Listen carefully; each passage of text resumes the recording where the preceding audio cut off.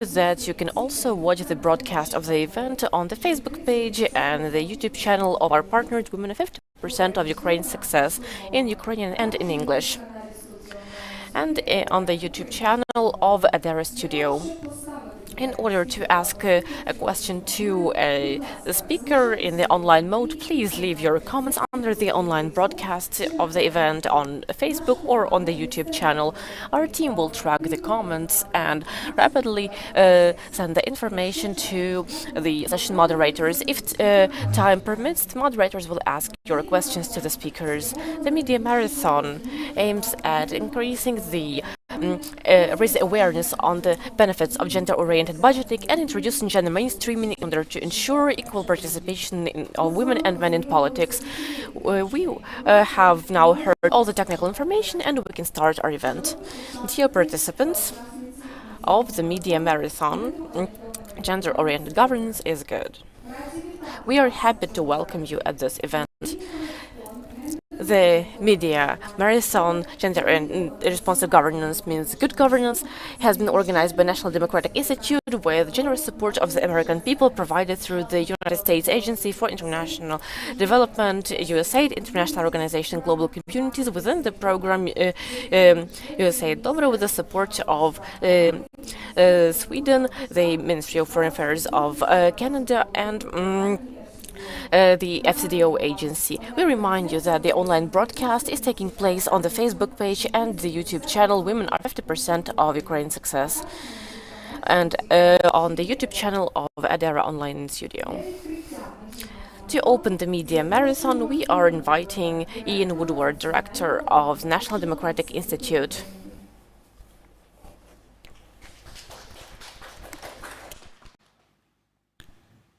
Good morning. Greetings to everyone that's here in the studio today, and greetings to all of you out there in the communities around the country, as well as everyone joining from Kiev. It is my pleasure to be with you today. There are partners streaming today online from more than 100 partner communities, and they include community leadership, gender equality, commissioners and advisors, members of gender budget groups, graduates of the Women's Leadership Academy, and members of gender-focused caucuses all over Ukraine. It is unfortunate that we cannot all physically be together today, but I am grateful that we have the opportunity to at least join mostly virtually. I also want to thank our teams of devoted experts, our women's leadership trainers and mentors, and the Ukrainian Women's Fund, Ukrainian Women's Congress, and regional CSO partners. Of course, none of this would be possible without the generous support, I should say generous and consistent support of our donors. USAID, Global Communities, and the Dobre program, the Government of Sweden, Global Affairs Canada, and the Foreign, Commonwealth and Development Office from the UK. I want to start by acknowledging the amazing work of our partner communities in gender-responsive governance. Since 2016, NDI, and I've had the pleasure of being part of this, NDI has been working with Ukrainian partners to strengthen the capacity of local governments to respond to citizen needs in a gender-sensitive way. Local officials have been enthusiastic about their roles and largely dedicated to making sure that their decisions benefit all members of the community. Almost 100 municipalities, ranging from small municipalities of around 5,000 residents to cities of more than 1 million, including the city of Kiev, have conducted an assessment of existing policies and practices through a gender lens. The cool thing about this is that after those assessments are done, they are able to create comprehensive multi-year action plans, and they translate into unique local development programs for citizens and local governments. These help create gender-sensitive policy documents They help to establish institutional mechanisms for promoting gender equality. These communities have joined the European Charter for Equality, and I want to thank you genuinely for all the hard work that's gone into this. These communities are a model of transformative change for both other communities and the national government. So congratulations to all of you. So why does gender perspective in local government, why does it matter? Well, it matters because the needs of different groups of men and women need to be analyzed if you want to understand how policies are going to impact everyone. Policies, I shouldn't say just policies, it's budgets, it's provision of services, it's accessibility, it's everything. Citizens need to have equal and equitable access. So building a gender equal society means inclusion of a gender perspective in all decision-making processes at all levels of governance, with governments catering for needs, priorities, and concerns of all groups of people, including, of course, men and women, fostering equity and ensuring social justice. This is what gender responsive governance is about. It also promotes and sustains the ability of women to participate fully in governance and the development process, which is key to progress. It's also a matter of quality and effectiveness of government's work. When a diverse group of people analyzes a more diverse set of solutions, they develop better policies. So we at NDI know from firsthand experience that gender mainstreaming in local policy leads to these better quality of services and subsequently, and most importantly, to a better quality of life of citizens. I want to give you one example. It's a community in the Dnipropetrovsk Oblast, Pokrovska. They had a community center that was not being accessed by all types of citizens. So they did a gender assessment, and they discovered that there was a need for transportation services so that the community center could be reached by all citizens. This sounds like a little thing, but it's not. These community centers are important. They are a space for trainings, either job trainings or other types of community trainings. They are a place for public discussions where decisions can be made, and they are for cultural and community events. This community expanded access to its community center through an increase in transportation services to those that needed it most. What that means is now the community center can serve equally and equitably all members of the community.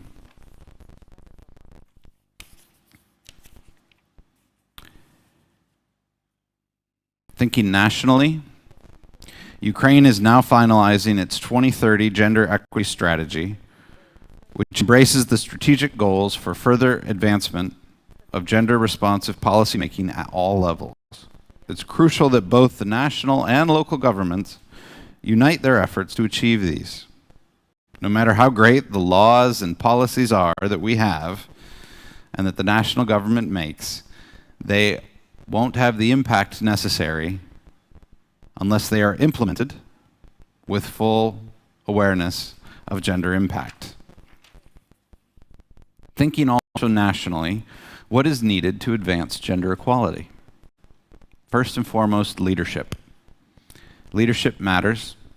By men, by women, by all levels of government, leadership matters. There is no substitute for leadership. The institutionalization of gender equality through policies and practices obviously is part of this. Expanding gender disaggregated data to support decision making. Also, of course, gender equality requires funding. Making sure that funding gaps are filled so that policies can be implemented. Building capacity through trainings, public education, and communications as needed. And it's important to note that demand for gender-oriented programming and gender-oriented policies is high, So it's smart government as well to be providing this type of thing. One last note about demand.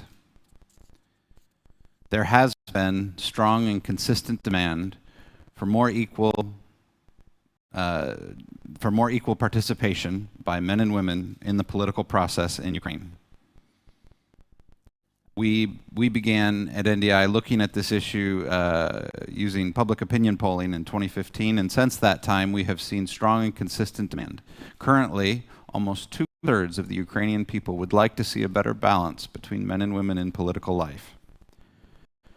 We saw the results of those efforts in the 2020 local elections, where there was a first ever gender quota, and it increased the participation, it increased the ultimate participation of women in Parliament.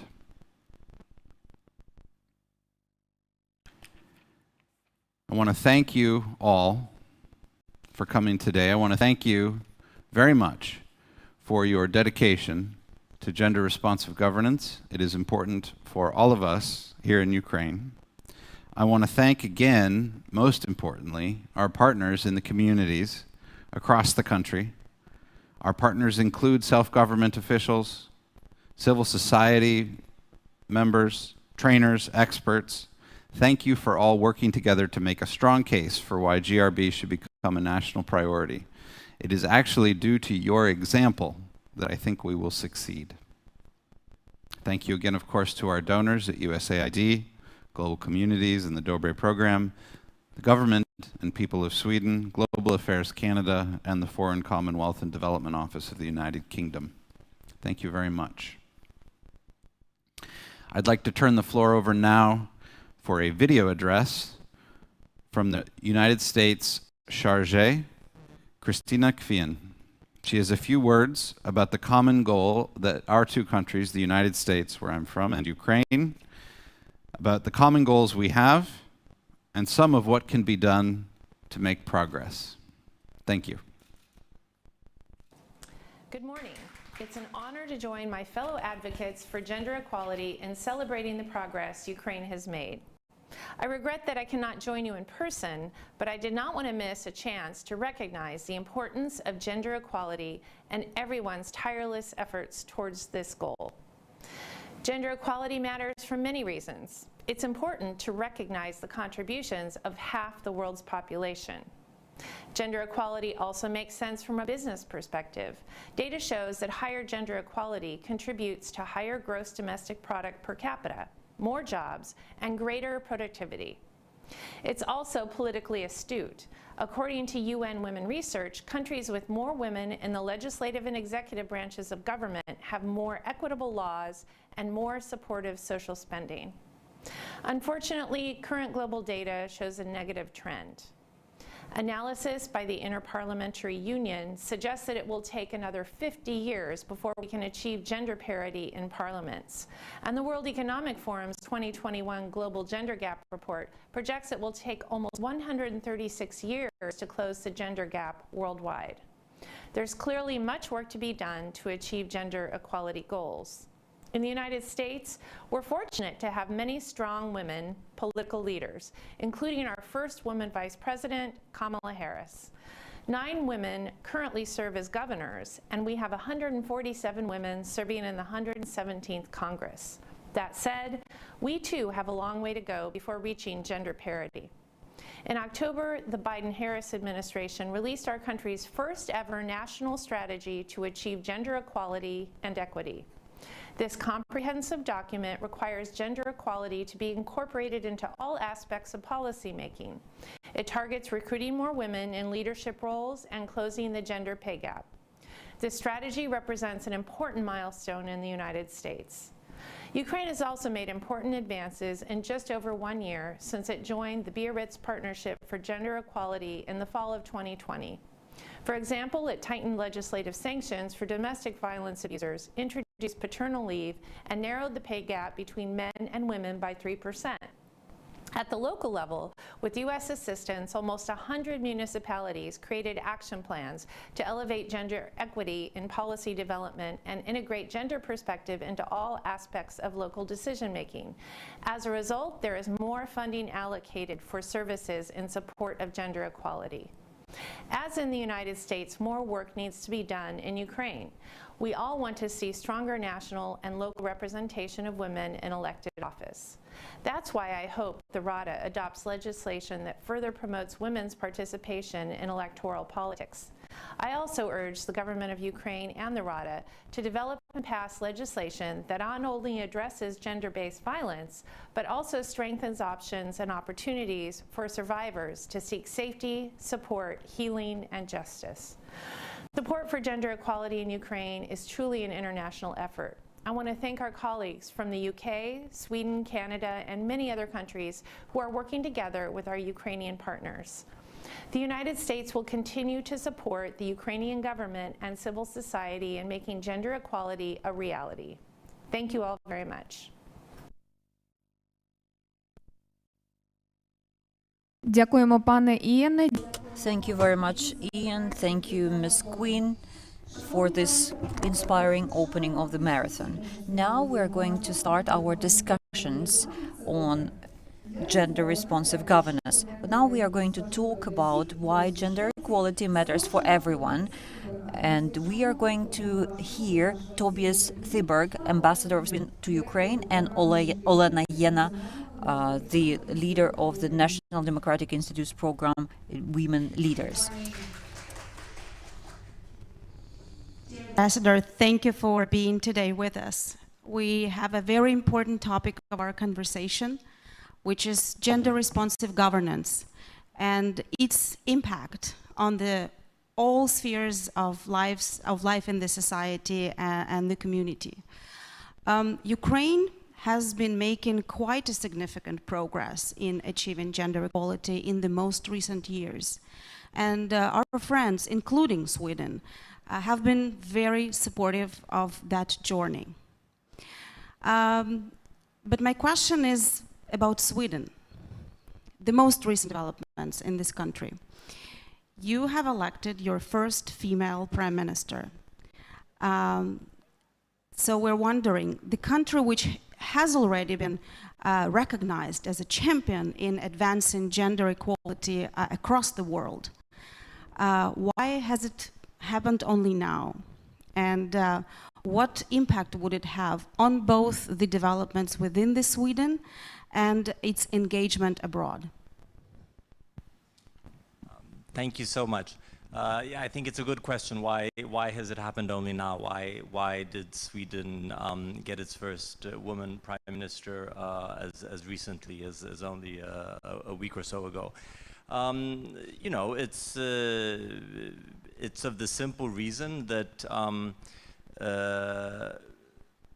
in our elections so far, it has never been the case that the party which has received the mandate by the Speaker of Parliament to form the government has been led by women. We have had many women party leaders in opposition and also in governing coalitions, but it just never happens to have happened that has been the case for the party which has been assigned to form the government. So I guess that's the technical answer to your question. You know, as far as how it feels for most Swedes, I think the feeling is that this was very overdue. That this, I think it would have felt natural for most of us if this would have happened quite a while ago. But it's happened now, and I think it's, you know, frankly, it's one of those things where it was so long in the making that once it happened, it felt extremely natural. So of course everyone is happy about it, but it's not as though I think it's more seen as the most senior executive job in Swedish politics, catching up with society rather than this development leading society. So I think it's like, oh, finally, it's not so much, oh, fantastic, now we have, you know. Thank you. Yes, true. Indeed, Sweden is a front runner in promoting gender equality. And when it comes to different aspects of political life, of public life, surely this was a role model for Ukraine and many other countries across the globe. And actually it was Sweden, the country which introduced the concept of gender equal, gender responsive governance to Ukraine many years ago. Can you please share with us how you worked with this concept within your own country, how it developed, the gender approach, the mainstreaming of gender in all aspects of governance? Was it an easy way or was it a bumpy road? It's been a long way, that's for sure, and it goes back more than 100 years to the emergence of political mobilization by women and for women, and that was connected with, among other things, the equal enfranchisement of women, so the right to vote. It was also connected with the right of women to take their place in professions which until then had been excluded for women. So it goes a long way, and it's an extremely long process which continues to this day. Sweden has a feminist government and a feminist foreign policy of the very simple reason that we need one, and we need one because the business isn't done yet. So it's certainly far from a finished process, but I would like to pick out on a specific decade which I think was very important for the Swedish experience, and that was the 1970s, because it was in the 1970s, in 1971, that the Swedish government decided that there is such a thing as gender policy, or as a state policy for equal rights of women and men. That's not to say that a lot of important steps had not been taken before that, including, of course, in the 1920s, the women's right to vote, but it hadn't been seen as part of a holistic policy as such. These have been seen as, you know, distinct individual policies and steps. But in the early 1970s, there was a wide political consensus established in Sweden that there is such a thing as a gender policy as such. And that was very important because that in turn unleashed a number of important structural reforms. And I'd like to mention three of the maybe the most important ones. The first was in 1971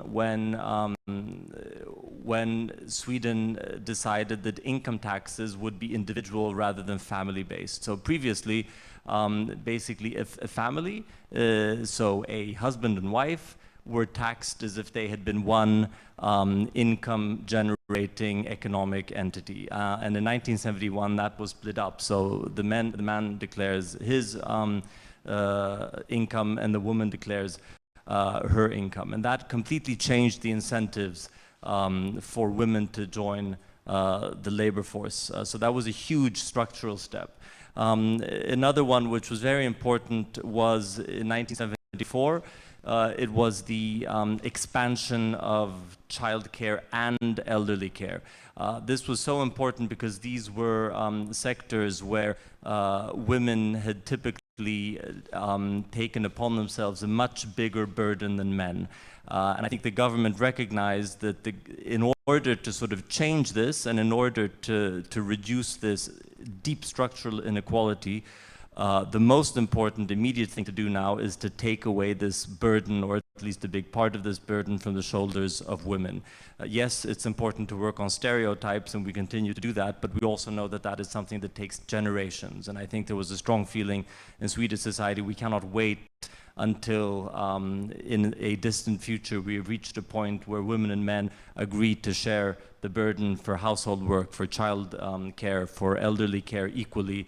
We have to do something to speed this up, and so very big resources were poured into child care and elderly care, and this completely changed the incentives and the opportunities facing women. And the third thing I wanted to mention is when parental care was made gender neutral. That was also in 1974. So until then, it had been women had the right to receive compensated leave for a certain period of time after the birth of a child.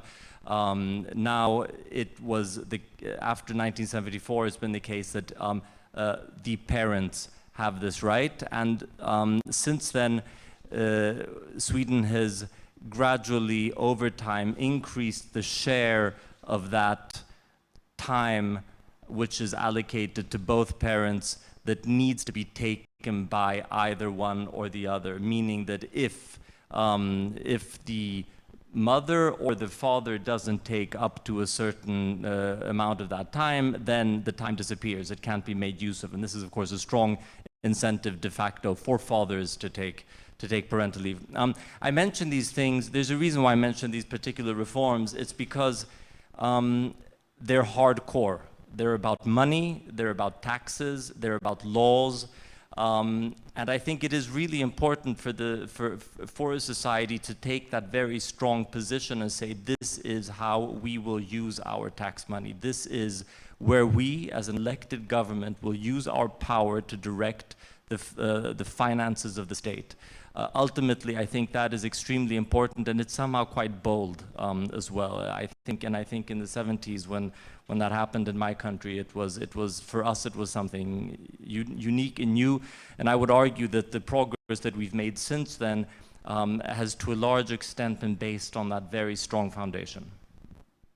Thank you so much. These are very important landmarks that you shared with us. And I have to say that Ukraine is going through some of these changes right now in terms of changing the way that they are perceived in the societies and in people's minds. And it's really important that those core things happened in Sweden back then, and they laid the ground for more, for further work on institutional changes. So maybe you could talk to us about some inspirational, interesting examples of practical implications that those reforms, or maybe later reforms, had in terms of how gender was mainstreamed in the governance. Yeah, I'll be happy to mention a couple of examples. So yeah, because I mean, as you say, these were this was the foundation. This was and since then policies have developed and become more refined. Back in the 70s, we sort of set the direction and put the money into this, and then since then we've sort of, by trial and error, by learning, by seeing what others have done, we've tried to develop policies which become more refined. So the first one I'd like to mention is about gender-based violence. So the Swedish Social Insurance Agency, which is responsible for compensating employees who have to take sick leave, they began a project a few years ago when they started analyzing women's sick leave. And this was important because they had a feeling, they had a hunch, or they had some evidence even, that there might be a correlation between women who take sick leave from work and gender-based violence. And they developed a system to understand that correlation and understand the relation, and then they brought a number of other government agencies into that work: police, social services, healthcare services, migration, the Swedish National Migration Agency, and many others, and developed a standardized model to follow up when a sort of a kind of an alert went off, which indicated that there might be a connection between a woman's sick leave and gender-based violence at home. And this model, which is, of course, has to be carried out very carefully because it mustn't in any way infringe on the integrity and rights of the individuals concerned, has actually yielded very substantial results in helping to map and reduce gender-based violence and work preventively to reduce it in the future. So that's one example. And one reason why I mention this is because I've seen similar things happening in this country. Sweden supports shelters for victims of men's violence against women. And one of the things that I've learned visiting some of those projects is that, you know, the shelter itself is only one element of a much wider system, which has to include other government services. It has to include education. It has to include, obviously, the police. It has to include courts and prosecution services. And all these things have to work together. And I think this is the key. It's not just, which is, of course, extremely important in itself, establishing a physical space where a woman who is the victim of a man's violence can simply turn for immediate security and safety. It's also creating an ecosystem whereby that woman can then find her way to a new life. And it's all about having different government agencies working together in a complex way. So that's why I wanted to mention that one example. The second example I mentioned, and then is about women's businesses. So we have a Swedish government agency which is responsible for promoting small and medium-sized enterprises in different ways. And they have mapped all Swedish businesses that are run by women. And since they started doing their work on promoting those businesses in different ways, the access to finance of companies run by women in Sweden has doubled. It's increased by 100%. So these are just some examples of how the government can come in without necessarily, you know, drawing on huge new resources of public funds, of taxpayer money, but can simply devise policies that are smart and which then yield very substantive results. In the one case, as regards women's economic empowerment, and in the other case, as regards men's violence against women. Truly, this is an example of how gender mainstreaming, this gender responsive approach, makes it all more effective and has a real impact on the life of all people. Slightly changing the subject, not the big subject of our conversation, but I want to ask about your own work and the work of your team. What does it mean in practice for your team to have a gender-responsive approach to the work? Sure. I think it's pretty easy for anybody who belongs to a Swedish workplace, because we have requires and laws in place which already set the framework for gender equality in the workplace. So I mentioned a few of them already. Parental leave, childcare, etc. I can mention a few more. There is something in Swedish called VAB. It means, let me see, it means, it's an abbreviation which stands for caring for a sick child. And this is recognized in Swedish legislation as a reason under which the employer has to allow the employee to stay away from work in order to take care of a sick child. And so taking away this, and the reason why I mention this is because it reduces some of the pressures that parents are under when they have to juggle work and life. And so this is, this is something which is very much part of the everyday life of any Swedish workplace, that men or women who work in that workplace will be away from work every now and then because of VAB, and it's something you just, you click the thing in your computer and then it shows up. So that's one of those examples. Another example is more of a not so much something which is regulated in law, but rather something which has become very much a custom in Sweden, which is that parents, when their children are small, up to, I don't know, 6, 7, 8 years, what they'll do is they'll come into the office and they'll stay in the office until about 3 o'clock, and then they'll log off at 3 o'clock. They'll, go to the child care center, pick up their kids, take them home, I don't know, make dinner, help them with homework, whatever. And then at sort of 9 o'clock, they'll log on again, and then they'll be sort of logged on between 9 and 11 and finish up their work. Now, I think for those of us who are sort of who've experienced COVID in the workplace, that feels pretty not so strange, right? We've been working from home now for a long time, and it's and I think we've all discovered that the difficulties involved are maybe much smaller than we originally expected that they would be. But when this became the custom in Sweden, maybe, I don't know, 10, 15, 20 years ago, it was something rather new, because all of a sudden several of your colleagues were suddenly away, from about 3 o'clock, and then you're like, oh, but what does this mean? And then very quickly we all got used to that, well, if you're gonna, email Magnus about something at 4 o'clock, it means you'll only have your reply after 9, but that's fine, it's not a big deal.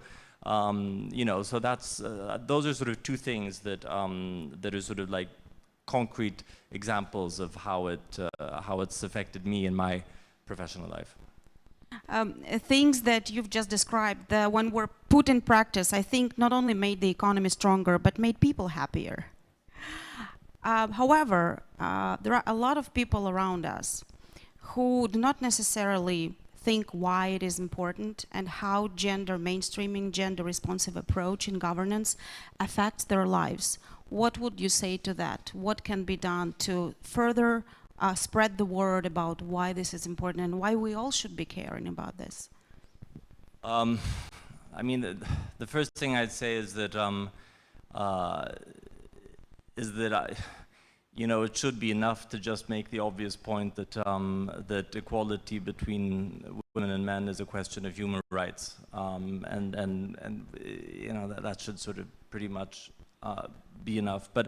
But if it isn't, I mean, there's also the point that my colleague from the United States, Christina Kvien, made on the screen behind us just a few minutes ago, namely that there is such an overwhelming amount of evidence that proves that societies that create equal opportunities or contribute to equal opportunities between women and men are just so much better in every way.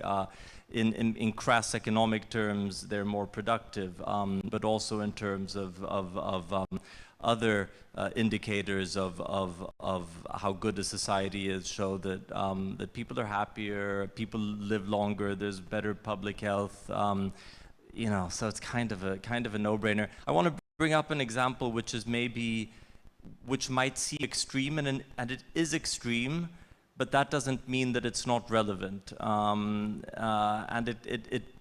I think I want to use this example because when you think about it, it demonstrates it has something to tell all of us. I lived in Afghanistan before I moved to Ukraine, and Afghanistan was a country under the previous rule of the Taliban up until 2001, where women were essentially erased, cancelled from public life, from work, from education, from civil society. During the course of the 20 years that followed, huge improvements were made. From a situation where women simply weren't, or girls simply weren't part of the education system until a point in 2020 where women were slightly more than a third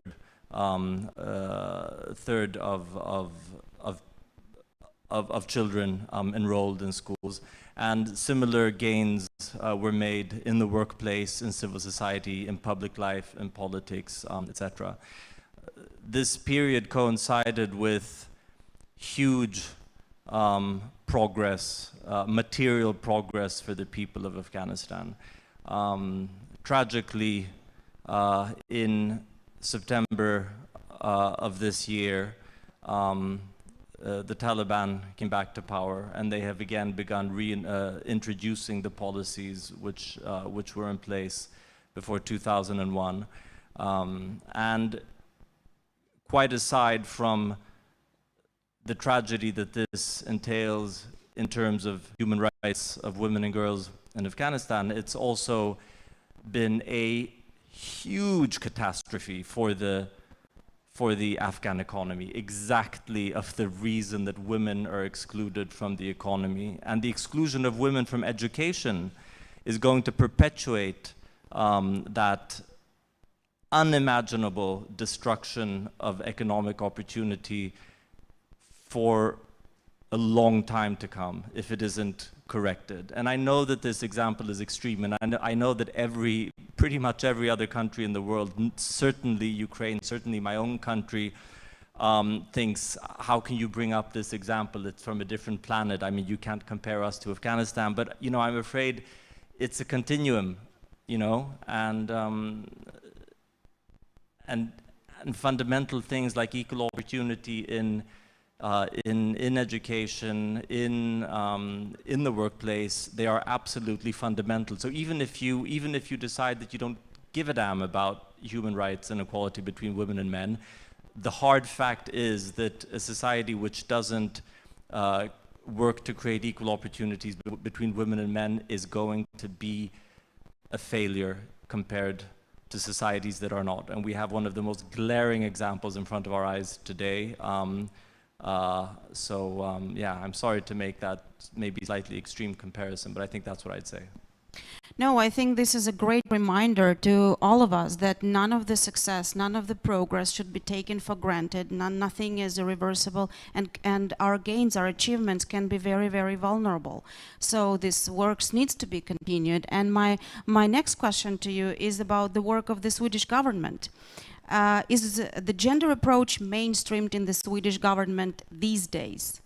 National or local level, and if possible, could you please describe how is it done in practice?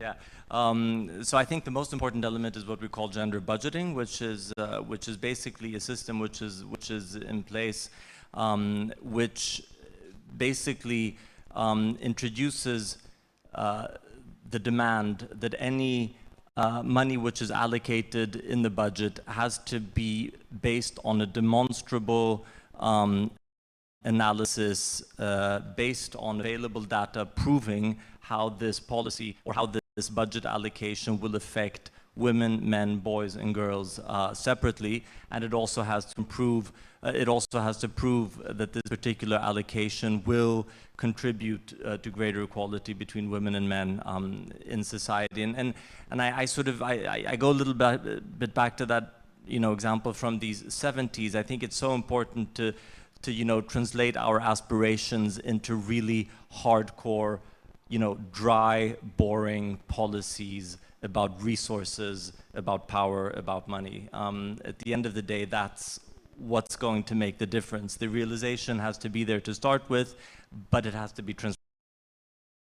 And I think gender budgeting is a brilliant way of doing that, because at the end of the day, for any state, how the state uses the resources that citizens entrust in the state through their taxes, that is always going to be the very core of any society, and how that process looks always reflects the deepest, I believe, values of a society, because it's about real resources. So I think gender budgeting is at the very core of it, and that's something that Sweden has been working on here in Ukraine, both on the local level with Gromadas and also at the central level here in Kiev with the Ministry of Finance. And I think it's a very inspiring field of work. So gender budgeting, I think, is the first thing that I would mention. What else? If I look at my own employer, the Swedish government offices, it has, you know, for many years we had, you know, for decades now, we had the ambition that there should be equal, you know, 50-50 men and women within the Swedish government offices. And it somehow, for a long time, it didn't really work. I mean, we made progress, but progress was slow. And then at some point, there was a very sort of substantive analysis which was made into why that was the case. And we discovered that one reason was that there were structural inequalities in who applied for the programs. So instead of working on ensuring that there were equal numbers of heads of departments or equal numbers of ministers or equal numbers of ambassadors that were women and men, they decided, no, that's all good and well, and we'll keep working on that, but we're going to focus much more now on who actually tries to join and decides to join the government offices. And that's when things really started changing. And that happened, I don't know, about 10 years ago. And today, you know, it's really gratifying to see that at every single level within Swedish government offices, from ministers to state secretaries, to heads of departments, heads of divisions, desk officers, there is 50-50 women and men. So I think that's one process which has been inspiring for me to be part of in my own personal experience. Thank you for sharing this. I believe we have a few minutes for the questions from the audience, both you colleagues and those who are watching us online. So if someone can please help us with the microphone, and if you could raise your hands, introduce yourselves, there's a chance to ask a question. I can see hands over there.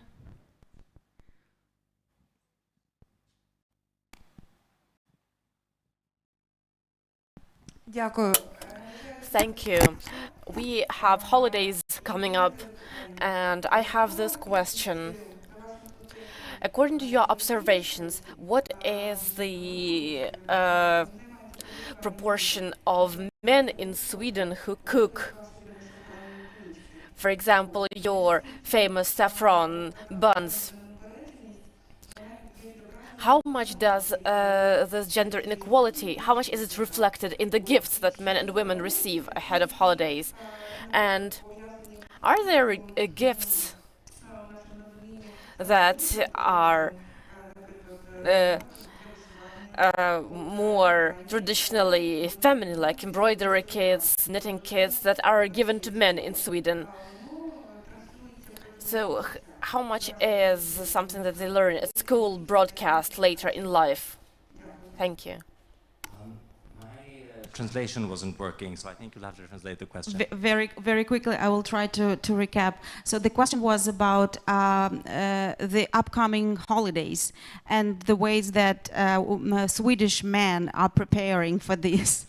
Whether there is, what is actually the percentage of men cooking for this for the festive, evenings or lunches in the families. And the other part of the question was about the gifts, whether there's any, gendered attributes that the gifts that the Swedes are giving each other, and whether there are gender differences. For example, sometimes in Ukraine, you may see that women get something for embroidery, something for handmaking. Is it the case in Sweden as well? Thank you so much. Yeah, so you raise a really important question, which is division of labor in the home.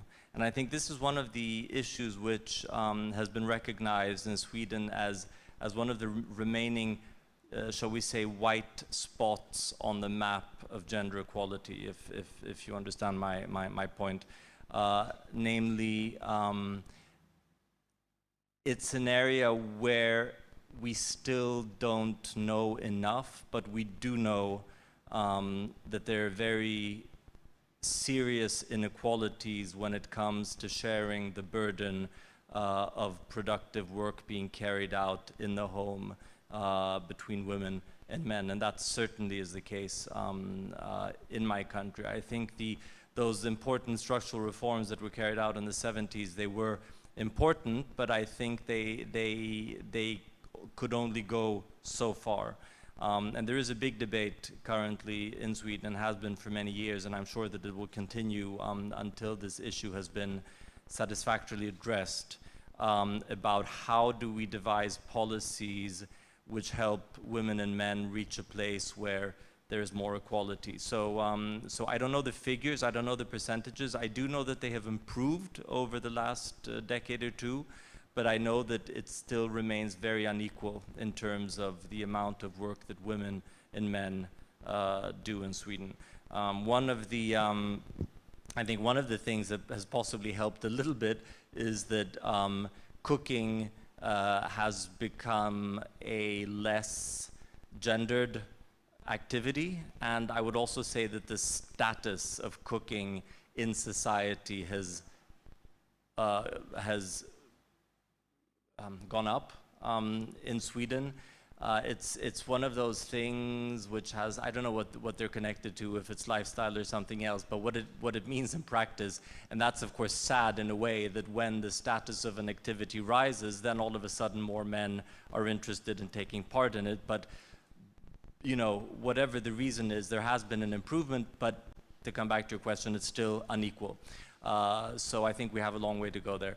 When it comes to gift, yeah, I think they're very gendered in Sweden.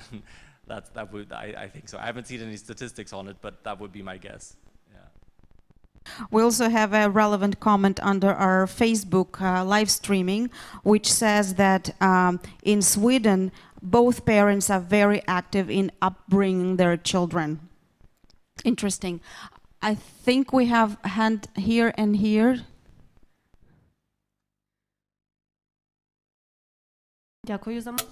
Thank you for the opportunity to ask a question. I'm Olena. I represent the Parity NGO.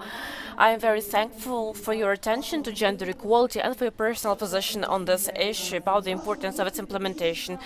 In your presentation, you conveyed a clear thought that gender equality in Sweden was first recognized a priority, and then funding was allocated to carry out those reforms.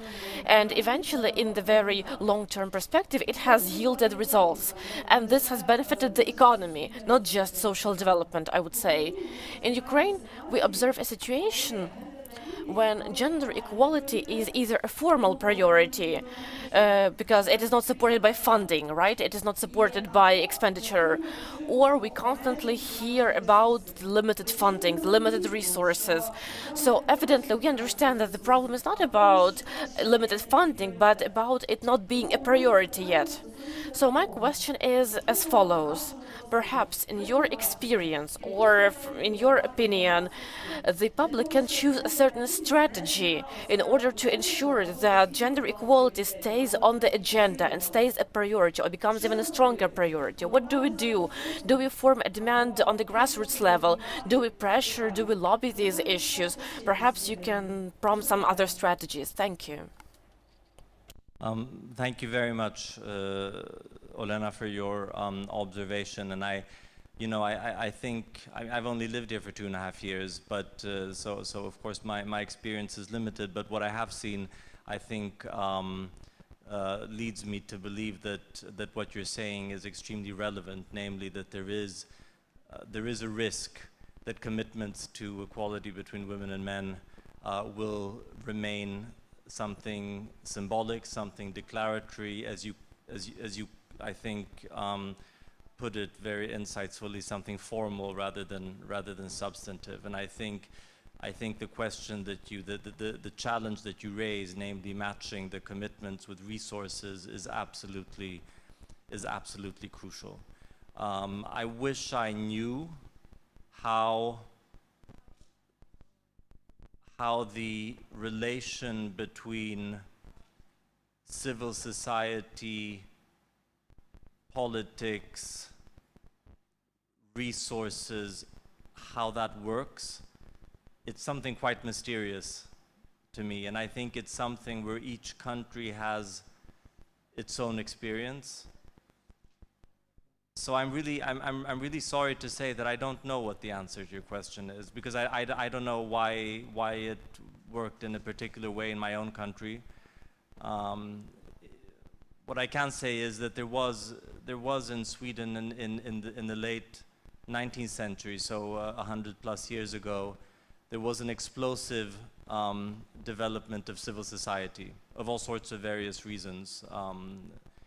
And I think that laid an extremely important foundation for the big political parties which emerged in the beginning of the 20th century, which very sort of effectively represented those different groups of civil society. So you had one big party which represented the workers, another big party which represented the farmers, a third big party which represented the owners of capital, and there was something there that worked, that clicked, that sort of meant that all those energies and all those ambitions and all those desires which were being formed within civil society in the late 19th century translated into effective political action and political outcomes.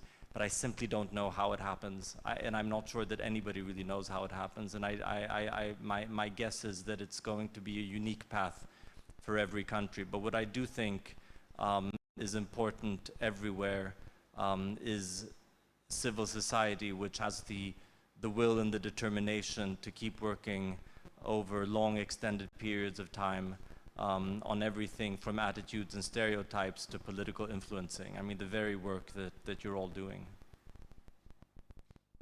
Thank you very much. I think we have time for only one question left. There was a question here, if we can help with the mic.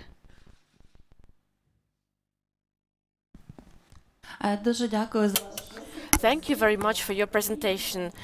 In Ukraine, gender issues are often perceived as women's issues stereotypically, and as you see, 90% of participants of our events are usually women. As a man, how would you address Ukrainian men? What reasons would you give them to sort of encourage them and convince them that gender equality is important not only for women but also for men? Thank you. I feel a bit silly because I'm receiving very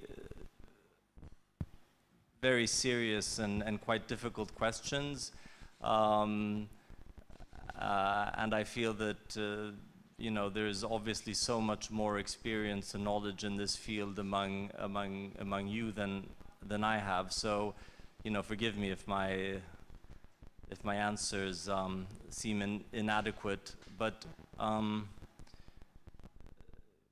just based on my own experience so far here in Ukraine, where we've been working on some of these issues, one thing that I would say is that I have the impression that there's no silver bullet. I think there's very, very many small silver bullets, and we have to keep firing them the whole time. Excuse this slightly warlike metaphor, but it'll have to be sort of a kind of a grad system of silver bullets being fired continuously. So what I think a few things that are important. I mean, one thing is champions. I think it is very important that there are public figures, men who take it upon themselves to identify clearly with the cause of gender equality, because I do think that somehow can change something for the better in the public perception of men specifically. So that's one thing which I think is important. Another thing which I think is important is to identify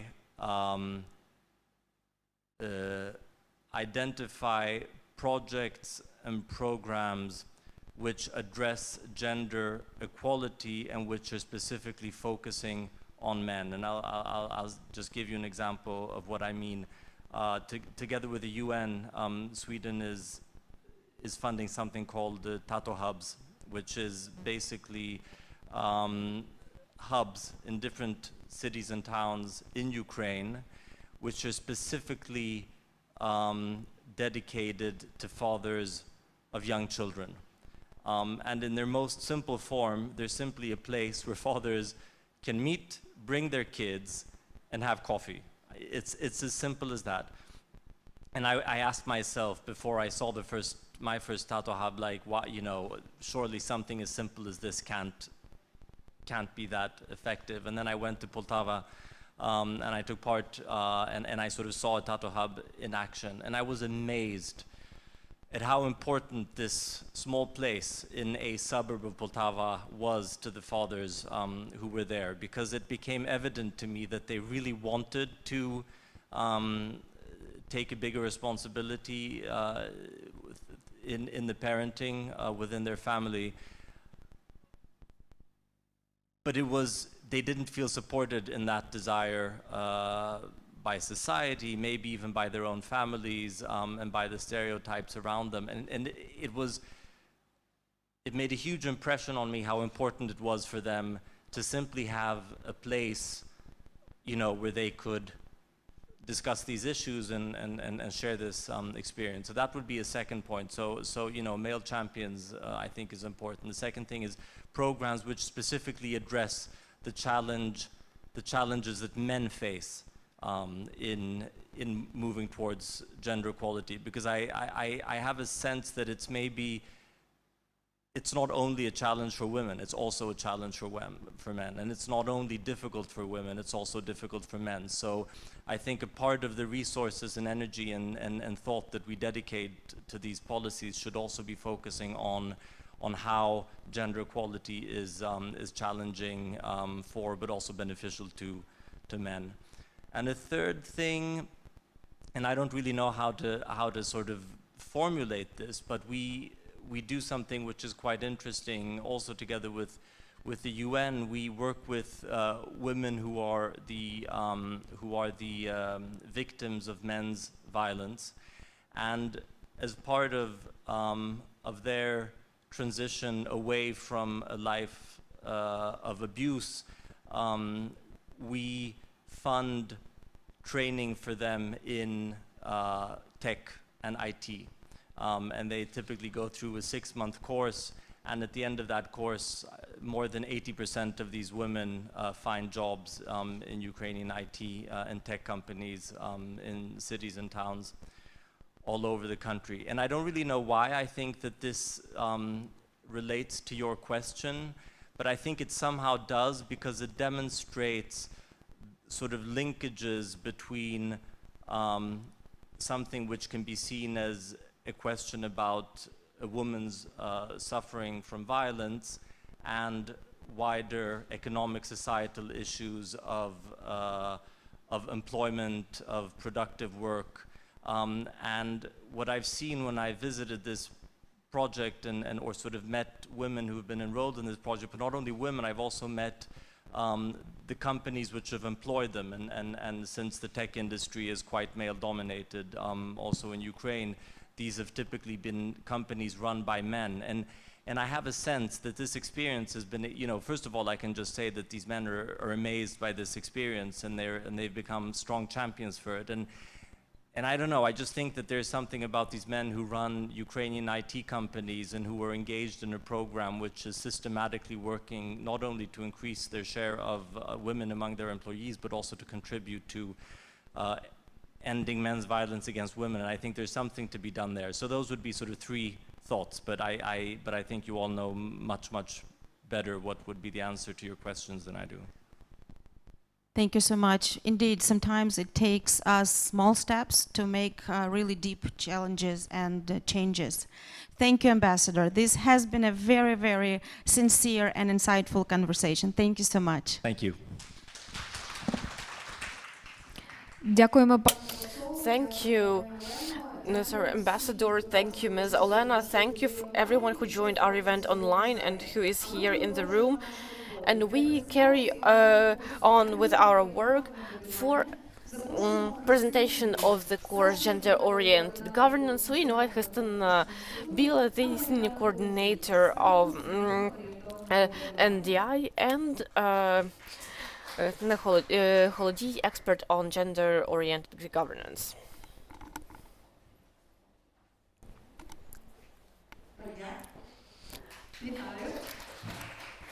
Hello, welcome.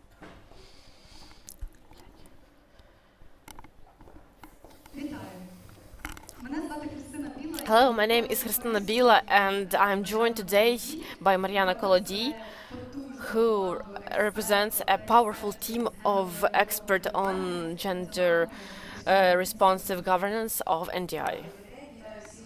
Yes, hello. I would like to welcome everyone who is here in the room and those who are watching us online. Today is a big honor for us to present to you an online course on gender-responsive governance. But before we tell you about the course, I want to tell you the story of its creation. The course was based on an academy which involved a number of advocates and their communities. You will meet some of them very soon. The academy accumulated experience of NDI experts and their work with over 100 communities in Ukraine. As we know that the value of gender-oriented approach helps the communities to become safer, more inclusive, sensitive to the needs of women and men, boys and girls, regardless of their age, regardless of their place of residence or health condition. The successes of these communities motivated us to join the unique and valuable developments with the world. It's our results of our work of the past 5 years. These communities have become the pioneers of gender-responsive governance in Ukraine. And that's how we came up with the idea of this online course.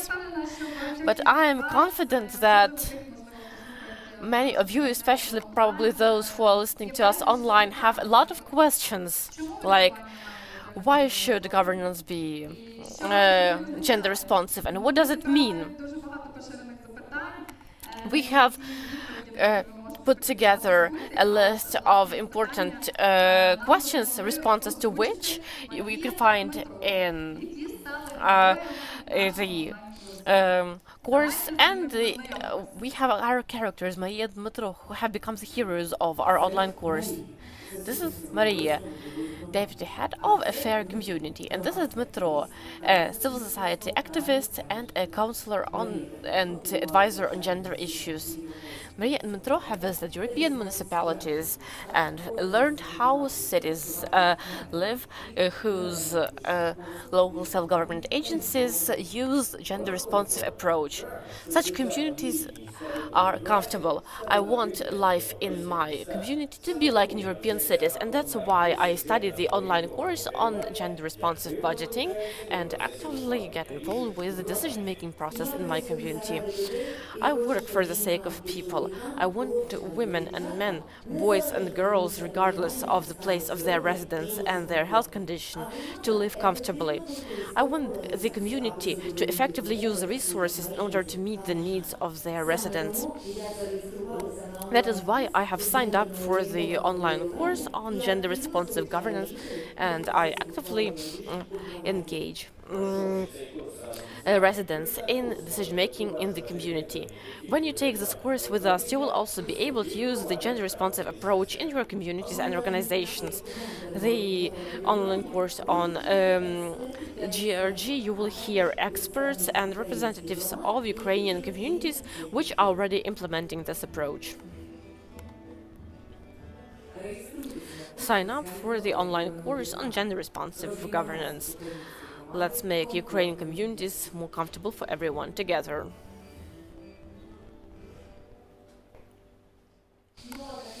So this is our introductory video, and I hope you liked it. I hope it made you curious, and I hope that in the near future you will all become the attendees of the GRG online course. In fact, it is a big honor to represent a project of joint work, so I want to say that this is a big responsibility, so believe me that the course is better than I could ever explain to you. It includes everything, all the best practices that we have collected. As experts who have been working in the development of this online course, we have been trying to make it as practical and accessible for the general audience as possible. So the online course is built in the form of dialogues. It is represented as answers to specific questions. So I think this experience will be useful for local councillors, for representatives of local executive agencies, for representatives of civil society organizations, experts on gender issues, perhaps students of higher educational establishments, basically for everyone who is interested in gender-responsive budgeting in Ukraine. And I want to say that the course structure includes 6 modules. But the training material is built in the way that from the very first unit you can find out how you can start implementing GRG here and now, what mechanisms and tools you can use, why these specific tools are suggested to you. and how you can apply them. Another important element that I have to mention is that in the online course we tried to use the experience of communities which are already using the experience of gender responsive budgeting, which are using gender responsive budgeting, and within the online course you will see those achievements, those challenges that they faced on their way. I mean, specific communities in Ukraine. I think their experience is much more valuable than any expert recommendations.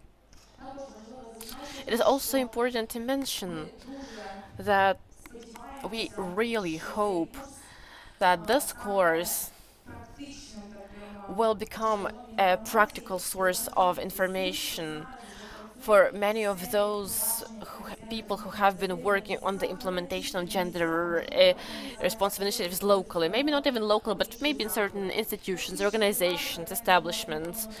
The subject of gender responsive governance is quite broad, and I don't have a lot of time here, so I sincerely hope that this course, for those of you who are interested and those who sign up as soon as tomorrow, will open up new opportunities of governance, will improve your professional qualifications, which I think is very important, and will help us improve the quality of services that we receive and provide in those communities where we work and live. I have no more time, so see you tomorrow at the course. Thank you. Thank you very much, Mariana. The launch of the online course will happen shortly, and in order to make sure we don't miss this moment and study together with Maria and Metro and thousands of other users, learners who want to improve their communities and organizations, sign up for the course on the Edera platform today. You can find the link for prior registration in the comments under our video broadcasts on various channels. So see you at the online course on gender responsive budgeting. Thank you. Mariana, Christina, thank you for the presentation. We have a short break until 11:30. 11:30. We'll be waiting for you at that time.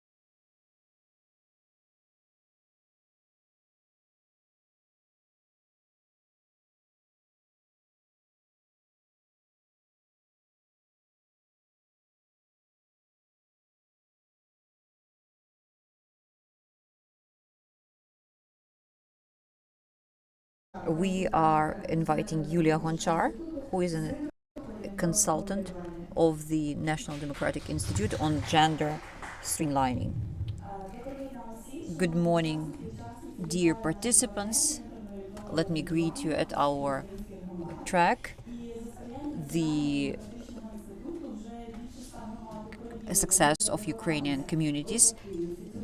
In the past several years, we have seen with our own eyes how this approach is beneficial for everyone. We are happy to have our esteemed panelists, and we are aiming together at establishing and building gender or responsive communities and fair governance. We identified 7 important points. The commitment of the local government to streamline gender equality policies, to consider gender approach to local programs and policies, use disaggregated data, gender disaggregated data, improve qualifications in gender aspects, and provide gender sensitive services.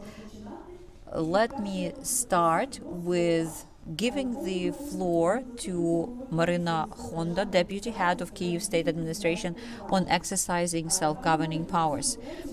Marina, we know that Kyiv received support from international donors and developed together with them a number of gender-sensitive programs.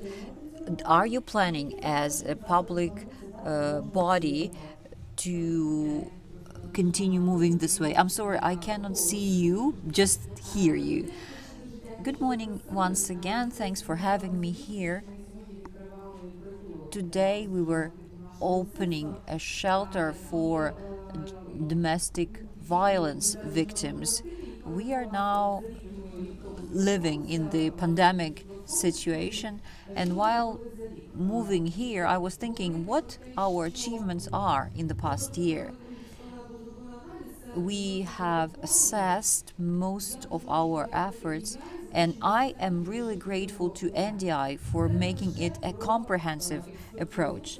It's not only about expert assessment of our activity as a public body. It's about developing a number of programs. One of these programs was aimed at preventing domestic violence and opening number of shelters and centers to help and support victims of domestic violence. I believe the most important achievement of ours is that the new composition of Kyiv city councillors are fully aware of gender issues. The strategy 2035 we have developed is going to reflect gender issues. The assessment we made shows that the vast majority of the documents, regulations we have and use integrate this gender-sensitive approach. And we are also launching this new program that has never been done before, and we are happy to have NDI experts on board while assessing the current state of affairs and integrating the necessary steps into our practices. These gender-sensitive indicators is something we know a lot about, and by us I mean people who work in the field of gender issues. But there are a huge number of other people who have to be aware of those issues. So one of our problems is to understand what this gender sensitivity is and why it is beneficial for an ordinary Kyiv citizen. And that's where the deepest problem lies. It seems like everyone understands that gender is important, but when we come to the figures, specific detailed figures, there is actually lack of understanding why it's important. So now we have developed this passport which could be available online, and experts would be looking at that document and identifying specific gaps.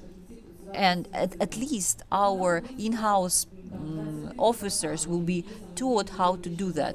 We have about 30 dedicated programs on local level. Of course, each document, each program is developed by specific officers and it's implemented by specific officers. So our top priority is to train our in-house staff, our officers.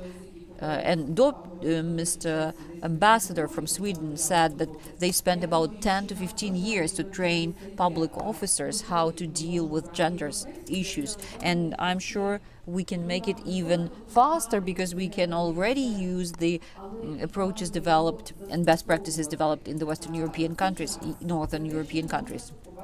So we have to understand that our efforts and steps are not yielding immediate result, but we have to keep going. We have to keep moving forward. Yeah, we have analyzed all the programs, we have assessed them properly and thoroughly, and now we are trying to make sure that all the gender sensitivity approaches are integrated into those programs. Okay, my next question.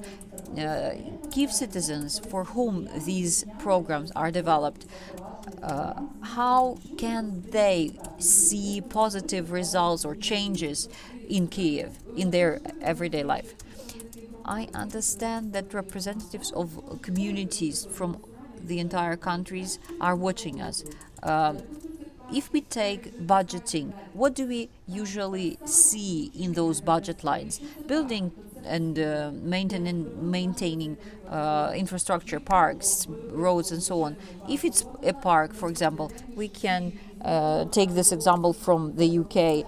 A woman was assaulted in one of the parks in London where it was dark at night. So the very next day, a lot of women took to the streets to protest against having no lighting in public spaces. Or we can take these pedestals for people with disabilities. Gender issues are integrated in all of our programs. We are just not aware how far this takes us. Sometimes it's about bathrooms at schools for boys and girls. It's all about how can ordinary Kyivans understand that changes are taking place. They will feel more comfortable everywhere, at a hospital or a clinic, and they will see that all their needs are met properly. There are different diseases, conditions, that there are different statistical figures, and once an ordinary Kyiv citizen feels he or she is comfortable everywhere they go to public services, that would be it. We can take Finland.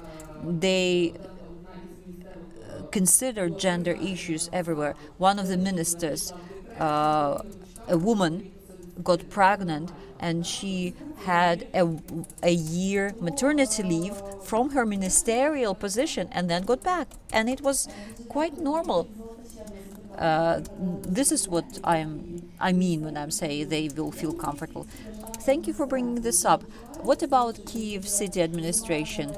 Do you feel that women take the positions they deserve, or do we have to still take some efforts with the aim of having this gender parity and equality? We have 3 deputies of the mayor. All three of them are women. When we speak about competences, it's always related to ambitions, and we were talking about this at the beginning, about the European countries, and it's hard for us to compare Ukraine and other European countries. Why? Because the political system in Ukraine is so complicated and so unclear that not all the women are ready to undertake the commitments and obligations and hit this road into politics. Once we have clearer political system on all levels, local and central, it would be easier for a woman to start a political career, and we will see more and more women in politics. I believe and I can see that we are moving this way, but this is a long way. A woman has to feel more confident. What I see from our men, they are not trying to resist, they don't oppose. A woman has to choose herself in the first place, correct? Yeah, she has to understand how much time she will be able to spend with her family, like no overtime, no working weekends. At the same time, she has to be a real professional.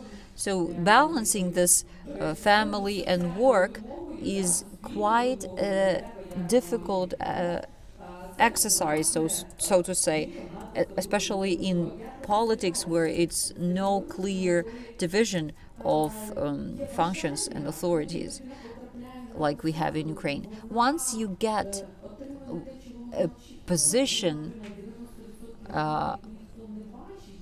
a woman usually deals with problems which were not expected by her while fighting for that position. So we have to be kind of ready to some negative comments on social media. We have to be ready for provocations, for ungrounded criticism. This is about psychological readiness and resistance. I don't see that men are trying to resist women in politics. No, I wouldn't say that. Thank you very much, Marina. Your personal position, your personal way and career is a role model for many other women, I'm sure. Thank you very much for what you are doing and promoting gender issues. I hope that all the programs you launch and maintain will be successful. Thank you, of course.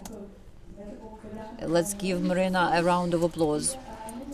And moving on, we are going to talk about official commitments of local government to implement gender policies.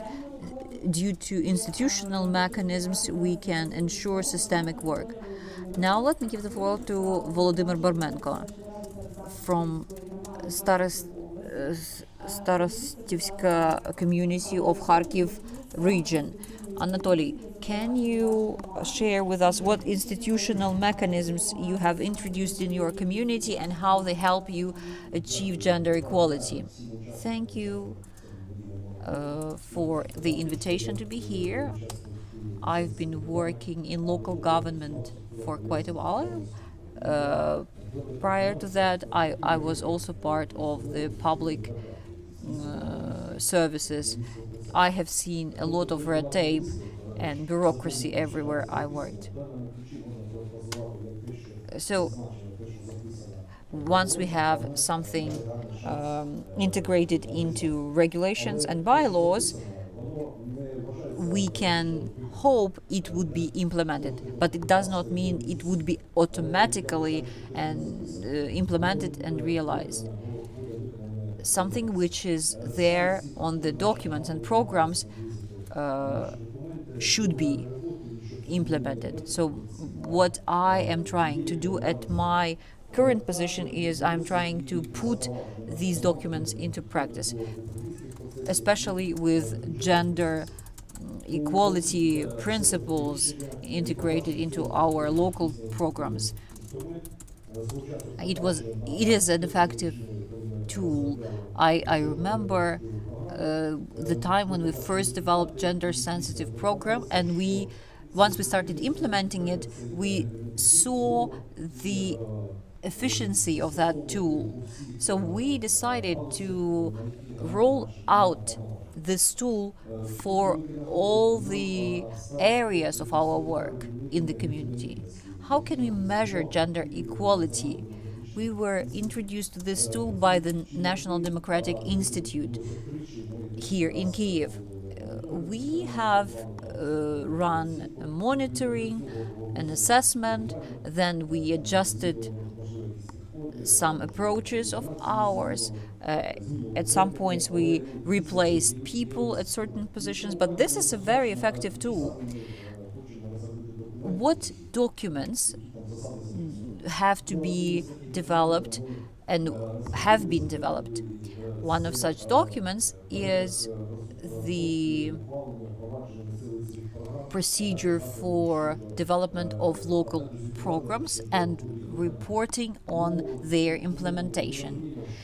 We are aware that systematic approach is absolutely necessary, but it has to be regulated properly by the documents.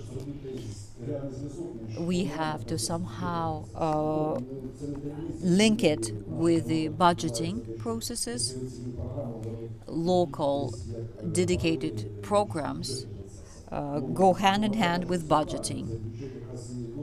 But we believe the budget has to be built in a way to ensure all the planned programs are implemented properly.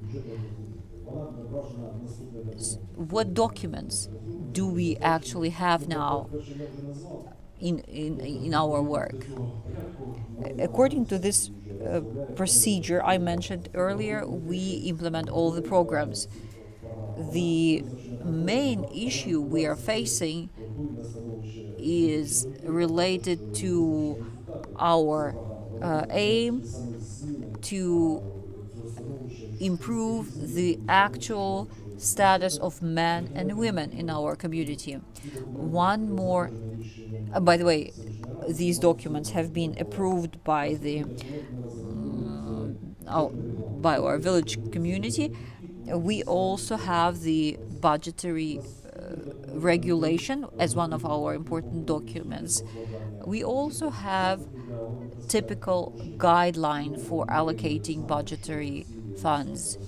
This guideline are to be developed and approved by a financial section of a community, and it has a status of a bylaw.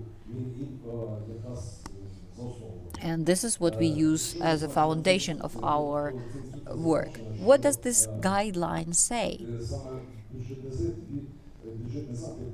A budgetary request is something that is launching the programs, and this is the link between program documents and budgetary documents.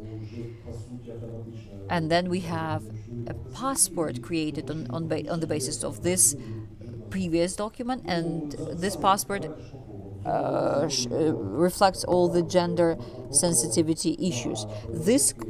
During this quarter, we used this approach in our community. Of course, we had some bumps and problems, but we used this mechanism anyway, and our council, our municipality is just moving, making steps, and I'm sure we will progress over time. Thank you, Anatoly, for sharing with us how you build your comprehensive system in gender sensitivity and gender equality. Dear participants, if you have gender advisors, coordination councils, authorized persons in gender streamlining, please share with us about these mechanisms you have in your municipalities. Anatoly, if I may, I would ask you one more question. You mentioned a lot of elements of your system, but it seems quite systematic and comprehensive. What will be your next step. We are going to streamline gender approach to our democratic mechanisms. We have almost finalized this work. We are at the stage of approving the mechanisms to be introduced, and this gender sensitivity approach will be also integrated to our statute. This gender approach will be part of our budgetary process. We also have appendices, provisions on General Assembly and public trials, gender-sensitive passport, and here these documents cover anti-discrimination measures, among other things. So, dear participants, please go to the website of the Starosaltivska community and you will be able to see all these documents and ask questions. At the end of this panel, you will have some time for questions and answers. You can comment under this live stream. Let's move on. The local government activity has to ensure gender-sensitive approach at all the stages and in all the processes in place. Let me give the floor to Oleksandr Korinny, head of Novoukrayinska territorial community. This is one of the best and most progressive communities in terms of gender approach, and they have probably the biggest budget for gender approach, 11 million for 3 hryvnias for 3 years. Please share what you have done so far in this area. Good morning, everyone. Thank you for the invitation. I was really impressed by what Marina had to say before. Generally speaking, my first meeting with this scary word gender happened quite some time ago, and it was quite similar to what we felt about coronavirus when the pandemic was just beginning. We local government people are quite practical, and we wanted to understand how this is related to our activities. Gender equality, okay, it's clear. Equal numbers of men and women everywhere, but it was quite hard to put it to practice. At some point, I made a long way forward, whereas my colleagues were far behind me. In 5 or 6 years after I first heard about gender, I attended a wonderful seminar where I got a very clear picture. After that, I have trained my colleagues, my officers. We had a lot of partners, global communities, NDI. They helped us a lot. As for practical steps we took at our community, the first area where we started implementing gender-sensitive approach was extracurricular activities of school students. We looked at the numbers of school students who attended art schools, sports schools. We had over 2,700 of school boys and girls. We are impressed by how many school children went there. And we decided to look into the needs of these children and how we could meet those needs. It's great to have all kinds of interesting leisure activities organized for kids, but if this is not equipped properly, it's not going to work. So we decided to launch all kinds of fancy activities. What did it yield as a result? We have quite a few winners of national competitions. And as a result of gender streamlining in this activity, we see more boys in art schools, and we see more girls in technical, extracurricular school, so to say. How did we do that? We decided to approach it this way. Every year, youth sports schools have their events organized on yearly basis. And at such events, we decided to offer all kinds of extracurricular activities so that families walking around this place could see what's available. So when you are presenting something similar at the level of the community, you have a chance not only to engage more children and adults as teachers for those extracurricular activities. You can select those, which is great.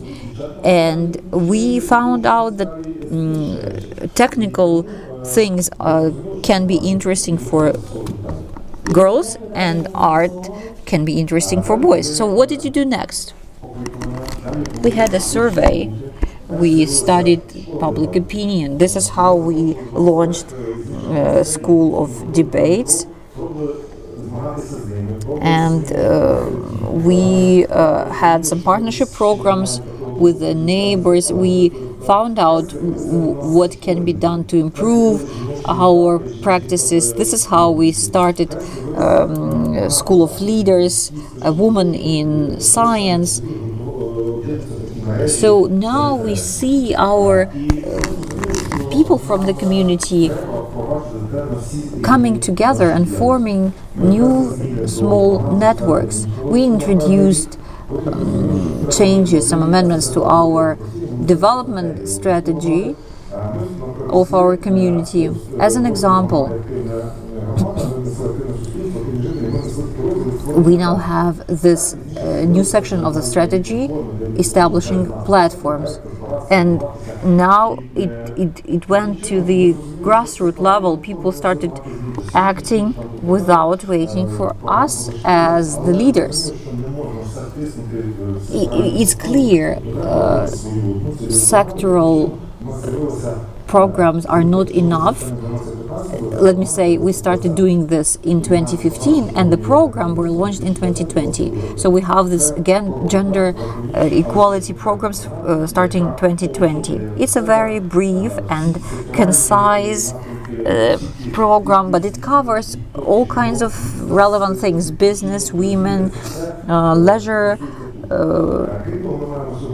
Apart from that, with the support of our international expert partners, we have a developed passport, and whatever we are doing in terms of programs, we are doing it on the basis of the passport. As an example, we have organized a program for young entrepreneurs, and we understood that 90% of our entrepreneurs are men and only 10 are women. So we decided to have trainings for women to go into entrepreneurial activities. When we were working with the development of a park, we had this wonderful organization, City Park, and they told us, you can use this opportunity and create a specific area in your park where local entrepreneurs can sell their products. And now it's a beautiful place where locals can sell whatever they produce, whether it be honey or some handmade things. Yeah, and my last question would be about gender equality program. Social and economic development in your community, as well as advocacy campaigns, family relationships, responsible parenting. These programs and measures are all important, but what is most important for you? It's hard to single out a single vector because this is a comprehensive set. This is a system that has to interact within itself. But our community, our team, got an even bigger impetus when we became partners with the UNICEF program for children and young people. When we traveled and spoke with communities of Kyiv, Lviv, and other cities, we also started thinking what we had to reinforce. First, I am very proud of our really cool project of mainstreaming. Today, our young people, how shall I put it, we don't have counselors just formally. We have official advisors on gender issues with official powers, with opportunities to get information. This is a wonderful project because young people join the departments that they are interested in, economy, sports, etc. Students join us. They write some suggestions, they make proposals. So this is a wonderful project indeed. I am happy that together with our American partners from the Dobre project, we managed to build a really successful project, according to me and according to our visitors of our Inclusive Resource Center. Children with disabilities and with other issues have this full cycle of services, so to speak. They have a bus pick them up, they have inclusive elevators in schools, they have all the they have medical kits, they have all the access to all possible professionals, they have equipment, they can they have equipped bathrooms, dining rooms, etc. So this project has been fully enabled by this program, and something that I like most is when some successes happen without us, without the authorities. And a project that we have implemented together with NDI is Mom Center. This is a former building which used to serve as storage for old paint and stuff like that. People fixed it on their own. People repaired it according to their vision. And young mothers said that while they are on maternity leave, they want to study. So a trainer comes over, they play board games, they study, and they learn how to make money. Or, for instance, there was this really cool thing about vaccination. We invited professionals who work with vaccination.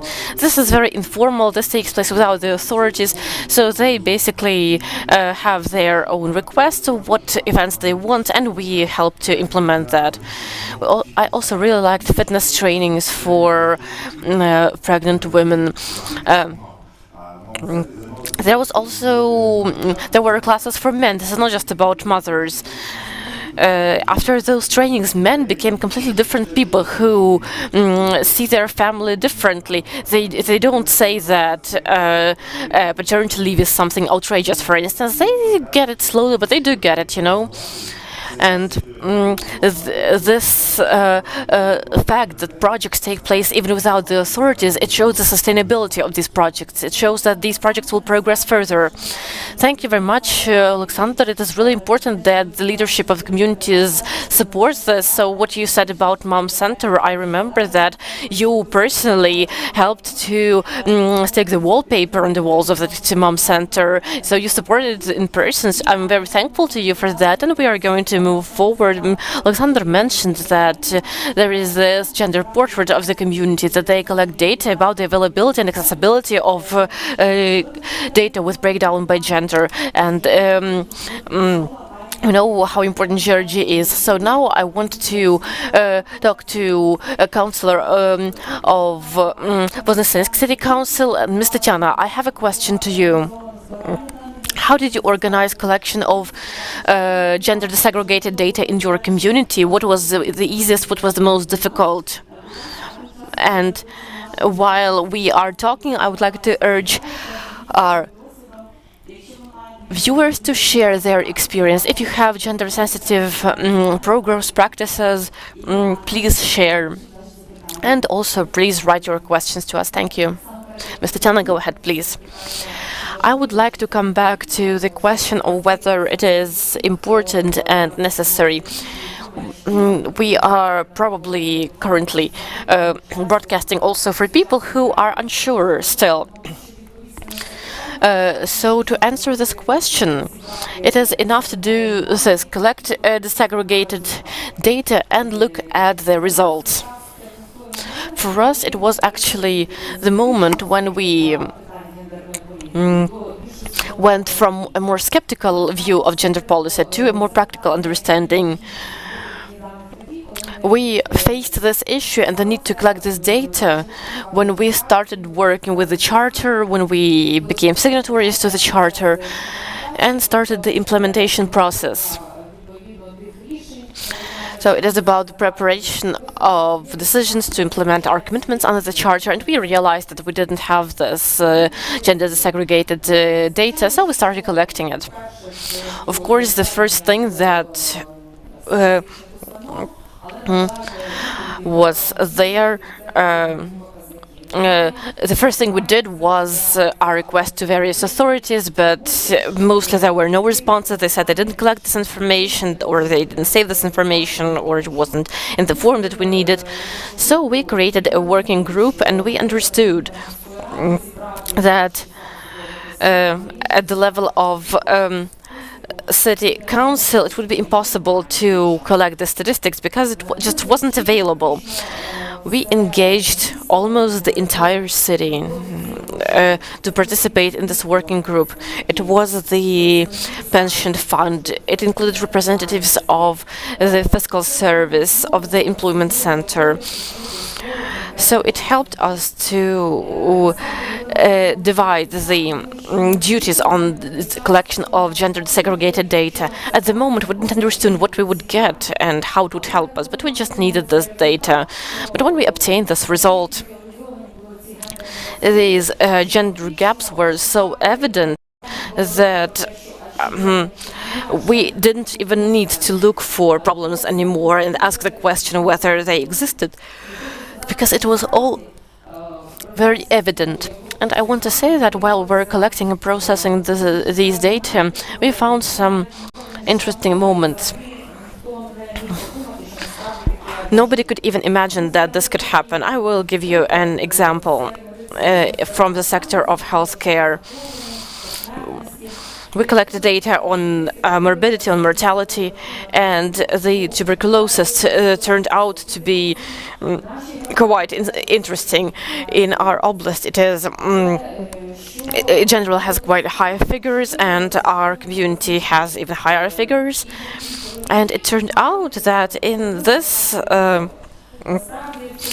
issue, men and women have generally more or less the same percentage. In Ukraine, the situation is different. During some years, women had a higher incidence of tuberculosis than men. First, we couldn't understand why. First, we thought that maybe that's because we have a leather plant in our community, and that's where people got infected. But then we started calculating the information, and we realized that most women are employed in the public sector, and that's why most women have annual medical examinations, and just more cases are found during this annual medical examination. And based on that, we already made this decision. We pointed this out to family doctors, and we encouraged them to tell men who work in those high-risk sectors, or sectors which allowed them to avoid annual examinations, to get screened so we could identify cases of tuberculosis in time.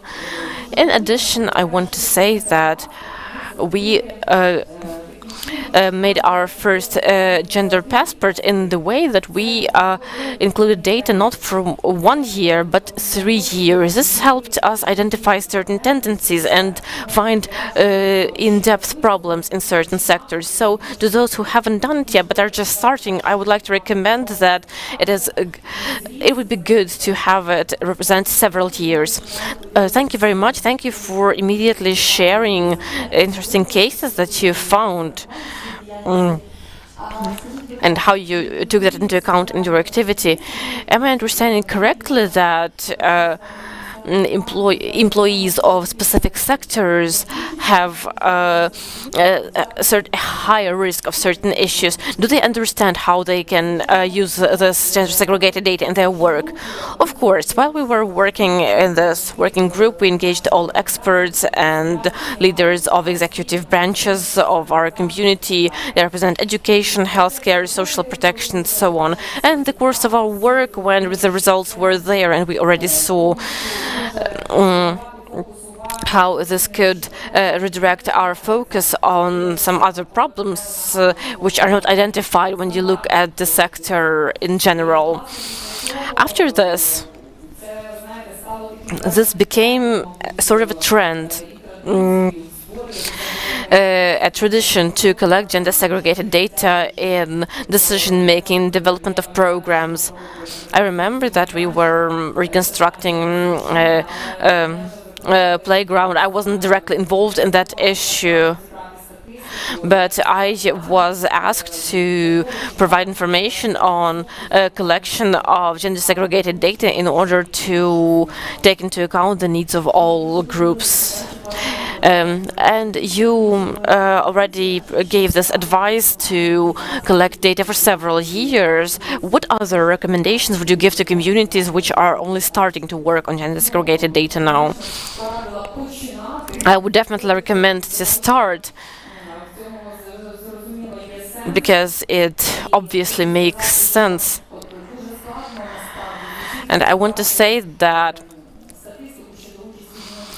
it's always difficult to collect statistics on men and women in economic development. I would say this is one of the most difficult scores, because we have quite a lot of gray economy, and while we can receive some information from the fiscal service on sole proprietors and officially employed people, we cannot have all the data on people who are not officially employed. So I would also encourage them to engage businesses to this process of collecting gender segregated data. And one of the mistakes that we made when we were starting was a lack of an awareness campaign during preparation and presentation of this document. We did conduct an awareness raising campaign, but we didn't engage all stakeholders in it, and unfortunately this somewhat decreased the potential level of awareness, even though there was demand from civil society organizations and from other organizations which weren't directly involved in preparation. Thank you very much for sharing your experience. So as we see, different departments, different levels, and different leadership representatives and service providers are all engaged in this process. Thank you very much. And in order to implement the gender-responsive approach and governance, we need to increase gender competence of representatives of self-government agencies and stakeholders. And here I would like to invite Inna Volodymyrivna of Pokrovsk community of Dnipropetrovsk Oblast to speak. Your community is well known not just in your region but also beyond. This is a community led by women. So I want to ask you, how important is it to have like-minded people, particularly women, in your on your team, and how do you conduct this awareness raising? How do you conduct trainings on this? Thank you. Hello to all the participants of our marathon. Indeed, we are probably one of the few communities in Ukraine where the majority of the executive committee is women, particularly women in leadership. But this doesn't mean that we have achieved gender equality. Thanks to our cooperation with NDI, we are looking at the issue of gender policy at the local level in a completely new way. Where do we start here? We understood that there was a need of comprehensive constructive work on this. Experts of NDI that we worked with, who are present at this marathon, by the way, they are Yulia Malko, who first showed these issues to us and explained how we could work with that. So we started on with the development of an action plan on achieving gender equality on the local level and with the formation of an institutional mechanism. We approved an authorized commissioner for gender issues. We approved the program for ensuring the equal opportunities for men and women on the territory of our community, funded from the local budget. Having this opportunity as participants of the first cohort of the Dobrik program, we had an opportunity to study, to share experience, to participate in significant training seminars on gender equality. By the way, our representatives have successfully completed the Academy of Gender Responsive Governance. And this has provided us with an opportunity to understand and implement this gender policy. But something else I want to say is that we had counselors participating in it, but the 2020 elections did force us to make a few adjustments. The composition of counselors changed, and the executive committee changed. And since we had 3 more communities joining us in 2020, we have more prefects in our community, and they were very surprised about this. They didn't understand why it was necessary. They didn't understand why gender equality was needed in governance and how to introduce it. So having this opportunity to work with NDI, we requested the experts to conduct those trainings for our new members of the executive committee and new leaders of educational cultural establishments to ensure that we are on the same level, because we started working on those issues back in 2017 when the community was formed on a voluntary basis. And over these 3 years, we saw how much we have progressed compared to how we were like 3 years ago. So you don't just participate in the suggested events, you also form your own demand. Yes, we do. What have you already done in 2021? Have you already conducted some trainings or something like that? Yes, like I said, we have completed the GRG Academy, successfully so. And we also have graduates of the Women's Leadership Academy. And as a result, those graduates were so excited about these issues that they participated in trainings where they received trainer certificates. They participated in training of trainers. And this encouraged us to establish a municipal institution, a youth center called Prostorok, which is headed by these young women, because they are personally involved in organizing, conducting training, and they organize young men and women around them in order to clarify those problematic issues that exist. The most popular trainings and seminars here are Respect, Sex, Love, also Girls Have Power, sex education for young people. And we are indeed not afraid to speak those trainings about sexual and domestic violence, about inequalities between women and men, about combating bullying, because all these issues start with young people. These young people are our future, and they will get married, start families, and form a part of our community even further. That's why this is one of our vectors. Additionally, I want to say that this year, having analyzed the statistics of domestic violence reports, we have created a Center of Social Services this year, where we have a specialized service for primary social and psychological advice to survivors of domestic violence. We established this center just in April, and we are currently working on these issues. We have coordination council working in our community on gender equality, prevention of gender violence, and prevention of human trafficking. Basically, this council works on gender-related issues that exist in the community and how we can resolve them. I can talk a lot more about what we still have, because there is this opportunity.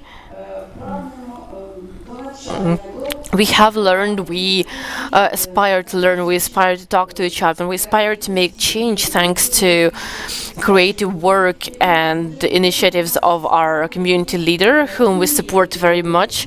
We have a team that understands the importance of using all these gender aspects in the governance in our community. What is the most important result of introducing gender-oriented governance? First of all, when we start developing our community services, for 2 years now we have had a social bus. And our community is united. We have 50 localities included in it. And about 30% are people who live in smaller communities and have no opportunity to reach the administrative center of their community to receive services. So this social bus actually resolves this problem. We realized that it is mostly women who use these services, probably because men, by the nature of their personality, prefer to engage in hitchhiking, while women are worried about their health and money, so they mostly use the services of the social bus. Experts of this Department of Social Protection monitor the use of this bus, and if needed, we amend the route or do something else about it. Thank you very much, Ms. Ina. Thank you for sharing. So indeed, the role of the team cannot be overstated here.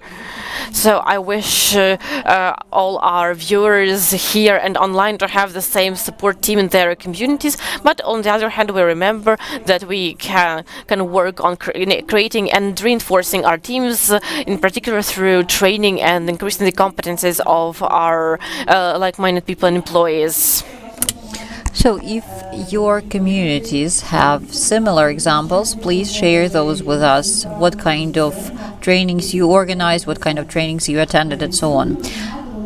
Comment on that under this live stream. We have heard a lot about sometimes some challenges are overseen, and advocacy and informing, raising awareness are indeed important. Let me invite the representatives from Ivano-Frankivsk region, and we would like to hear more about what kind of advocacy you undertook. And we know that you started with the statistical data, then you published those data.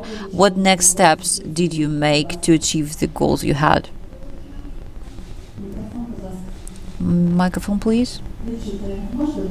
Can you help us? One moment. In the meantime, let me ask the participants on site to prepare your questions. Quite soon, we will have an opportunity to put those questions to our panelists. If we don't have enough time, you will be able to network during lunch break. So, Alexandra, the floor is yours. Dear participants, good afternoon to all of our people here in the room and online. Advocacy and awareness raising. To start such a campaign, we first have to know the current state of affairs. So we had on board experts from NDI. They helped us a lot and guided us about our further steps. When we collected data to build gender profile of our community, we first looked at the human resources and capacity. We communicated with the community, and on our website we have gender profile published. We have this gender profile of our region, of our community, disaggregated by years and by localities. In the educational area, school students and teachers. We also looked at gender profile of local councils and both of the current convocation and the previous one. There is also a calendar for events related to gender equality. Such events can be taken advantage of by our communities for their own purposes. What we are trying to do is we are trying to cover all the areas of the community work. We are trying to provide relevant information about both achievements and failures we had.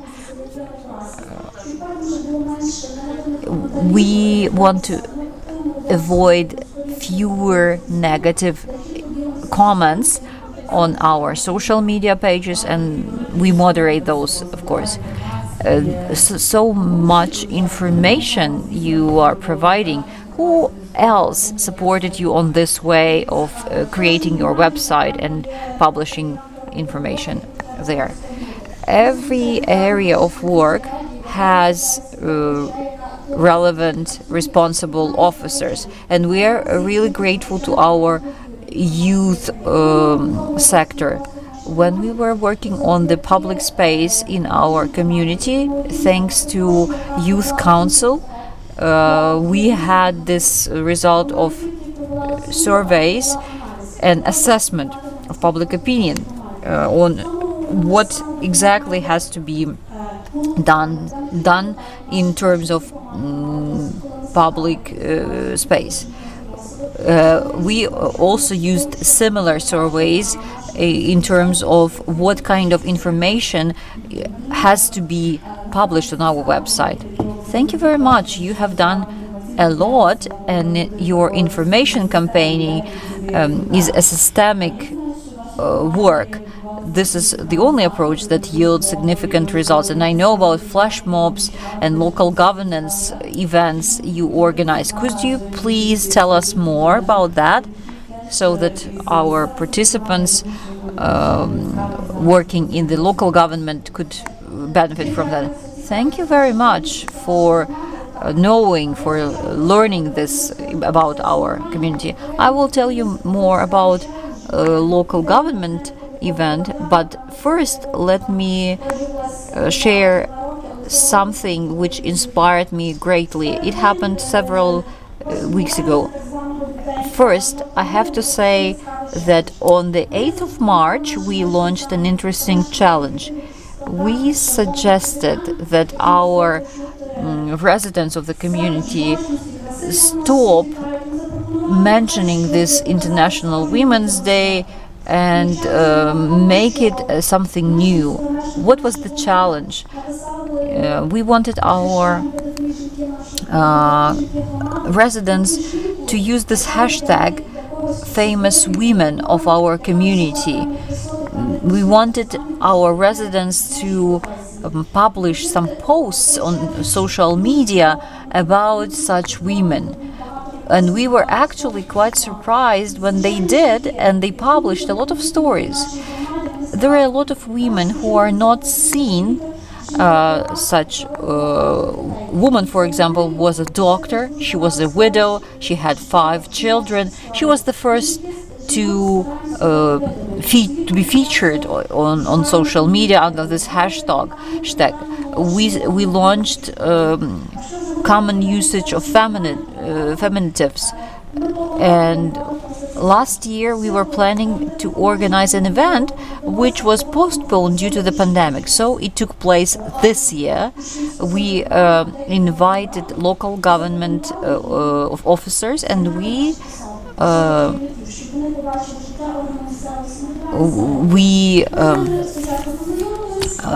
first met the partners, the colleagues from the local government, and we agreed on the rules, and our young people took our positions for a day. This was the event. They saw what it meant to be a local government from the inside. They could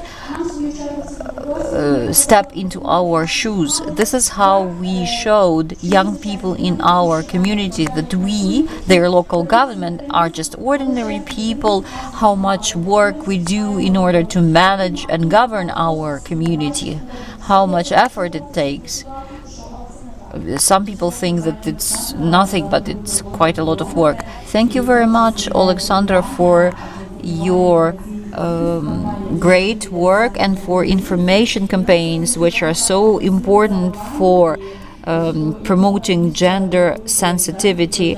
Now we are streaming this event online, and those who are watching us, please share this event with your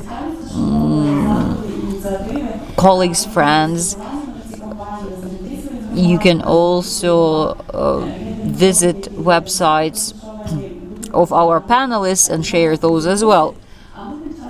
In the meantime, let's move on and talk about specific practices to ensure gender equality on the level of executive bodies. We have to start somewhere, and the easiest way is to start where we live. Marina Dyachenko from Kharkiv region. Tatiana, could you please tell us more about introducing practices promoting gender equality and gender responsive governance? Dear participants, good afternoon. I come from Maryshanska community. We were the second local community in Kharkiv that amalgamated with the neighboring communities in 2016. We understand the current situation after the decentralization reform.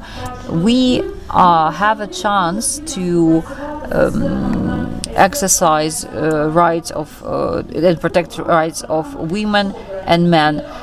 We had valuable partners, especially NDI experts. There was this program Dobre, which is good. And in the context of this program, we started introducing gender approach on the systemic level. Our community, just like other communities represented at this marathon, we have our community has this development program ensuring equal rights, gender rights, I mean. We have also gender passport. Our dedicated programs are based on gender approach, and budgetary programs have gender sensitive indicators of results. The statute of the community identifies gender approach as the most important approach, cross-cutting through all the processes. We integrated gender approach as one of the measures that ensures democratic principles. We also have corporate code of conduct at our council level and executive bodies. But let me focus on the activities of the council and executive bodies.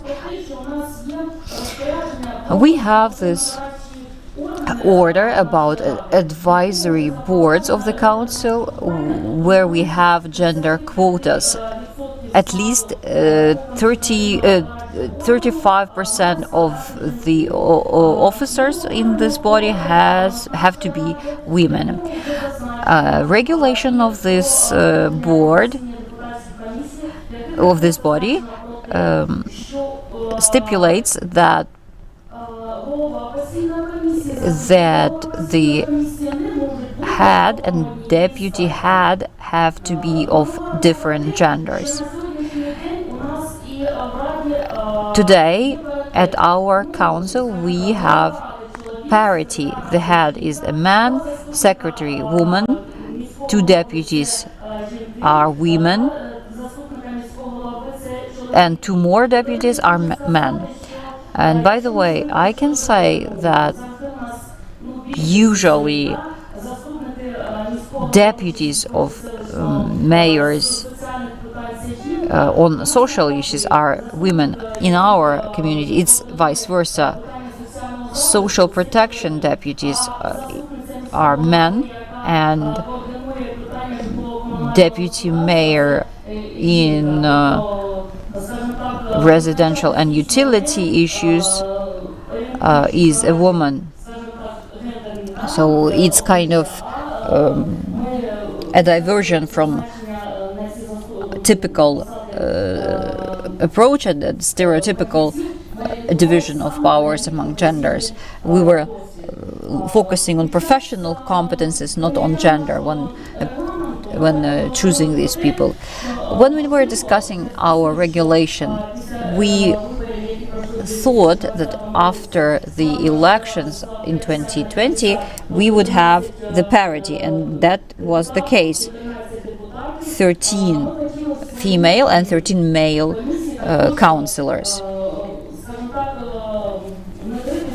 We wanted to introduce gender quotas for the commission, but you understand that the regulation can be adopted at the second session, whereas the composition has to be adopted earlier at the first session. So we decided to avoid some political turbulence and postpone this issue until later. But nonetheless, we do have this issue in focus for the next convocation, probably. We want our commission to be composed based on the principle of parity. Let me also say that now the documents mentioned by my colleagues are also developed and adopted at our community, and they do work. At the moment, we are developing, and the following session we are going to look into this document, namely the Economic Development Program. And here in this program we will be tackling gender gaps. We will discuss what indicators we have to use to report after the program is adopted. We now have a number of proposals. We have this collective agreement which says that flexible hours can be used for female officers if they have a sick child or during the pandemic due to the sanitary measures. And we understand how much has been done in terms of regulations and bylaws adopted in our community. By the way, last week, the Association of Amalgamated Communities organized this wonderful event where they promoted European Charter on equality of men and women. And we contemplated on that, and I initiated to do something in line with that charter. I hope our councillors will support my initiative. We would be happy to join this charter as a community. So what else can I say? This regulatory foundation helps us so much on the way to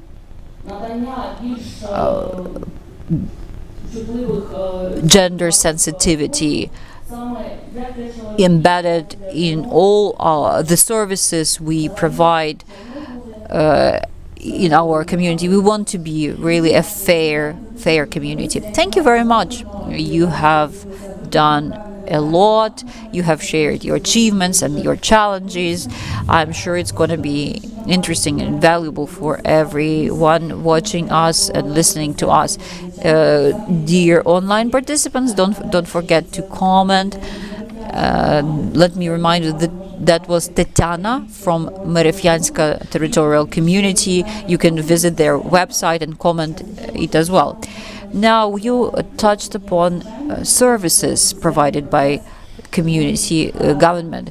Services, public services, are very important, and this is where a lot of communications take place. Oksana Yarish from Bekovecka territorial community from Ternopil region. My question for you is, what gender-sensitive services, social services, are you providing in your community? Because I know you are responsible for this area of work. So could you please share that with our participants?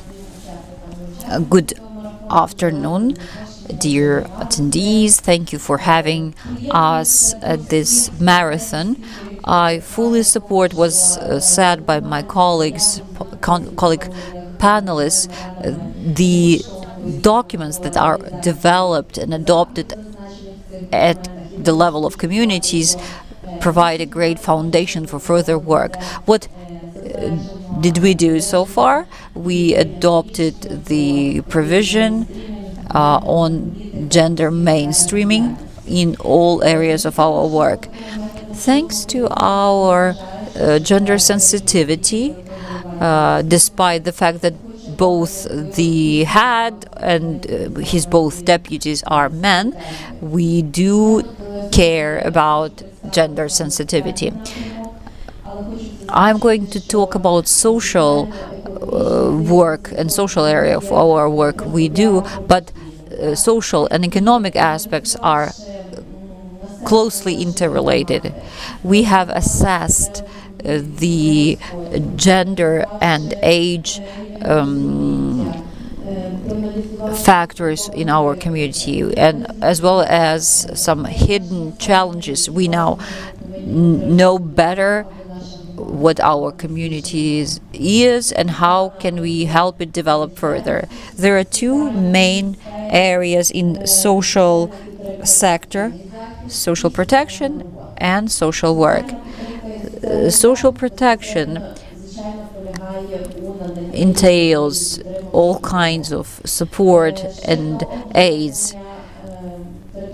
Prior to amalgamation, our central territorial community provided a lot of support to vulnerable groups, and it included natural aid and financial aid that was intended for families with children with disabilities, single mothers, elderly people, or people having some health issues related to natural disasters, these categories. Now we understand that social work or casework is quite important to prevent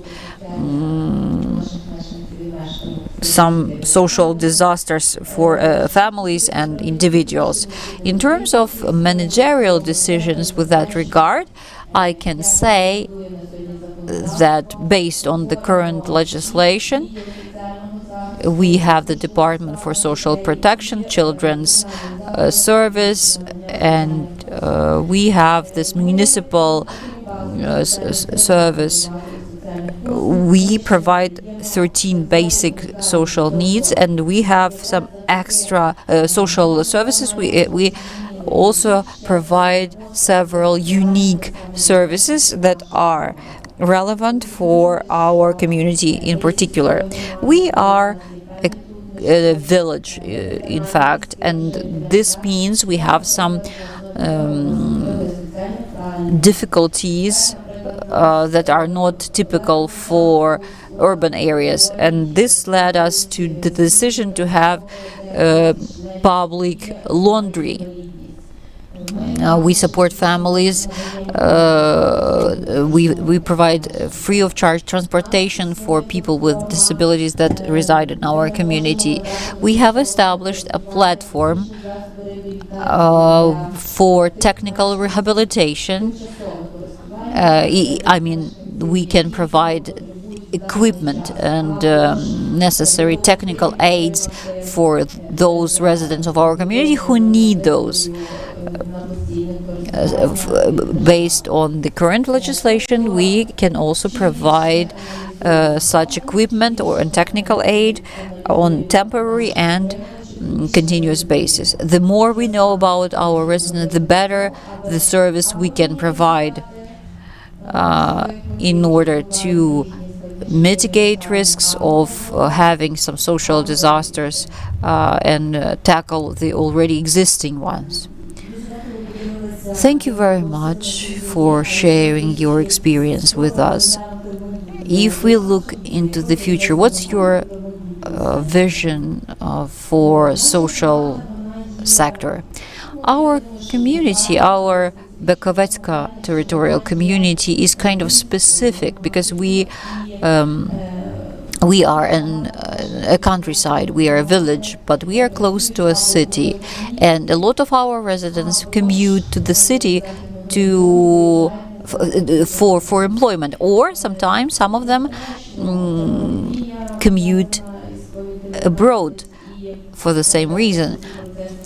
Due to COVID-19 pandemic, we have some declining economic well-being of our community, and we know that a resource that could kind of improve the economic situation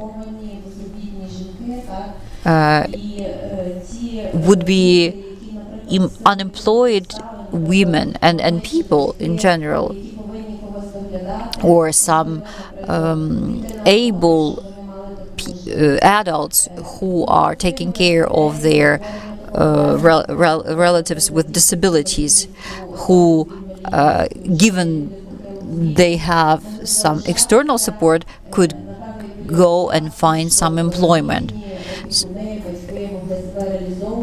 And of course, this is also true for families with young children. And we are looking for an active donor. We would be happy to launch a project of so-called female farms, women's farms.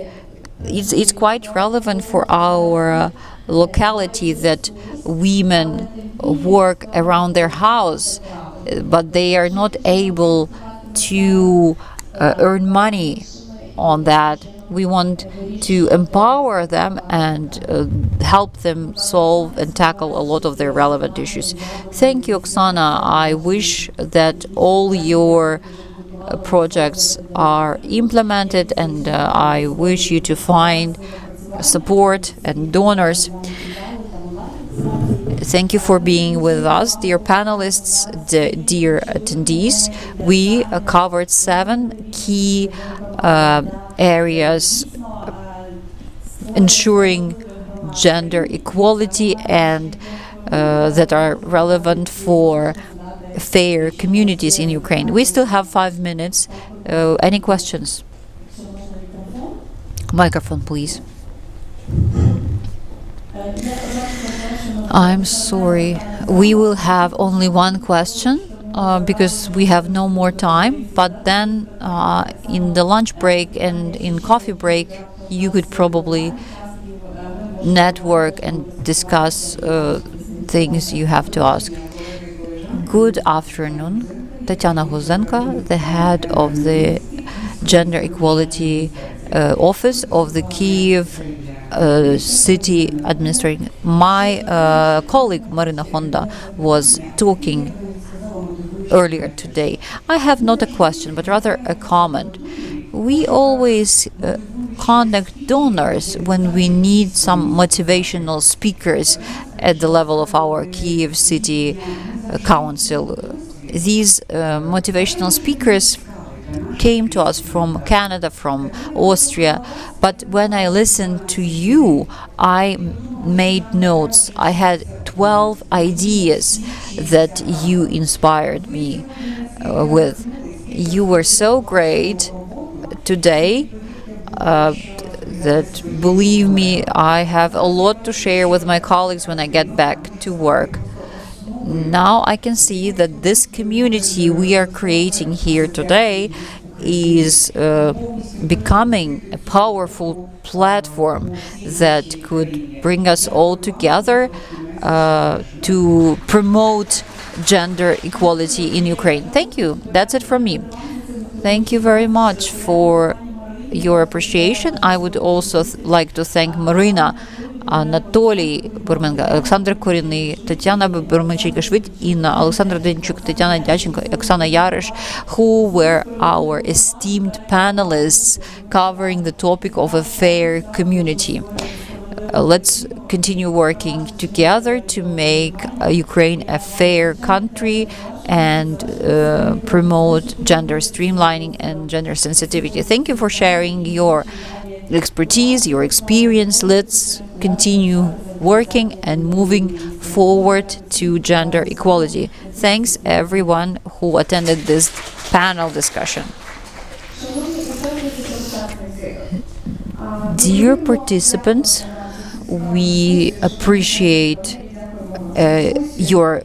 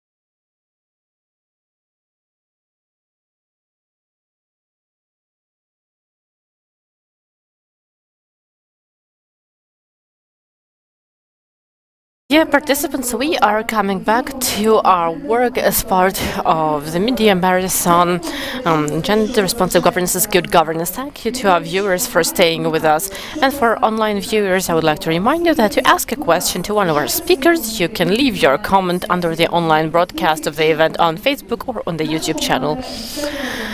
Our team will be tracking comments and rapidly send information to the moderators of our session for moderation of the session on gender responsive governance as national priority. Discussion with national and regional experts. I would like to invite Olena Yen, director of the Women Leaders Program of the National Democratic Institute.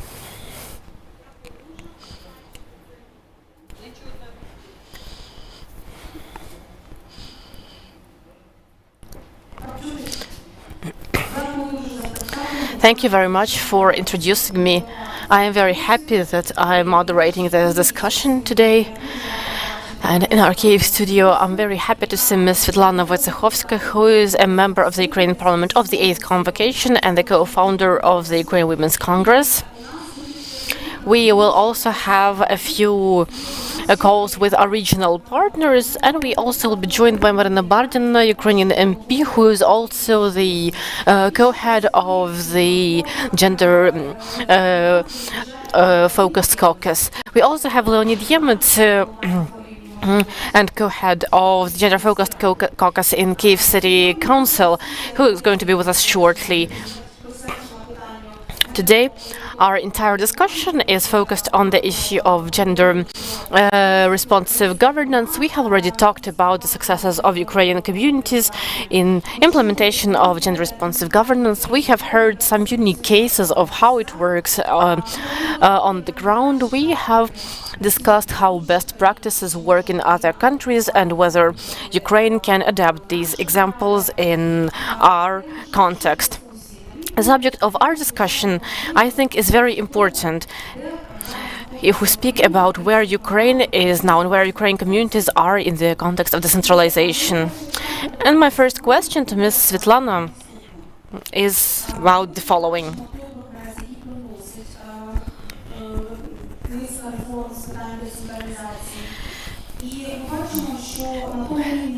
We see that on the level where the national policy is formed, there has been quite significant progress. We see a lot of positive change. And this change is also meant to impact the lives of communities and residents of communities for whom they are done. At the same time, the national policy that is implemented is not always implemented as intended on the ground. Ms. Svetlana, my question to you is as follows. What legislative changes or national policy changes are still necessary to sync up this process, the process of policy development at the national level and its implementation on the local level, in order to ensure that gender-focused approaches are present in all sectors? Thank you. Thank you, and hello, dear colleagues, those who watch us online and in the studio. Thank you so much, and hello, Ms. Marina, happy to see you. I arrived earlier to listen to the presentations that took place today and get still more inspired. For me, as a politician who has been in public service for 25 years, back in 2014, gender responsive governance was something of a stretch of imagination. And over the past 7 years, thanks to the community leaders and leaders of public service, we see that Ukraine is rising to the same level as developed countries which have been working on this issue for 20-30 years already.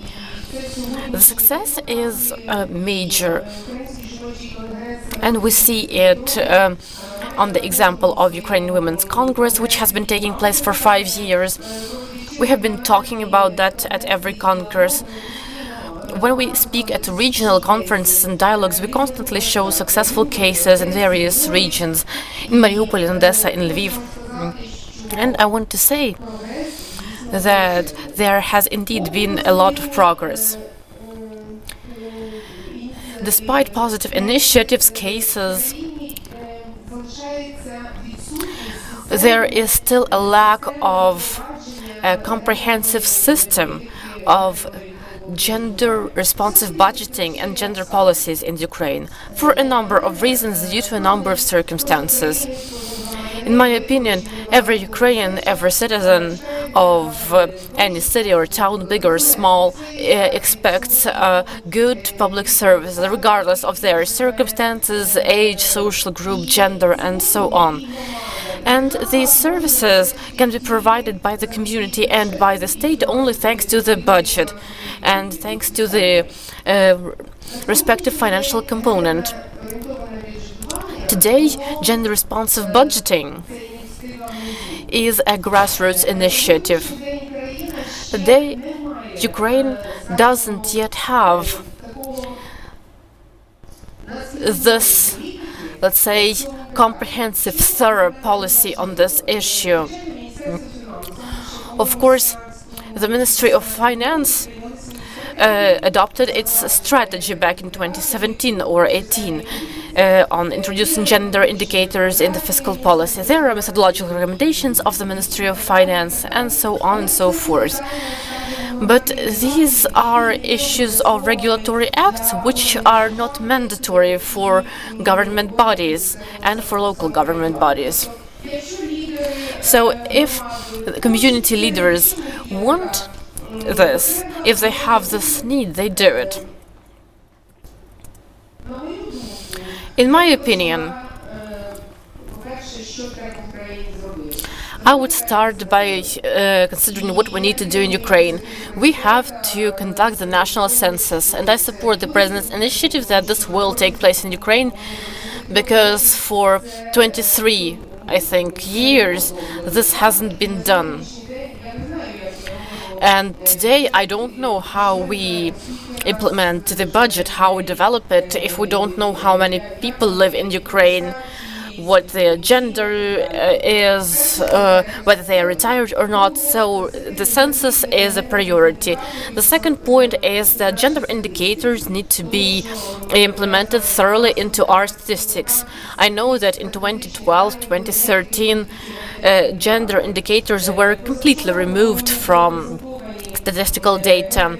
The day before yesterday, gender indicators were presented, which were developed by the government commissioner with the support of UN Women, and this is wonderful.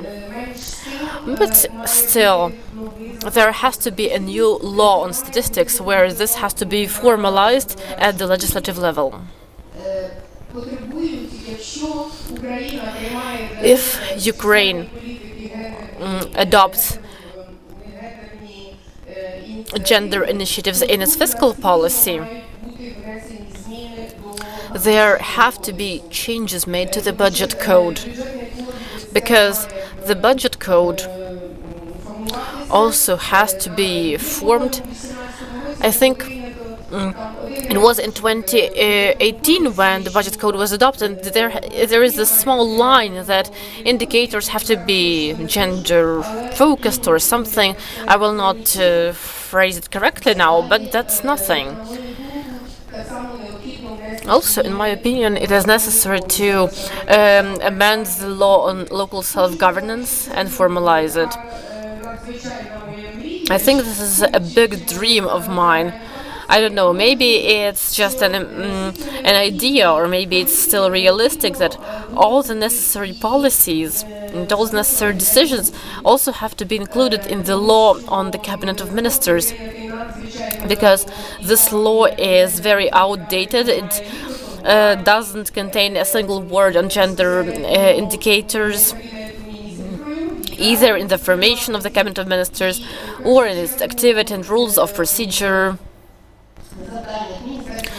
And the tasks of the Ministry of Economy or the Ministry of Finance, of course, don't include anything about gender indicators. And then there is the law on public service, of course. One of the reasons why gender-responsive budgeting is not introduced along with the other provisions of gender-responsive policies is the low awareness of public servants. The awareness is extremely low. Their training does not include the idea of what gender policies are, the principles of gender responsive budgeting. There is no institutional memory. Thanks to programs such as Dobre, we trained over 1,000 public servants, worked with ministries. But public service is also a sphere with quite a high turnover, because today the person is a public servant and then they leave, and that's it. There is no institutional memory anymore. And if we speak about the economic development of our country, we also have to train students of the economics department who will work in the future. This is about gender-focused education and training that I have been talking about for years now. Olena knows very well, as I always mention this, that without raising awareness, without formation of values, we will not be able to move forward in this aspect. And of course, the primary issues that we encounter when we speak about implementation, practical implementation of these policies. One thing is the political will of the government, which has to formalize all these policies. The second aspect is the huge supervisory function of the parliament, which it is empowered with. I think Marina will tell us more about this, but basically the parliament is empowered to control the government and its implementation of policies. And of course there is support of civil society, because without civil society and without the residents of the territories, we will not be able to form policies in the first place. Gender responsive governance is focused on specific people. So what is our usual idea? If we have implemented the budget, we have laid the asphalt, and we have done our job. But is the asphalt necessary here? Maybe it is not necessary in this spot. Maybe it's necessary elsewhere. Maybe nobody walks in heels here. Maybe we just rather need a railing or a ramp or something like that. So the idea is to make it efficient and people-focused. Thank you, Svetlana, for this brief presentation. You basically painted a roadmap for how good policies that are developed have to be implemented, and how many elements of this implementation still require specific attention. I would like to invite Ms. Marina Bardina to change the vector of our conversation a little bit and talk about the following. Part of what Ms. Svetlana talked about also belongs to Ukraine's international commitments. Ukraine has recently joined the International Biarritz Partnership for Equality. This is not the only international platform for promotion of gender equality that Ukraine is part of. But at the same time, it gives us very clear and specific vectors under which we have to fulfill our commitments as a country as part of this partnership. So I wanted to ask Ms. Marina, tell me please, what does it look like on the ground? Our implementation of our commitments under the Biarritz partnership, what does the local government have to do to make sure that we as a country fulfill our commitments? Hello everyone, thank you for this invitation to join, and thank you for the opportunity that we have to speak about it. Speaking about Biarritz, I want to thank Svetlana for support and advocacy of gender strategies in education. I hope that this decision will be made in the near future, because I fully share the idea that it all starts in school. We need to instill these values, and when people already start working in local government, it's already too late. We need to start with schools indeed. So as part of our implementation of the Biarritz Partnership Plan, we have included gender-focused education, and the government is supposed to adopt this strategy. As for local self-government, now, this year I have worked a lot with local self-government, in particular when it comes to subventions for shelters, daycare centers, and unfortunately, although there are a lot of powers on the local level, there is a problem with officials who take these positions, who hold these positions. I understand that it's not entirely their fault. We all were raised in the same situations, in the same conditions. I wouldn't say that we are all identical, but the attitude to gender policies has been undermined fairly regularly at different periods of time, and I'm happy that gender policies are promoted recently. Due to the fact that women keep fighting for this generation after generation, particularly after Ukraine gained its independence. Women advocate for this, particularly on the ground. And when the implementation of this subvention started in 2021, I understood that for local decision makers who implement these subventions, it is not entirely clear why they need to do this. Not everyone knows this is about combating violence. They don't understand that they are also responsible for this as local officials, and that local governments also need to include prevention of violence in their programs and their budgets and implement this policy. We also saw this during the 16 Days Against Violence campaign, which is ending today. In the regions, we have had a very active work on the part of councillors and local activists who share their experience and who say that there are mayors who actually heard for the first time that this violence exists. Heard about its forms, that there are statistics on how often Ukrainian women face this kind of violence.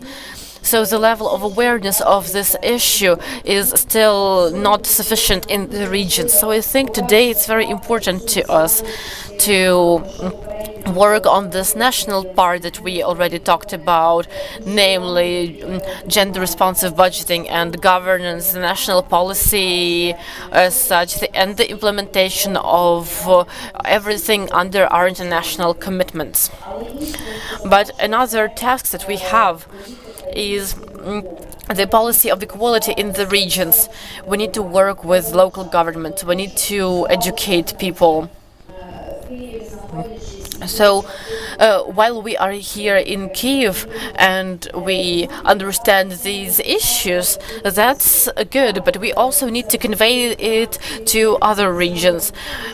And thanks to the support of the National Democratic Institute, gender-focused caucuses have recently been formed in multiple cities and regions. They are a powerful tool to promote our information policy and promote our cause among our colleagues in local councils, among heads of amalgamated communities. So, frankly speaking, there is a lot of work to be done on the ground still, and sometimes even on the national level we need to explain why it is important and how it works. If it is still unclear at national level, and of course in the regions there are still even more resources that need to be spent on this. But what makes me happy is that people do try to change something, use something, they try to use the advice, and that's of course a positive development. And I want to briefly mention our international commitments. Indeed, the Biarritz Partnership is the only form of international commitments that we have. Ukraine has been in certain international partnerships for decades already, and we have been actively working on the UN Convention against all forms of discrimination against women. We are also moving forward with Resolution 1325, Women, Peace, Security, and we are trying to make sure that Ukraine takes very specific steps under these conventions and international instruments. Some things have been deprioritized, some things have been left on the back burner. So I want to address everyone who is listening to us today, all people who are working or have been working with legislation. If you have experience and want to work with us, we'll be happy to work with you. Thank you.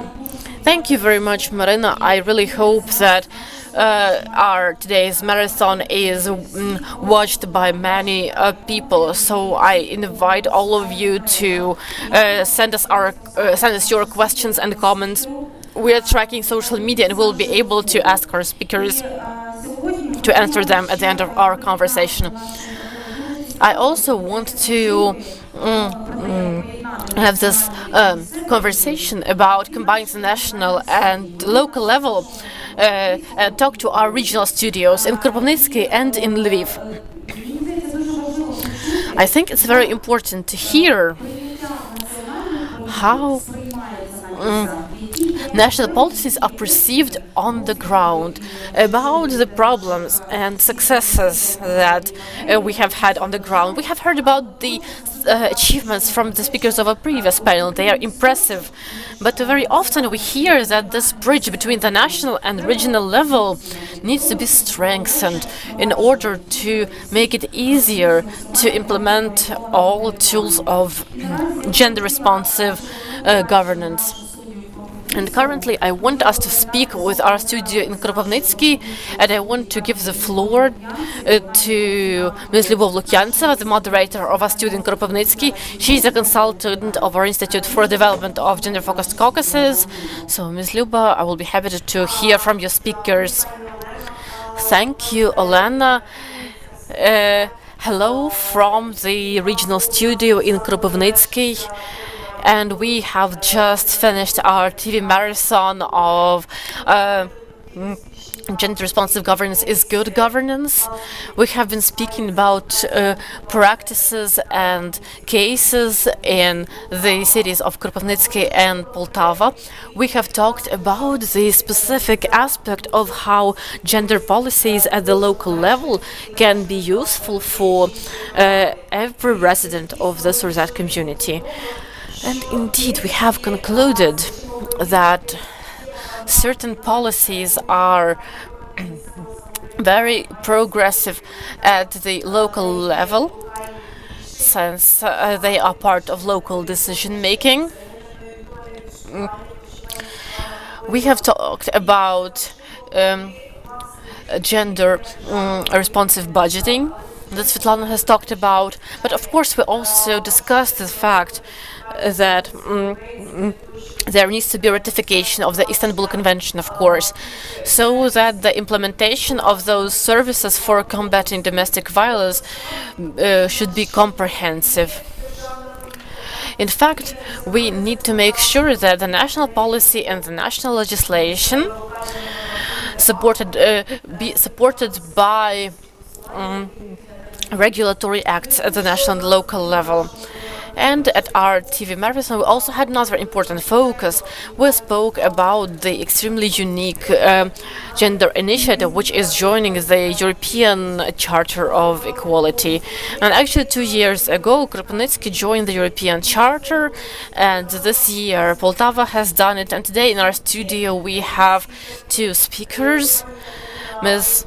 Katarina Koldunova, who is the co-head of the gender-focused caucus of the Kropyvnytsky City Council, and Yulia Hrechaninova, a member of the GFC in Poltava City Council. And today we have been speaking about the practical aspects of joining the charter in these two cities. So I would like to engage our speakers in this conversation. Katarina, perhaps you would like to start. How did the European Charter impact the lives of residents of Kropyvnytsky? Good afternoon, everyone.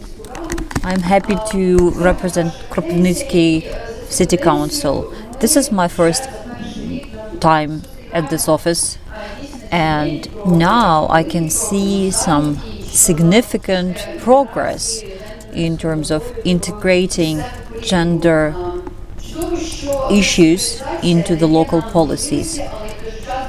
Decentralization provides us with both opportunities and responsibilities in terms of how our community is developing. 2 years ago, we as a municipality joined this European Charter. It was a voluntary step, and we voluntarily undertook these commitments. We wanted to be as progressive as possible, and we wanted our team to have all the opportunities that go together with this membership. And we have now this standard to strive for. Now we have this commissioner and we have a working group established, and we are working together on developing an action plan. A lot of the points and parts of this plan are there, and we are ready to move on and tick boxes in front of these points, because we are actually building capacity.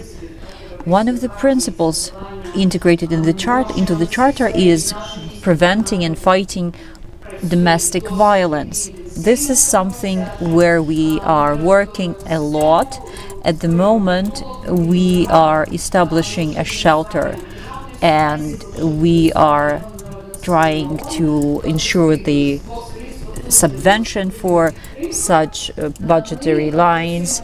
And this is a comprehensive work we are doing so that we can be autonomous and have this policy deeply embedded in all aspects of the life of our community, municipality. We want our services to be of high quality and be in line with all the best practices and standards. This gender component and its integration into local policies are vital, and they require not only political will on the highest state level, but it requires also some follow-up work, some campaigning. We have to communicate why it's necessary, so that we don't have any questions why we need to spend money on shelters. We want all the stakeholders on local level to understand why we have to spend money on such issues. We want to have this integrated common communication space. When we work on municipality level and we know what gender budgeting is, we know about all the components, it's clear to us, but we kind of remain in this isolated space. So we need to have some campaigning, and that's basically what we are doing. Our counselors reached out to schools, had some lectures and communications. We had the police as our partner. We were quite actively campaigning on social media. We produced a film on this topic. This is something we have done so far. We started active communication so that everyone understands why it's necessary to fight domestic violence. Lack of gender streamlining is something that prevents us from further development and prevents us from progressing in all areas of our life. So I believe this is a priority. We have to integrate gender issues into all kinds of governmental interventions and policies. Thank you very much. We have heard about this unique venture when the entire set of counselors on local level were engaged in the processes of gender streamlining. we do work on issues like ratifying Istanbul Convention on our sessions. This is a great example of how a local policy can become a leader or flagman in such important national topics. Lydia, now the European Party is engaging in all kinds of important issues, so could you please reflect on that? We are now at the very beginning of this process. We have just decided to join the European Charter, and it's really important that our country decided in 2014 that European vector of development is a priority for us. So now we can see this decision to be implemented and followed up on all levels, including the local one. We know that the European Charter is not just a framework. It also gives us a step-by-step plan of creating the best practices and standards. So once, by the way, this is the first time we had on our local level when we had this initiative tackled by the local councillors, and we have the respective commissioner. This is based on the principles stipulated in the Charter. We also have this gender passport of the community, because we really need to understand who we are dealing with, who these people are who live in the community. Who is our target audience? With respect to each area of work, whether it be education, transportation, or healthcare. We are thinking about establishing various services so that we could meet the needs of our residents the best way possible. And to that end, we need to have effective mechanisms. Our community has worked a lot, and we are making slow but steady progress. And we have a lot of interesting examples, and one of them is a shelter established by an NGO, and they pool all the resources they can in order to fund this initiative. We are also working in the topic of conscious parenting, and we work with the families so that they can realize this principle. We've talked a lot and we have worked a lot in the area of preventing and fighting domestic violence and equal burden of unpaid work around the house and so on. We organized numerous events, we gathered statistical data. With our gender passport, we've been able to see the specificity, the particularity of our situation, which led to optimization of our budgets. We need to bridge the gaps so that it's a really fair budgeting enable us to meet the needs of every member of our community. I would say I'd like to support Marina, who mentioned how important it is to use the common language when we are dealing with our important topics. So we have to build this common understanding of gender streamlined, gender responsive governance. Decentralization indeed gave us a lot of opportunities to work with the gender related topics on local level. So now we only have to be as practical as we can, so that every public servant, officer could do what they can on their relevant level in order to implement all the policies, and that has to be considered during budgeting and strategizing. That's what we have been doing actually. Thank you, Yulia, very much.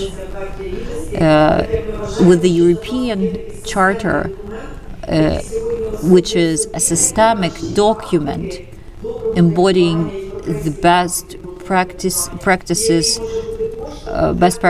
in good governance, it can help us a lot with gender, streamlining gender, budgeting and preventing domestic violence. Olena, thank you very much. Luba, Katerina, Yulia, it was very interesting for us to listen to you about your experience in Kropivnitsky.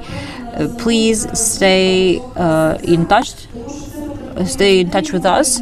I understand how much effort it requires to join this charter, to implement full-scale gender budgeting. I understand it's a lot of thorough effort. Now I would like to give the floor to Leonid Yemets, who is the councillor of Kyiv City Council, and I would ask you, Leonid, to reflect on Kyiv, this program of Kyiv City, which is Kyiv is a city of equal opportunities. It of course requires your full support as a council, city council. We know that your organization deals with all kinds of changes into the documents like code of conduct for local councillors. So what can you tell us about Kyiv in terms of what was being done to streamline gender issues? The dedicated programs we have, I'm quite optimistic the councillors will support these programs. Among other things, due to the activity of my organization. This is not the only program. We also have a number of other programs, including the one about fighting domestic violence. We are going to lobby these programs on the level of the Kyiv municipality. We are working on general standards. We want the principles of the charter to be integrated into the governance on all levels. We are quite consistent in our work and we see some results already. Why? Because our Caucasus is the biggest among other similar Caucasus. We have over 200 councillors in it. It was quite a natural thing for us to establish this Caucasus, and this number 200 is so beautiful. This is a sign, I would say. Now, our activity is realized not only in the field of all kinds of regulations, including the code of conduct for councillors,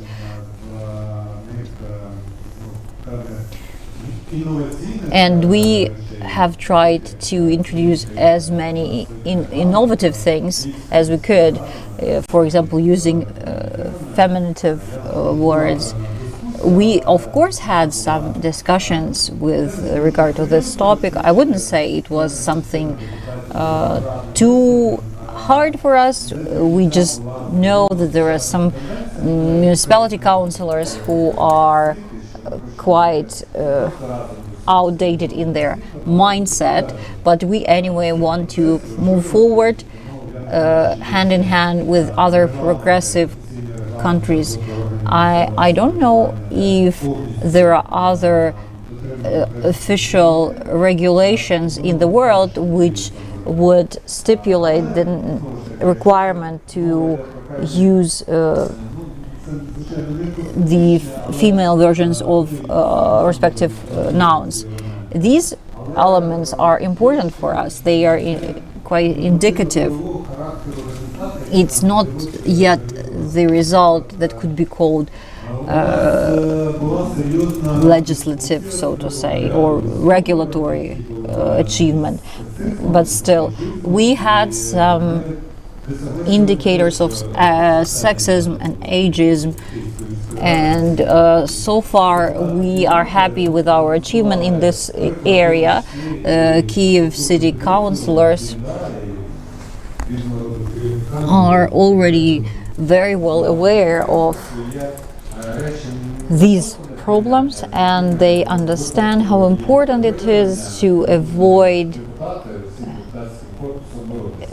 demonstrating this sexism and ageism. I am a co-chair of our caucuses, and I am the head of the regulatory commission dealing with anti-corruption and ethics of the local councillors. So we have tackled all precedents of incidents of discrimination, and we unanimously voted for applying sanctions. They are quite mild now. It was a warning for the deputies who demonstrated sexism and ageism, but if they are lapsing again in terms of this kind of behavior, we will move forward and take it a level up, take the sanctions a level up. As a result of this, we see fewer silly jokes told by city councillors, Kyiv city councillors, during the sessions. And this is one of the results of our efforts. And this is not yet the end for us. We want to have these regulations being implemented in practice, not only on paper. We want everyone working in our municipality to understand how important these principles and standards are. And I believe we are quite effective in our work so far. Hopefully soon we'll see no need to impose any sanctions on city councillors. Everyone would be aware of all the problems and would be quite ethical in their deeds. Thank you. Thank you very much, Leonid. We've been talking today about how gender streamlining improves economical situation apart from other things. And all the changes related to gender issues go hand in hand, they go together, but they require a lot of efforts and energy. Now I would like to have our Lviv studio on the line. We are looking forward to hearing from you. Irina Trochim, our colleague, is there in the studio, who is also an expert. She works at the NDI. She is an expert on gender issues. I am sure you are ready to share your experience now. Please, the floor is yours.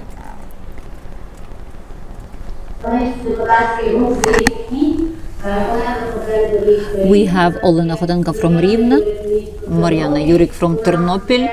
We also have Anastasia Yarova from Khmelnytsky, Victoria Dovzhik from Lviv.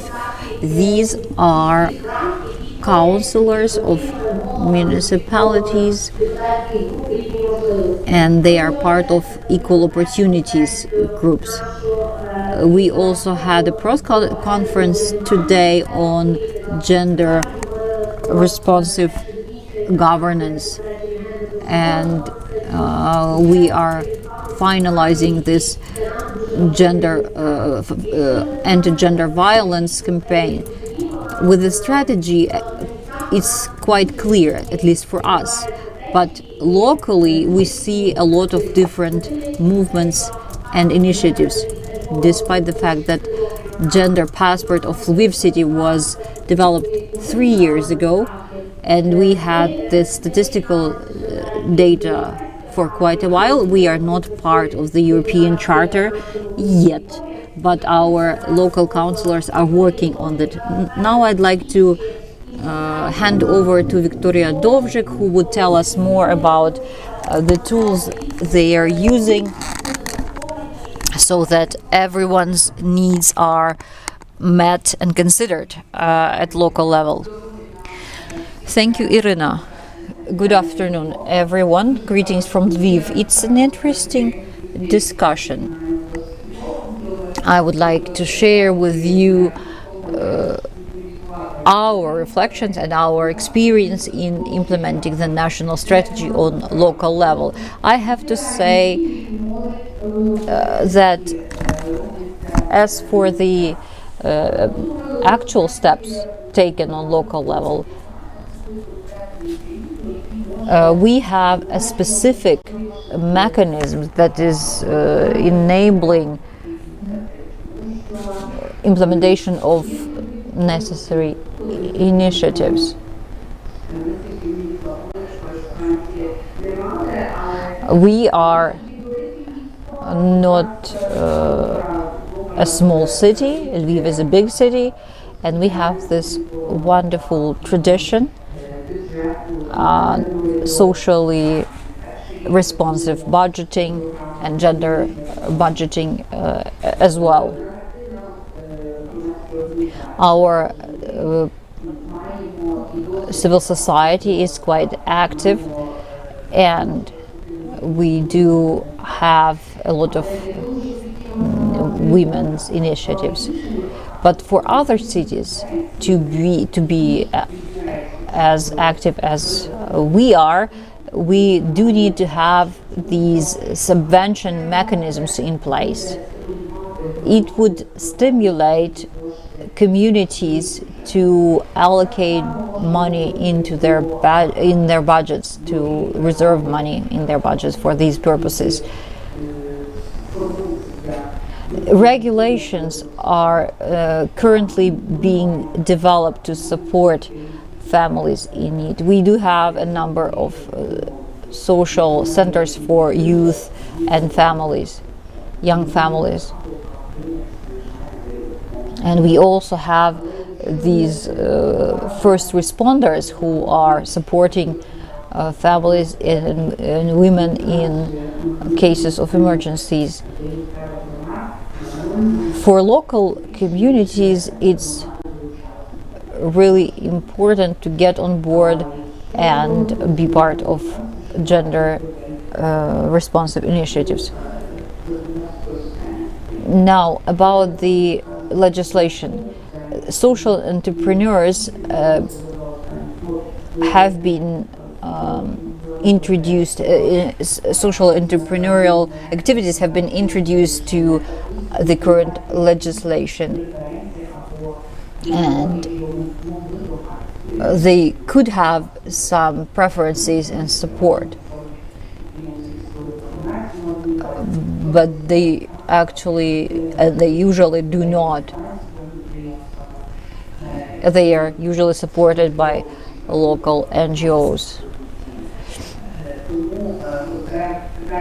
So I would say we really need to urgently tackle this legislative issue for social entrepreneurs. I'm happy that Lviv has this great tradition of social aid and support. This is something that is being done currently, social enterprises, first of all, can give jobs and provide support to those men and women who are facing some disadvantaged events in their life. So I believe something similar to subventions for shelters has to be done for social enterprises.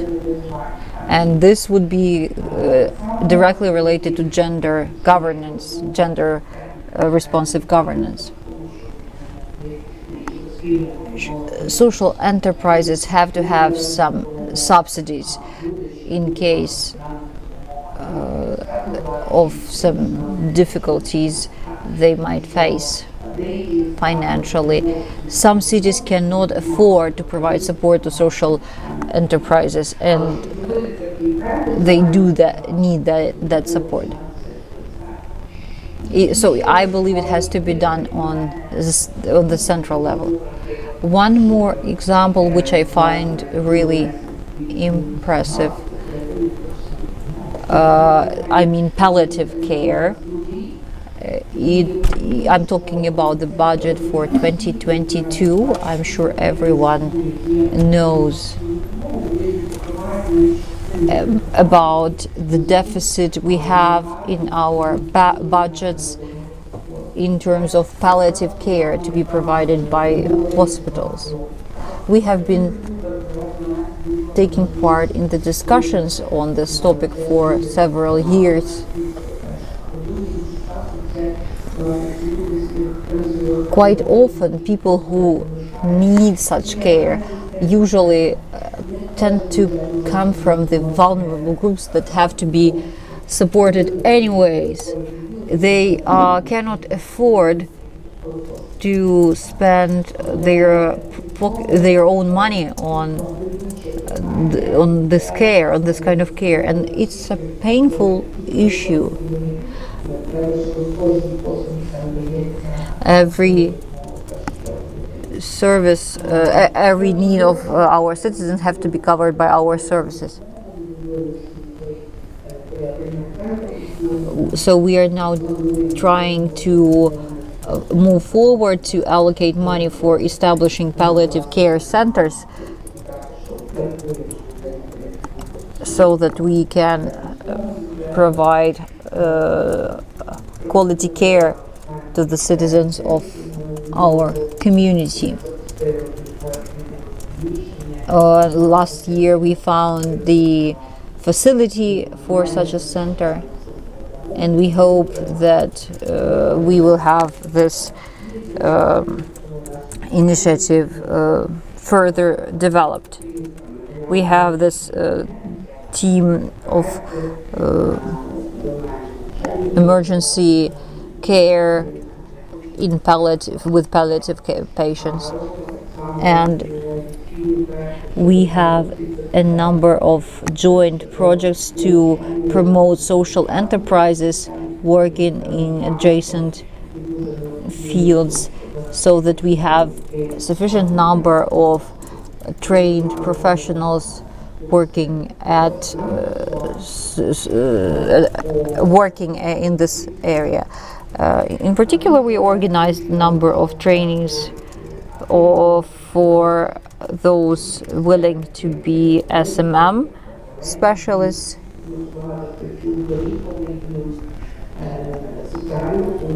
So social support is very important, and every year we see more and more people working in this area, both on national and local level.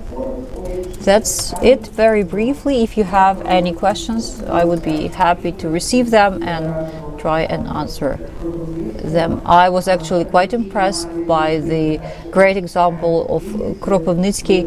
We are happy to work together with other regions, including Vinnytsia, and we as Ukrainian citizens really need cooperation and support of each other. Thank you very much. Thank you. I wanted to say that it's really important when we see our target audience in their focus, our target audience, and this proves that when our entrepreneurship support center in the city announced training and learning event only for women, the group got together in one day. Women very often don't see themselves when the service is announced in general. Women go when they are invited. Women rarely have courage, rarely have the self-esteem that allows them to go to entrepreneurship courses where they feel equal to men. So it's really important to introduce these tools locally. And I want to give floor to Ms. Olena Kotenko. She is the representative of Rivne City Council, who joined the and decided to join the European Charter of Equal Opportunities last month. So they are also implementing various initiatives focusing on diverse target groups, women and men, girls and boys, in line with their priorities. Hello, everyone. Indeed, Rivne City Council did adopt a document to join the European Charter. And I want to share the experience of how we got this positive result, because this didn't happen right away. We adopted this document only on the first try. And I want to share particularly the experience of the journey that we had to take. When we first introduced this issue in the session room, it wasn't supported by a sufficient number of councillors, because even when we talked to our GFC, they didn't understand why this was necessary, didn't understand what this would give us. So the document did not garner enough votes from our council membership. And when we saw this misunderstanding, when we saw the gaps in understanding of what the charter is and why it is necessary and what the concerns are, we work with our deputies, our assistants, with the media. We started a wave of educational work. We held meetings with councillors of various factions. We attended all kinds of commissions where this draft document was discussed. We organized a big conference. Marina Bardina was also present at our event. We also invited members of the Oblast councils, civil society activists, representatives of NDI, of Ukrainian Women's Fund, the Canadian Embassy. So we didn't even understand what kind of wave we were setting off. And when this work was done, for the second time, the document was not adopted yet, and only in November did we achieve this big victory. 29 members of the City Council supported this important document, and Rivne joined the European Charter of Equal Opportunities. However, yesterday, plenary session took place, and we were planning to launch the initiatives to implement the charter. Our meeting was attended by representatives of certain religious communities. They started talking to councillors using their language. They started saying that they had to revoke this decision. because this wasn't in line with those values that they promoted. According to them, the councillors had to reconsider their decision. The main reasons they used were some concerns over the word gender, with unclear innuendos about certain people or groups of people. And the main reason was that our mayor is a Protestant, and what do you push him into? Why are you making him sign this document? At yesterday's plenary session, we were able to defend our decision and to prevent this situation. But this didn't stop some councillors from developing some draft documents resolving the situation.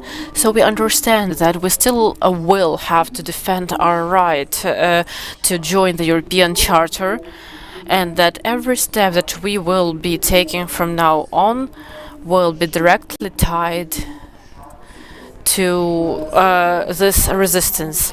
We felt this resistance from the very start when the GFC was just established. We had quite a difficult journey because in Rivne there was no caucus like this. This is the first time during this convocation. This is the first GFC in Rivne. We have 7 council members in the GFC.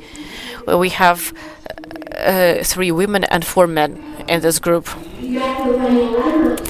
Thank you, Olena. I think this story is very important to understand how it is happening on site and how challenging it is to implement this initiative on the local level.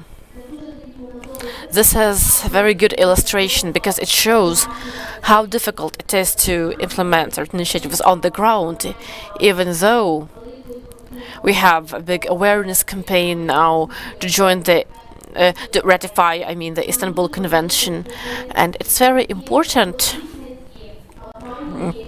for us to make sure that such educational events should take place at the national level, so that people would understand what the European Charter is, why it is necessary, what gender initiatives we could and should implement to implement the national strategy, particularly on site. Olena? Thank you very much, Irina, Victoria, Olena, for sharing your experience. And the situation that Ms. Olena talked about in terms of Rivne is a remarkable illustration of what we discussed today in the morning, that the progress that we have and we are observing today at the national level and in many local government agencies cannot be considered irreversible. We need to keep in mind that there are a lot of opponents to Ukraine's progress with gender equality, both within our country and unfortunately beyond our country. But at the same time, understanding the strong wave to join the European Charter of Equality, introducing those tools we are discussing today, they are very practical tools. They are already used by multiple local government agencies. So this situation with resistance is quite concerning, but also, unfortunately, it makes sense. We have very little time here, but I would like to give the floor to our audience. I have, if anyone has questions to our speakers, whether online or on site, please raise your hands. I see one question already here in the studio in Kyiv. Lvov, Irina, please let us know if you also have questions. Hello, Yulia Malko. I am happy to hear such successful cases of GFC work and understand that we still have a lot of work to be done. I have a question to our representatives from Kropyvnytsky and from Lviv. Maybe they have some words of motivation about the benefits of GFCs for those councils which have not created such groups yet. Could you motivate us and provide some examples? Thank you very much. Thank you, Yulia. Do you have some words of motivation and advice for councillors who have not yet formed their GFCs? Lyubov? You know, this is not even a question, this is more a call for motivation. No, GFCs are a tool which, well, does not only make women more influential in councils and increases their influence on decision making. It is also a tool that helps to promote initiatives that have taken years to resolve. At our marathon, we have talked today, when sidewalks weren't cleared for years, tools like GFCs mentioned these issues at council sessions. This is a problem. This is an issue that a lot of community residents are worried about. So this can also be a tool of solidarity. This is something that we need today. Maybe my colleagues will add something. What was your motivation? I think that GFCs as a tool are about joint action, when regardless of political parties we unite to resolve specific issues. When we speak about an infrastructure of equality, when we speak about accessibility, very simply, using specific examples. Together it's easier to progress with projects that have been put off for years. So for me it is indeed a major tool of interaction, cooperation, solidarity, because when policies and politics take the first place, it makes cooperation difficult. But when we work together, we find new opportunities and helps us achieve new things.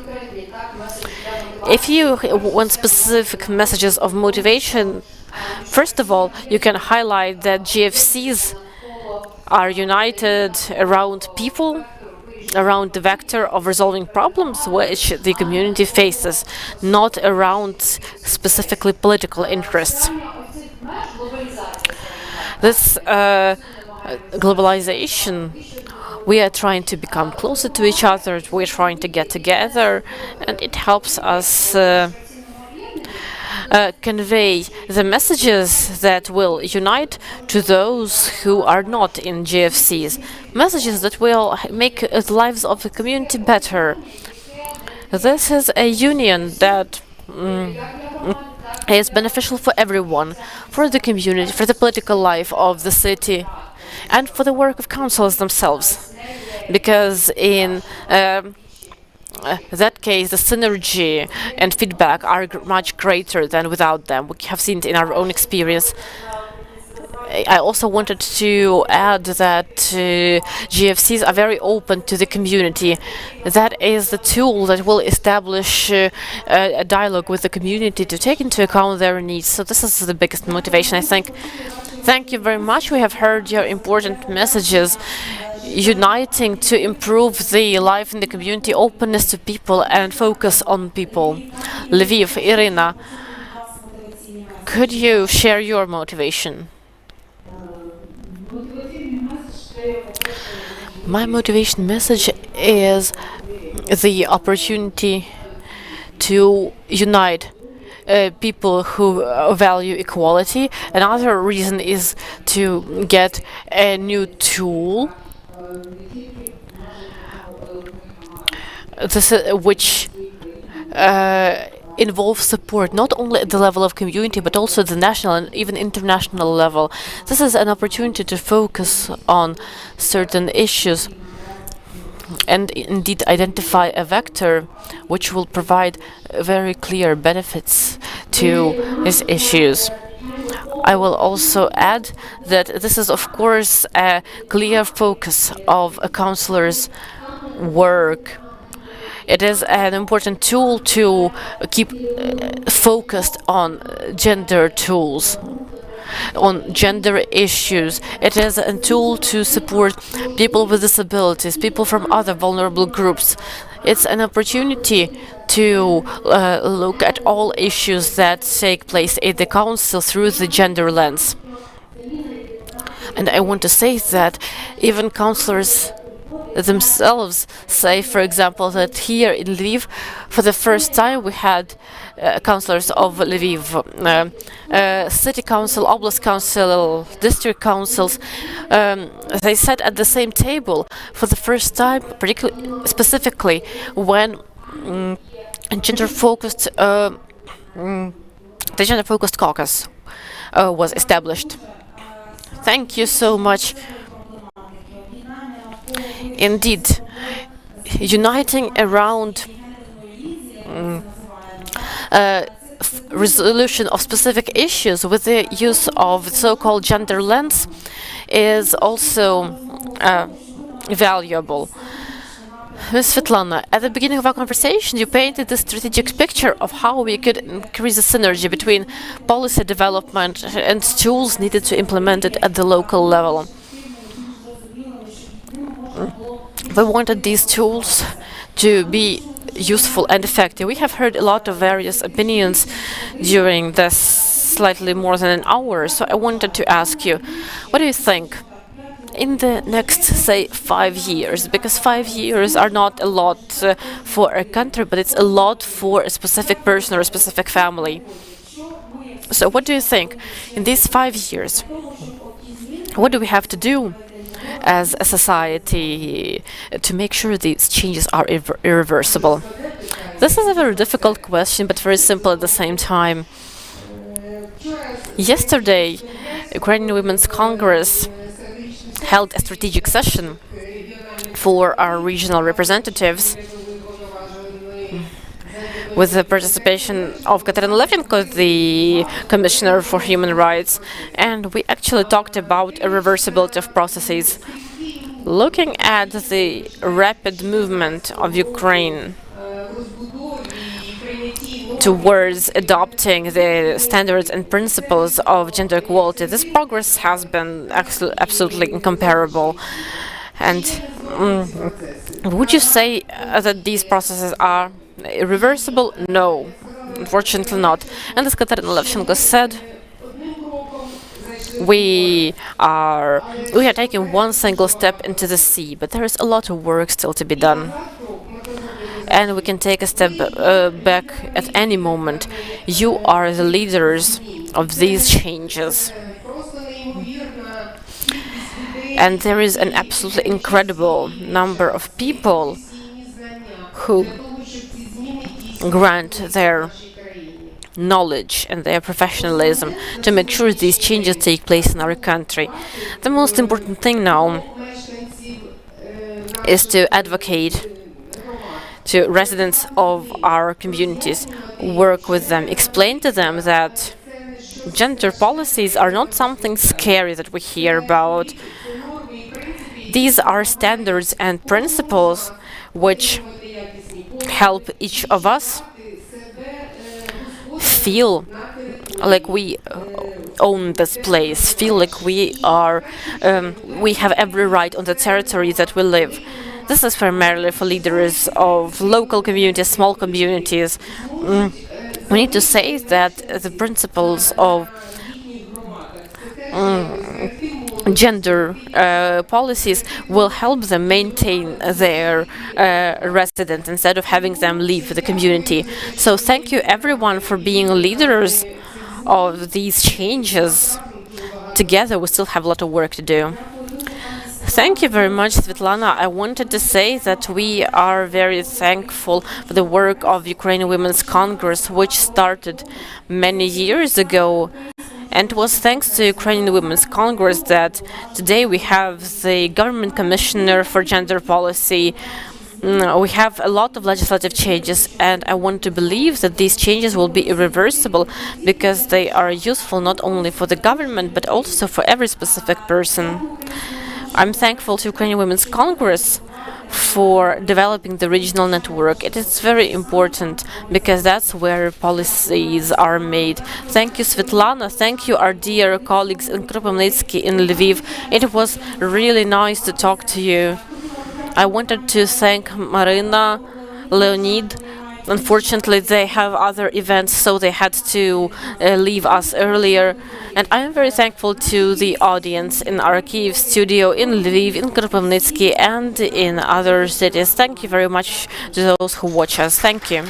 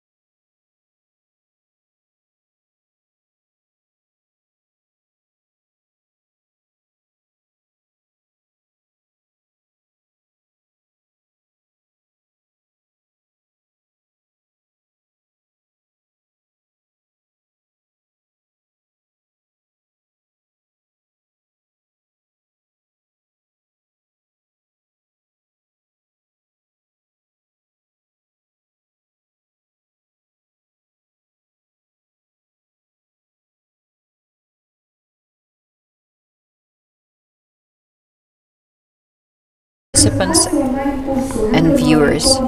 We are now moving on, and let me invite Olena Ostapchuk and Natalia Tarasenko, advisors.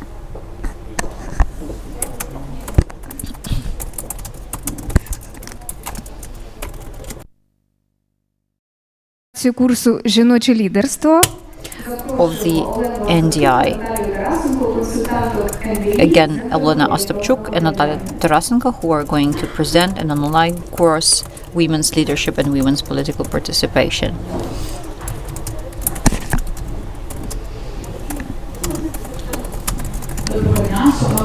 Good afternoon, dear colleagues, both on-site and online. Greetings. White on white background. This is how Marta Bohachevska-Khomyak called this concept of this phenomenon of women being part of the political life. This white threads on back fabric is a very beautiful technique, but not very clearly seen without contrast background. Madeleine Albright, the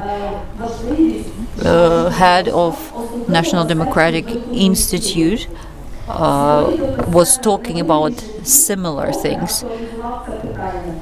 Invisible Women. This was a bestseller where facts and statistics about gender inequality was clearly demonstrated. The author assessed over 100 studies and surveys about women's role in forming and shaping human history. Let me read part of the book, an excerpt. Hyperbolic geometry is part of theory of relativity, and probably it helps a lot to understand the essence of this universe. We used to think that the hyperbolic space has not existed. Maybe it just did not exist in the minds of mathematicians who thought about two options, superficial or plane, and like a sphere. For over 100 years, mathematicians were looking to find the best concept until Taimina arrived at this Cornell Congress, who was good at crocheting. She started crocheting at school. She grew up in Latvia, where people used to do a lot of things with their own hands, starting with the water pipes, to their own clothing. If you wanted to have a new sweater, you would need to be able to craft it for yourself, Taimina said. So crocheting was never perceived as something which would help with mathematical development and advancement. This happened in 1997 when Taimina came up with a concept of hyperbolic space. She did it with the help of a hook and yarn. She was crocheting until she produced several models, and when people asked her what she was doing, she said hyperbolic space models. So she was trying to visualize how space can be expanded.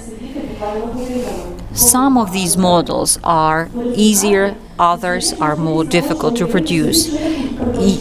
But when you produce them, you can always clearly visualize what this hyperbolic space is in geometry. In natural world, we can look at salads and cancer cells. We have specialists who analyze these phenomena. We have animation experts in Pixar and other huge studios that are doing similar work. Taimina was keen on both handcrafts and mathematics. This merged these two worlds, different worlds that merged together, help her come up with this wonderful model of hyperbolic space. This is a very illustrative example of what women can offer to the world. We should go away from this way of thinking where we perceive some areas of expertise as feminine or masculine. Women have their unique vision related to their social experience. That's why their ideas are valuable and have to be heard. Their abilities and capabilities can help a lot with resolving important problems, both on local and universal level.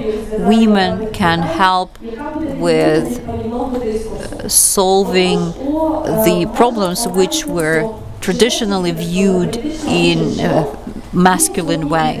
There are two important ideas that we have to take into account. First of all, going out of shadow and empowering women for leadership. These are two fundamental ideas for our online course. Who are the target audience of this online course? Girls and women who can work in all kinds of spheres of life and who are eager to acquire new skills, expand the potential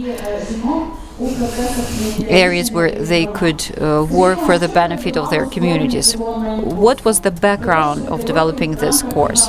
In the course of 5 years, we had this Academy of Women's Leadership together with the National Democratic Institute and Ukrainian Women's Fund. A significant portion of the topics covered by our online course are topics that have already been covered by the Academy attendees. But also we have new topics as a result of the surveys we conducted and expressed interest of the respondents. These topics include building coalitions and how certain results can be achieved through coalitions. The foundation of this course is a set of 6 models. First is about women's leadership through the history of the modern world. In this model, we focus on whom we have to thank for the current rights and opportunities we can enjoy. Apart from that, we cover benefits of women's networking and how can we fight opposition to women's leadership. This is what the first module covers. The second module is dealing with successful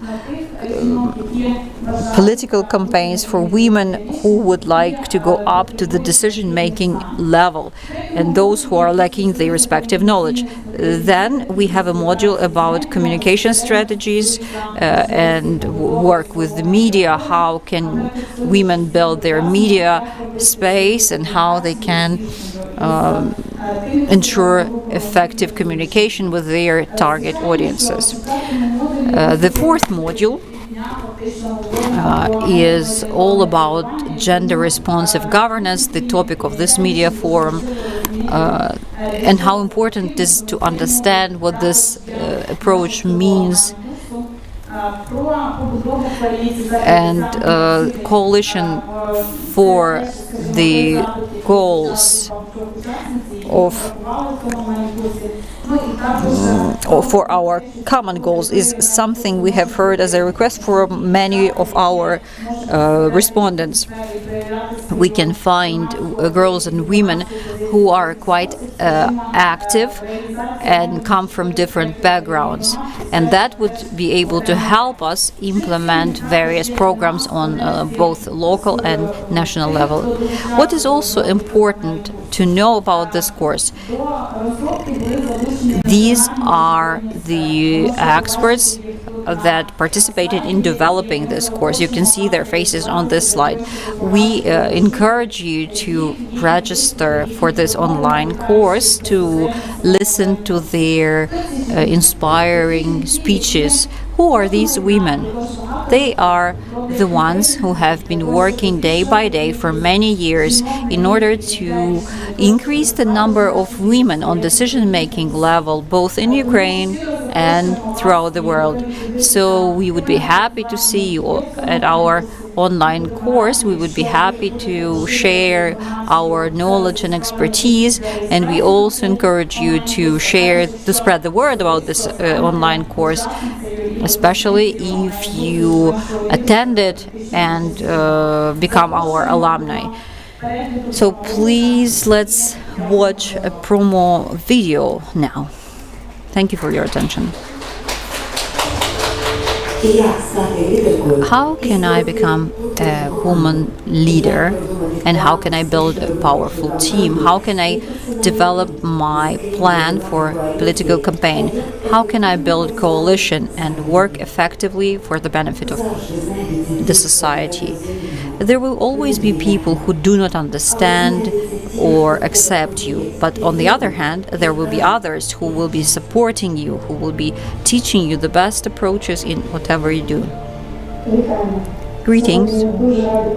We are very happy to meet a woman today who has been trained in women's leadership and who has changed her life and the life of her community. Hello. Okay. Join our course and change your life and the life of your community. So, please come and join the network of women who are eager to develop their careers and their communities. So, please join us on our online course. Thank you for your attention. Olena, Natalia, thank you very much. Dear participants, we are finalizing the discussion panels of our marathon, and that would be our last panel, Women's Path to Politics, discussion about women's leadership. Let's start this panel with the film featuring women who have ran for offices and in local councils, who are going to share their experience in that path.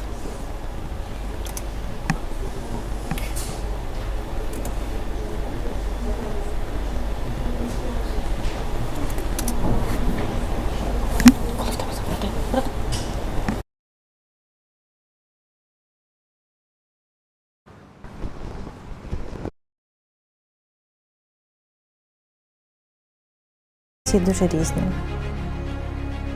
Ми бачимо все так по-землі. Women are very different. We see everything in an earthy way, sort of. But in politics, we are active people. Відстоювати.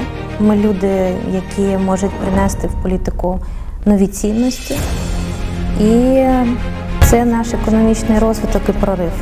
В кінцевій меті в Україні залучати більше жінок до політики.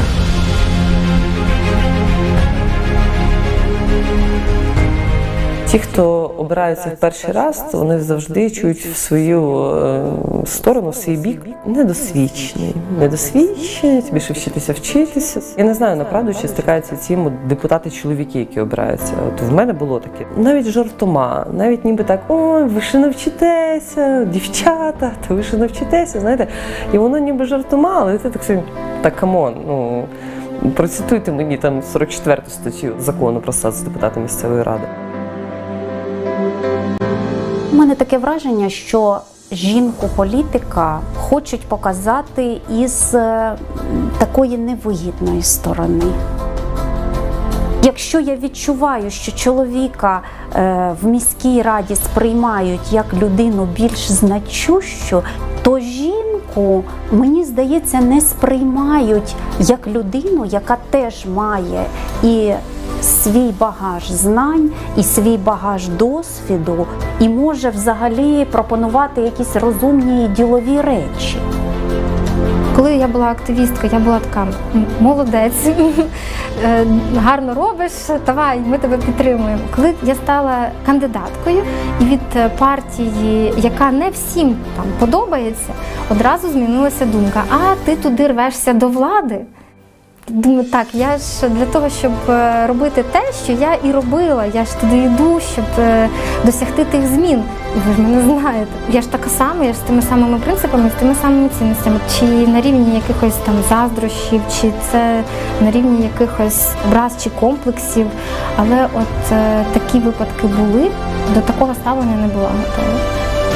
Ми 3 місяці кампанії прожили під гасла «Михайлина, ви класні, ми би за вас проголосували, але ви не прохідні». А ми казали, що, друзі, це не має значення, якщо ви підете і з нас проголосуєте, то ми пройдемо.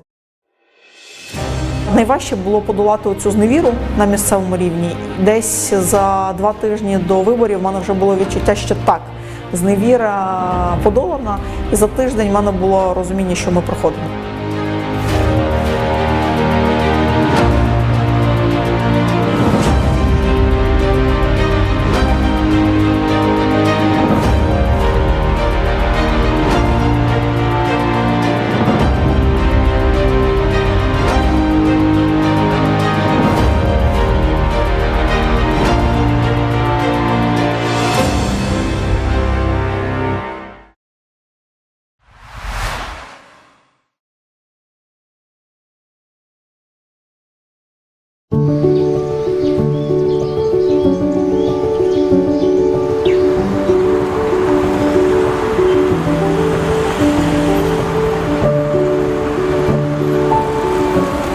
Для мене, якщо вже прийняте рішення, воно вже прийнято. І після того вже якогось там страху, остраху, якихось сумнівів, я просто собі їх не допускаю.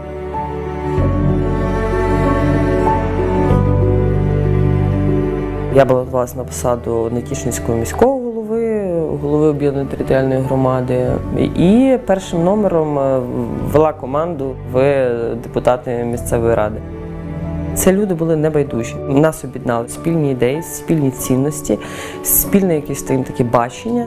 Ми живемо в цьому місці, ми в цьому місці виховуємо своїх дітей, ми в цьому місці відстоюємо свої там робочі місця, наприклад. Ми ходимо вулицями цього міста. Ми розуміємо проблематику цього міста і ми знаємо, як це змінити.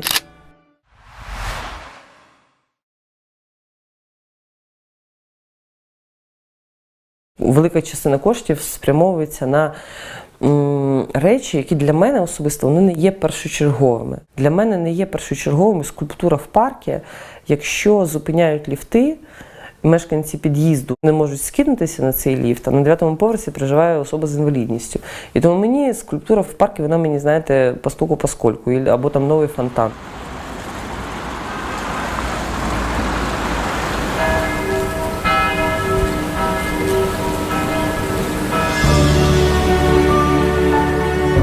В політику я прийшла через громадську активність, через таку культурну дипломатію.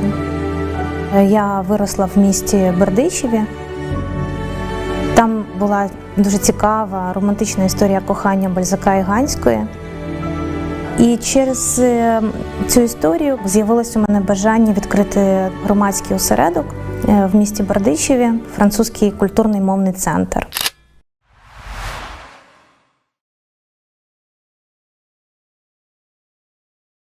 Прийшла така ідея і місія, що ми будемо сприяти євроінтеграції якраз через культурні, соціальні, мовні, економічні проекти. В маленькому місті зміни робити простіше. Відповідно, якщо нам щось не подобається в Україні, Тобто, якщо це накласти на маленьке місто, треба попробувати змінити це в маленькому місті. Якщо вийде, це і є та зміна, яку можна впроваджувати по всій країні.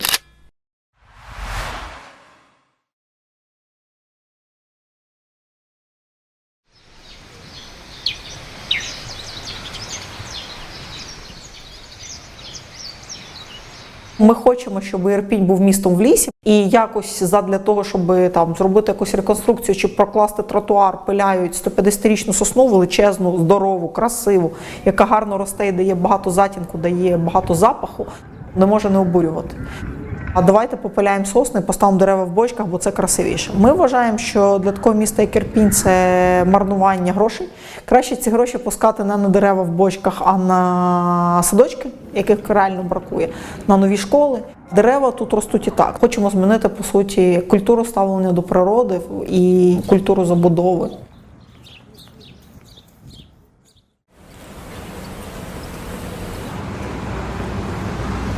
Все, що я робила 5 років, я це вважаю політикою. Це був вплив на політичні процеси в місті.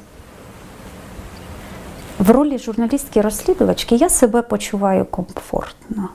Але я не бачу впливу такого, який би я хотіла від моїх розслідувань. Тому я прийняла таке складне рішення, що треба спробувати попрацювати з іншої сторони.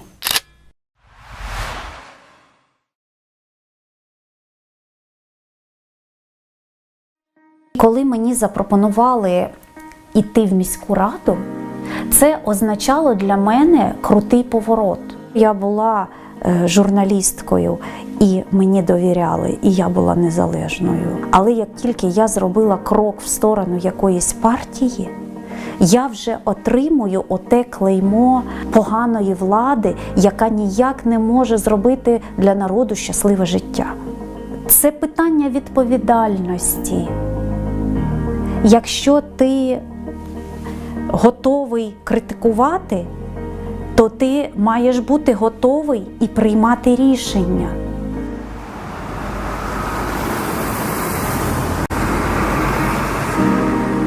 Я, будучи громадською активісткою, разом з групою активних мешканців міста, завдяки громадському бюджету ми почали відновлювати парк. І це вже результат нашої роботи. Ми хочемо робити так далі для всього міста.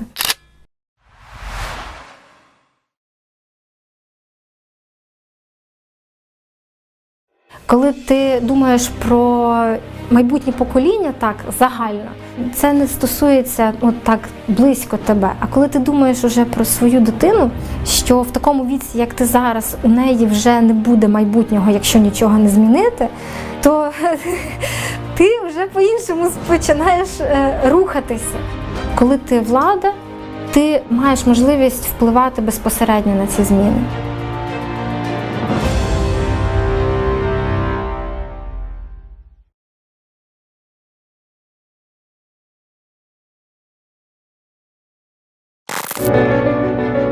Я Лариса Гориславець. Я йду до міської ради Кременчука. Моя мета – звільнити місто від корупційних схем. Виклик був у тому, що наша команда кандидатів, вона по суті була новостворена. І це було складно, тому що ми не знали одне одного, у нас не було цих довірливих стосунків, досвіду ділових стосунків. Це просто той момент, який треба пережити, і тепер, продовжуючи свою громадську роботу чи журналістську роботу, я маю значно ширше коло людей. Ідучи в депутати із гаслом «Чесна влада», я хотіла сказати, що я журналістка-розслідувачка, я маю ось такий-то досвід. Я знаюся на тих процесах, які відбуваються в місті, і я сприятиму тому, щоб в нашому місті була чесна влада. Що чую від виборців я? Так, Гориславець йшла в міську раду, обіцяла чесну владу. Де чесна влада, Гориславець? Де чесна влада? Комунікація з виборцями – це, мабуть, найважче. Ми організовували зустрічі такі в невеликих мікрорайонах. Часто доводилося від людей чути: та ой, раз на 5 років згадали, більше вас ми тут не побачимо. Або ой, та що ви можете? А особливо, коли я їздила із кандидатками і з жінками кілька разів, або з молодими жінками. Ой, дівчатки, йдіть звідси, що ви можете. І чоловіки, і часто жінки не бачать жінку активною, не бачать жінку публічною. Я кільком друзям оголосила про те, що хочу йти в депутати, хочу робити кар'єру на місцевому рівні, претендую на мера Ірпеня. І зрозуміло, що іде стандартний пакет заперечень. Тобто у тебе дитина, в тебе на це не буде часу, ти заробляєш гроші, як ти будеш заробляти, жінку ніколи не оберуть. Місту потрібна чесна розмова про майбутнє Ірпеня. Отже, я, Михайлина Скорик-Шкарівська, кандидатка в мери Ірпеня, запрошую всіх 12 кандидатів в мери. Якщо на парламентських виборах люди хочуть політика, то на місцевих виборах жорсткіше.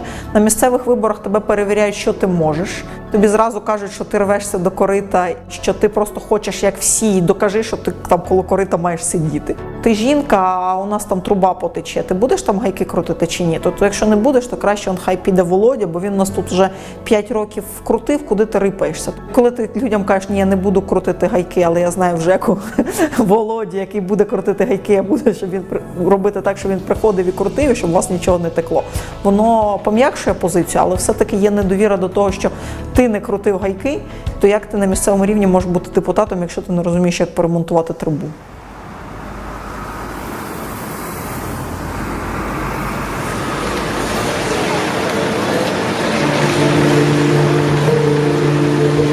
У мене маленька донька, і якраз на час виборчої активної кампанії виповнилося рік з хвостиком невеличким.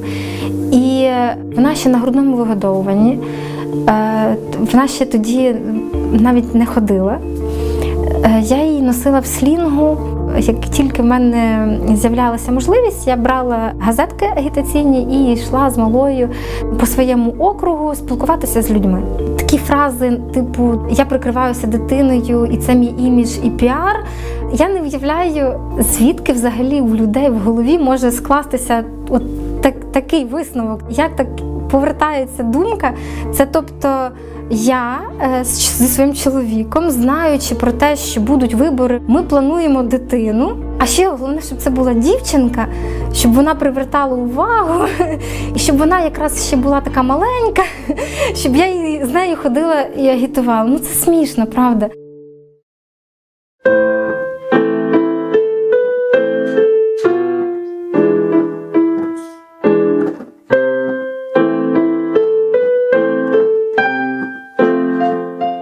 Ми з чоловіком взагалі вже більше 20 років разом, у нас 4 хлопця, старшому 17 років, меншому от зараз виповниться 7 років. Їх звати Даніїл, Давід, Демір і Дарій, вони всі на літеру Д. І це зроблено спецом для того, щоб вони могли потім брати один з одного довідки. Це жарт, це жарт. Якщо чоловік пише в своїй біографії «я тато там 2 донечок, там 3 синів, 4 дітей» і так далі, йому це дається в заслуги. Коли жінка говорить про своїх дітей, це завжди є як засторогою. Якби тут сидів поряд чоловік, депутат, йому точно не поставили питання, чи не заважає його батьківство виконувати свою роботу. Ці стереотипи, що тато – добитчик, який добуває там їжу, можливо, дитині важливіше для гармонійного такого розвитку, для того, щоб стати справжньою особистістю, справжньою людиною. Можливо, для неї набагато важливіше провести якийсь там певний час з татом. Про проекти рішень можемо проговорити, розумієте? Ну, це от депутатська діяльність, яким чином вона залежить від того, там, що там, скільки в мене дітей. Музика грала. Як музика називалась? Всі стояли і співали.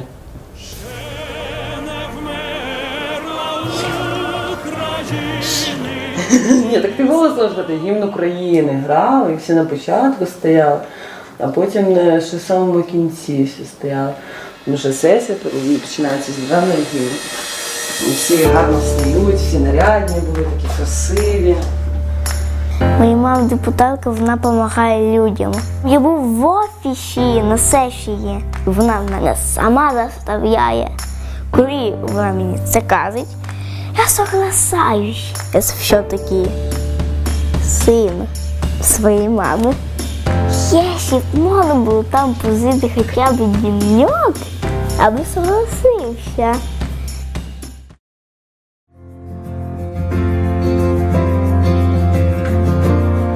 Мрія моєї мами, щоб я була вчителькою музики. І, в принципі, все до того йшло. Пробула я нею аж 9 місяців вчителькою музики. Мені це все подобалось, але я собі дозволила шукати свій шлях.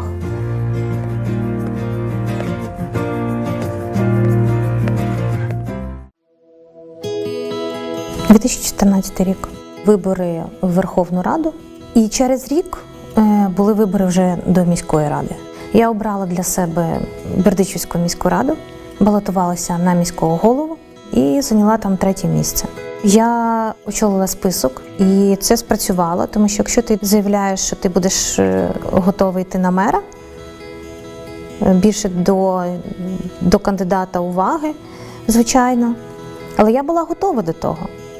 Я була налаштована на зміни, і якщо б люди довірились би мені, як меру, я б зробила все можливе, і я б взялася керувати містом.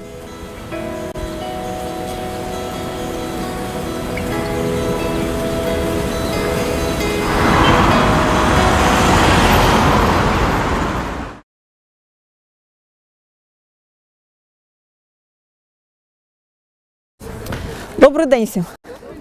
Здравствуйте. Ви вже зініціювали комітет? Трошки так, але Все почалося абсолютно випадково. Ми купили будиночок в зеленому місці, поруч дуби, діброва гарна, сосновий ліс. У нас білки приходять їсти горіхи з сусідського горіха. Виявилося, що хтось частину нашої дороги віддав у приватну власність, і людина хотіла на цьому зробити бізнес, побудувати там чи таунхаузи, чи дуплекси, ми не зрозуміли, що. Міська влада на виборах ще до нашого приїзду обіцяла дитячий майданчик. Ми змусили міську владу виконати цю обіцянку і поставити цей дитячий майданчик. І старожили, і ми, як люди, які нещодавно приїхали на цю вулицю, об'єдналися. І куток ожив. І так ми зрозуміли, що суспільний простір потрібен не тільки для висотних будинків, а й для приватного сектору. Де б я не була, де б я не жила, все рівно я б намагалася досягти тих цілей, які я собі в житті поставила. Краще довкілля – це було б всюди. Живу зараз в Рівному і працюю над цим в Рівному. Нас об'єднала ця ідея, щоб мешканці могли до пам'ятних подій в їхніх родинах посадити дерево в місті і таким чином відзначити цю подію. Коли створювали нашу громадську ініціативу «Сад історії в Рівному», ми не дуже розбиралися в темі, насправді. Ми думали, що ми зараз запропонуємо людям долучитися, садити дерева і провадимо таку традицію. І нам не вірили. Коли ми запропонували мешканцям міста долучитися до спільного кошту і в центрі міста посадили 30 якісних дерев, їх от реально помітно. Це змінило ситуацію. Тобто ця підтримка людей коштами, особливо великої кількості невеличкими внесками, вона показала владі, що люди хочуть якісного озеленення. Історія успіху, результати якої ми побачимо вже насправді через 5, 10, 20, 30 років.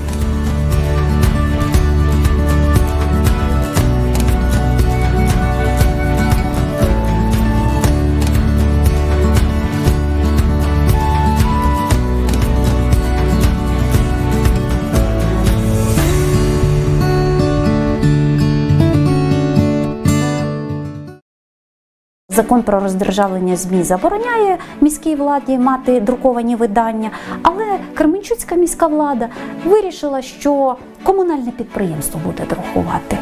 Ця газета з багатотисячним тиражем і з безплатним розповсюдженням з'явилася в Кременчуці.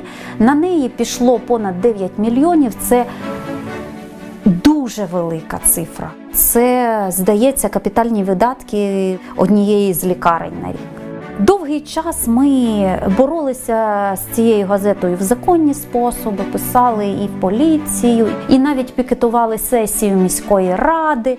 Коли вже знову принесли нам в редакцію примірник газети «Кременчуцькі новини», і ми знову побачили, що це просто-напросто кольорове сміття, нас порвало. Ми просто сказали, так, все, сідай, зараз будемо читати газету, і хай люди знають, що тут пишуть. Це треш, це просто читати неможливо. І так з'явився перший випуск «Чого мухобойка?» абсолютно спонтанно. І у нас там є якась штука, давайте клацнем, як ото кіно знімають. І ця клацалка стала символом. Довго ми назви не шукали. Все, мухобойка.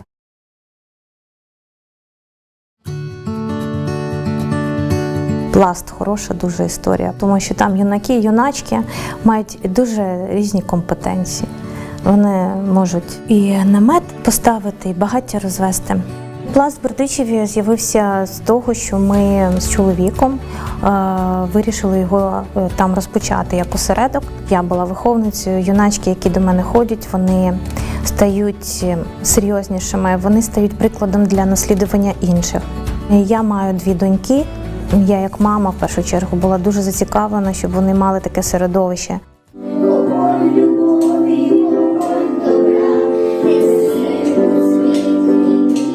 В пласті кожен може себе проявити. І худенька маленька дівчинка може там себе проявити. І лідерські свої якості, в першу чергу. Так і хлопчик може там виховатися і розкрити свої здібності і таланти.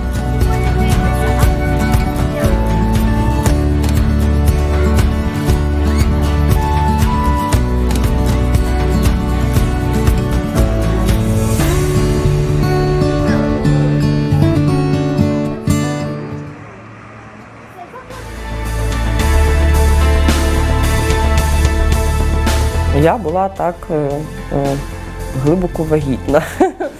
8 місяць. Батькам не сказала, що поїхала. Мені хотілося відчути оце все, побачити на власні очі, для того, щоб мати за собою моральне право закликати нетішинців їхати на Київ. Не можна неправильно залишатися байдужим. Це є гріх, зрадництво своєї країни, своїх дітей, майбутнього своїх дітей. Якщо ти залишаєшся байдужим, ти зраджуєш все. І якщо зараз треба буде боротися, я буду бачити в тому перспективу, я так само не буду осторонь стояти. Бути егоїстом в суспільстві – це неправильно. Було абсолютно зрозуміло, що будуть військові дії. Всі знали, в якому стані знаходились ЗСУ. Почали збиратися хлопці, які поїхали добровольцями, і стало зрозуміло, що їх треба буде витягувати. Перший раз ми вийшли вже з скриньками, з наметом і почали просити збирати гроші після того, як збили літак, який віз десантників. Найкращі емоції, коли, наприклад, той бронежилет, на який скинулось все місто, і ти його достав, ти його купив, ти його направив, і він врятував життя.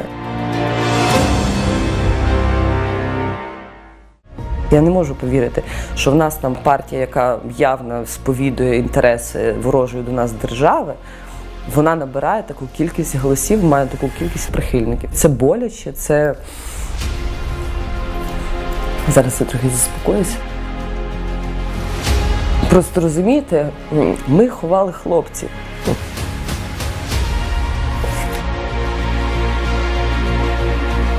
Якщо тобі воно болить дуже сильно, і ти за це переживаєш, і ти не спиш ночами, і тобі здається, що все населення, всі люди навколо тебе, воно їм болить. І тому мої сподівання були на те, що люди, що? Ми пережили революцію, ми втратили Небесну Сотню, у нас почалась війна, якби ви точно будете налаштовані на те, щоб обирати зміни, обирати нових людей, обирати людей, які вам кажуть про цінності. Але сталося, як сталося. Тривалий час я не вірила в кохання. Ти читаєш любовні романи, розумієш, що це класна видумка, але ти цього не відчуваєш. Коли ми зустріли один одного і зблизилися, У мене було повне відчуття, що він мені такий самий рідний, як ота моя родина, яку я знаю з дитинства. У нас у кожного ще було право на свободу. Наприклад, на Майдан пішла перша я. І він сказав, там небезпечно, я дивлюся по телевізору, я не можу не бути з тобою, давай я буду поруч. Давай я буду поруч, я буду тебе захищати.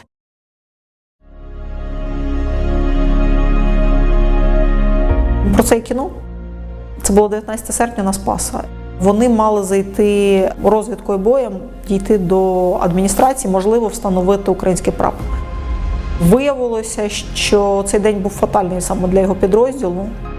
За 300 метрів до центру, до адміністрації, Сергій мав перейти на інший бік вулиці, тобто він хотів просунутися там. Його вбив снайпер під час розвідки бою, фактично в центрі Іловайська.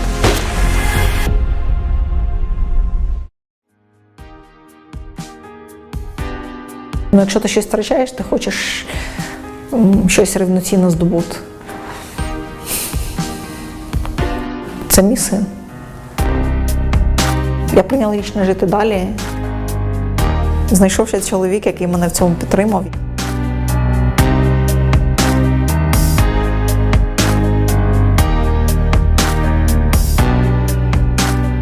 Так з'явилась нова родина. Один з стереотипів, який може бути про жінок, звичайно, їй там нічого робити, у неї з сім'єю не все гаразд, тому от вона активностями займається.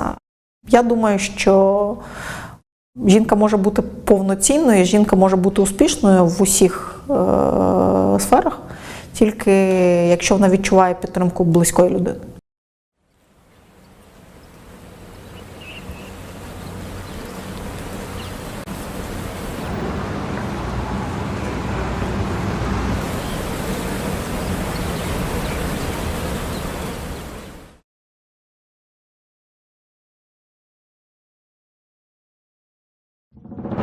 Знову місцеві вибори. Я мала запрошення від всіх політичних партій. Ми вийшли з публічною розмовою до мешканців, яку би вони бачили політичну партію, яку би я могла або очолити, або в неї піти.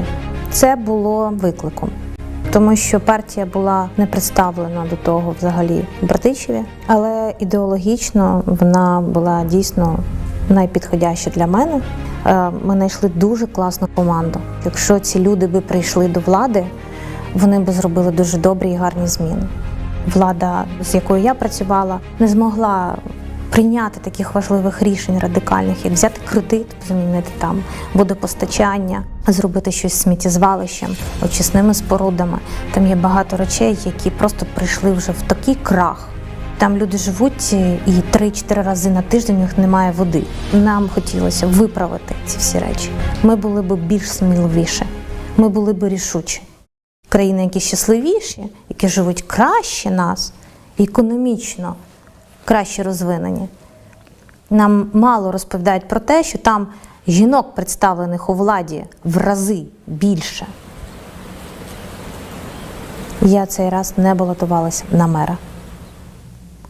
А потрібно було балотуватися. Я очолила список, але не заявила про мерські амбіції. Хоча я була готова до цього набагато більше, ніж тих 5 років назад. Це стратегічна помилка. Ми були дуже чесні, а може такими чесними не треба було бути. Ми не використовували методів, які використовували наші опоненти. Нас відверто обріхували. Брудна кампанія була дуже. Я навіть не думала, що в Братичеві стільки буде бруду. Виявляється, моя родина володіє якимось величезним маєтком, двоповерховим, розкішним з золота. Я вам зараз покажу будинок, яким володіють насправді мої батьки. Та-дам!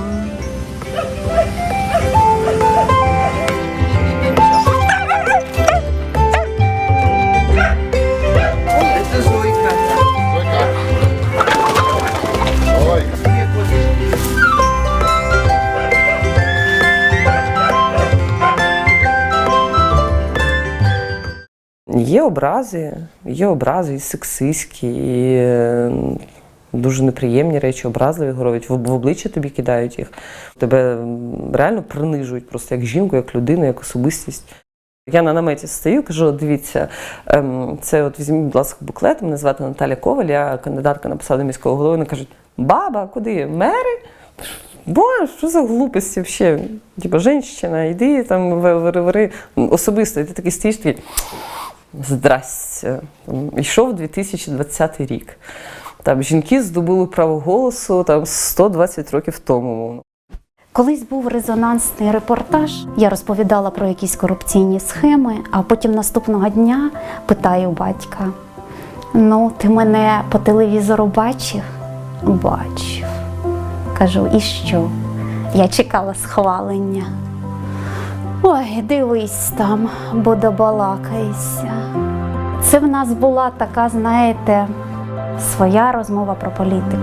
Я була його, скажімо так, коучем і консультантом в цьому ділі. Був період, коли я батькові роздруковувала біографії міністрів. У понеділок я сказала батькові, що я пройшла. І вже було зрозуміло, що відлік іде на дні. Батько помер через тиждень після виборів. Тато був після інсульту 10 років. У мами була важка форма деменції. Вона втратила ті навички, практично всі, які в неї були. І ми з сестрою змушені були виконувати цю всю доглядову роботу. Мами не стало на початку січня, якраз коли я захворіла на коронавірус. Я просто ходила по хаті, я собі не знаходила місця. Бо я тут, і я не можу до неї піти, я не можу хоча б її за руку потримати. Це було найстрашніше.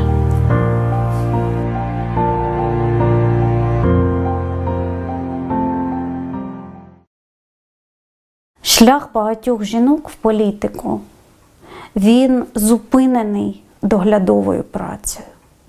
Це виростити дітей, а потім, коли свої діти виросли, це доглянути старих батьків. І коли ми говоримо, що у нас в жінок рівні можливості, хай йдуть в політику, до чого ці всі феміністичні рухи? Так, вони мають ці задекларовані можливості, але реальне життя жінки, воно інше. І на побутовому рівні жінка не отримує тієї підтримки, щоб реалізуватися на повну силу. Данька, розказати тобі, хто такі депутатки? Ми приймаємо рішення, яким буде наше місто. Місце, де хочеться жити. Я розуміла, що можуть виникати якісь такі форс-мажорні обставини, коли часом треба буде взяти і мені дитину на свою роботу. І це завжди нормально сприймалося, коли я була активісткою. Привіт! Але коли я стала депутаткою, то навіть захід, який я організовувала як громадська активістка, це не комісія, не сесійне засідання, це публічний захід, який я організовую по темі, яку я веду. І я взяла дитину. Один колега мій зробив фото, там, де я виступаю з дитиною, і розмістив його у Фейсбуці з дописом, що я молодець, що навіть з дитиною змогла зробити виступ по темі, якою займаюся. Знайшлися такі коментарі, а що в садочок не могла віддати. І взагалі не молодець, мати мала би організувати краще середовище для дитини, ніж брати її на свою роботу. Моя діяльність як депутатки, вона не оплачувана. І моя громадська активність, вона не оплачувана.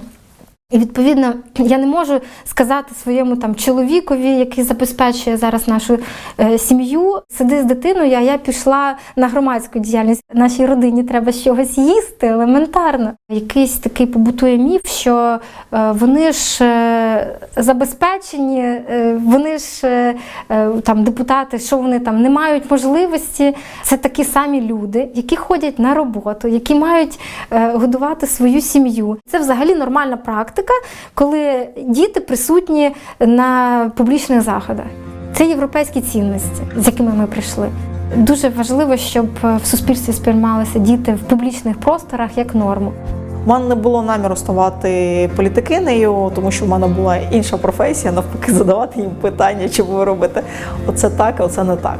А от в Ірпені я зрозуміла, що політики, які за межами Ірпеня, мало можуть допомогти цьому місту. І що цьому місту можуть допомогти люди, які будуть робити зміни всередині Ірпеня. І це, власне, і спонукало мене до того, щоб стати членом партії, взяти участь у виборах і зайти депутатами в Ірпінську міську раду. Ми прийшли працювати, ми вже почали працювати з тим, щоб ремонтувалися вулиці на нашому окрузі, з тим, щоб люди, які хочуть щось збудувати у нас на окрузі, спочатку робили документи, а потім приїжджали з кранами. Ми створюємо квартальні комітети для того, щоб приватний сектор був більш захищений. Гендерна квота провела велику кількість жінок до влади. Плюс з'явилася певна мода поставити жінку-лідерку. Так, чоловіки намагалися зробити все, щоб цього не сталося, але законодавчо це дало шанс.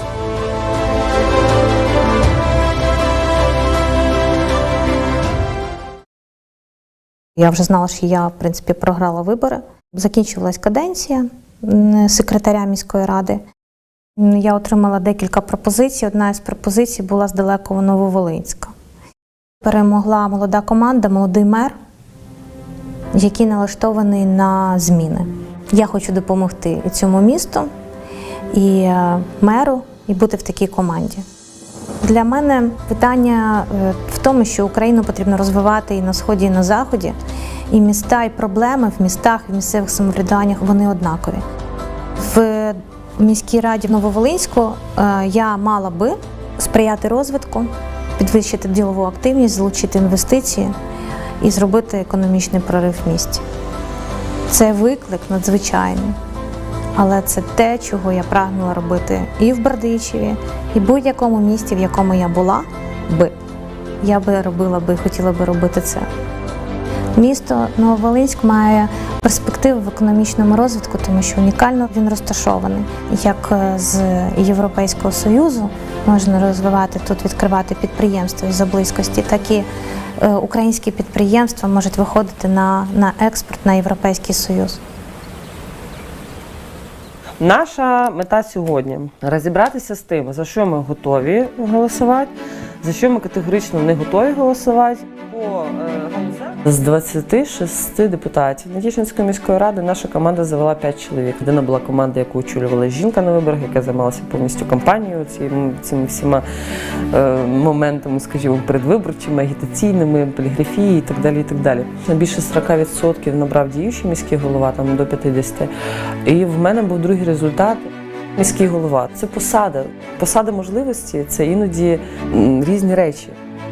Звичайно, я в процесі виборів робила все, щоб виграти на виборах. Да? А якщо вже так сталося, окей, є якась там певна зона відповідальності. Все одно, я там депутатка місцевої ради. Ті обіцянки, які були, над ними треба працювати. Те, що людям обіцяли, це треба виконувати. Значить, це буде інша сфера діяльності, і в ній ти все одно маєш показувати результат. Немає трагедії в програші виборів, взагалі немає. В будь-якому випадку це досвід.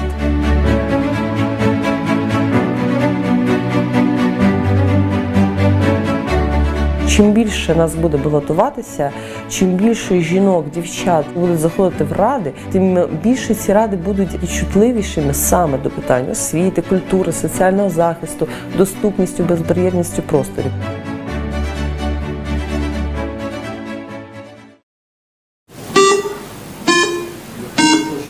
Можливо, до мене є питання. От, Лариса, будь ласка, прошу. Пане головуючий, щоб не склалося таке враження, що ми з вами дуже близькі люди, тому спасибі, Віталій, прошу вживати більш офіційне звертання.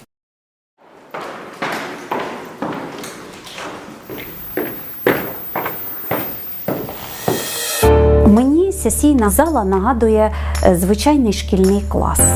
керівник міста, секретар міської ради. Це дуже поважні і найважливіші люди в цьому приміщенні. Вони сидять за трибуною, вони сидять на 3 сходинки вище, і вони такі собі наглядачі. А всі депутати, вони сидять у класі. Я не знаю, чи розсаджують депутатів на перші парти за слухняністю, а на останні парти уже безнадійних садять. Але я сиджу на останньому ряду. Так сталося. Ідеальна міська рада – це було б місце, де об'єднано досвід різних людей, і в тому числі життєвий досвід. Так, я, допустимо, не займаюся бізнесом, і в мене немає великого досвіду, щоб розпоряджатися коштами. Але у мене є великий багаж знань і великий досвід в інших гуманітарних речах. Депутатство не відбувається так, знаєте, от значок з'явився, о, я вже депутатка, я знаю, що робити, я знаю, як мені бути. Це теж досвід, і він приходить поступово. Я думаю, що це та діяльність, яка мала статися в моєму житті.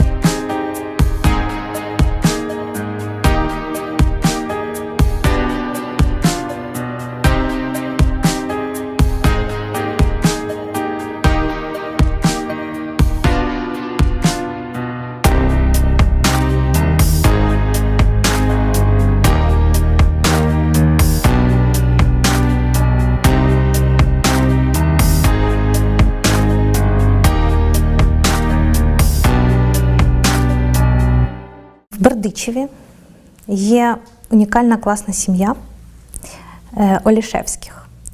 Юля, вона учасниця Олімпійських ігор, а Славік – її тренер. Вони організували дуже класну громадську організацію Family Run Club і зробили біг популярним в Бердичеві. Потім вони стали активними членами моєї команди, а я їхньої команди. Ми підсили один одного на виборах в місцеву раду. На жаль, ми програли вибори. І через місяць часу я переїхала вже в Нововолинськ. І я стала тренером сама для себе. На Новий рік я так публічно заявила, що я тепер буду бігати щодня. Я себе часом заставляла, коли це мінус 10, а бувало мінус 20, сугроби, або ожеледиця, або я їду у відрядження, або я десь зі своїми дітьми, або у батьків. Я постійно їжджу з кросівками.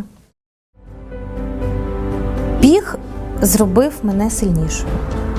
Я стала ефективнішою.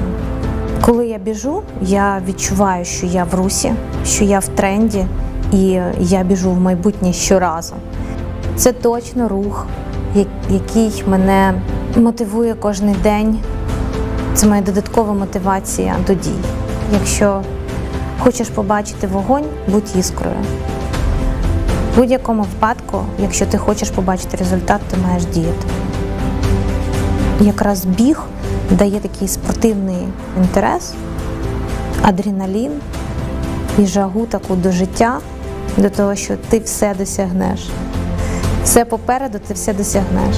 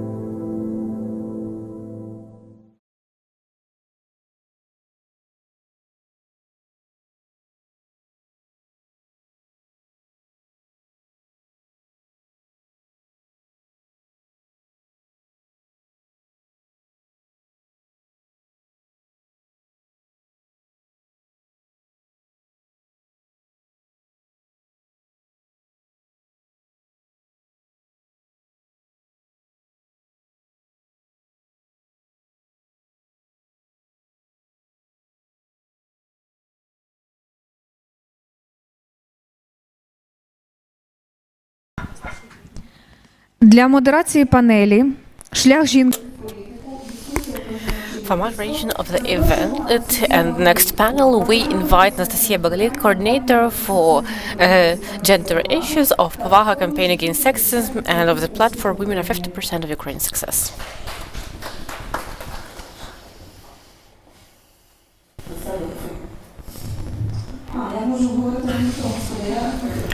I can use the mic that I have here. So happy about this.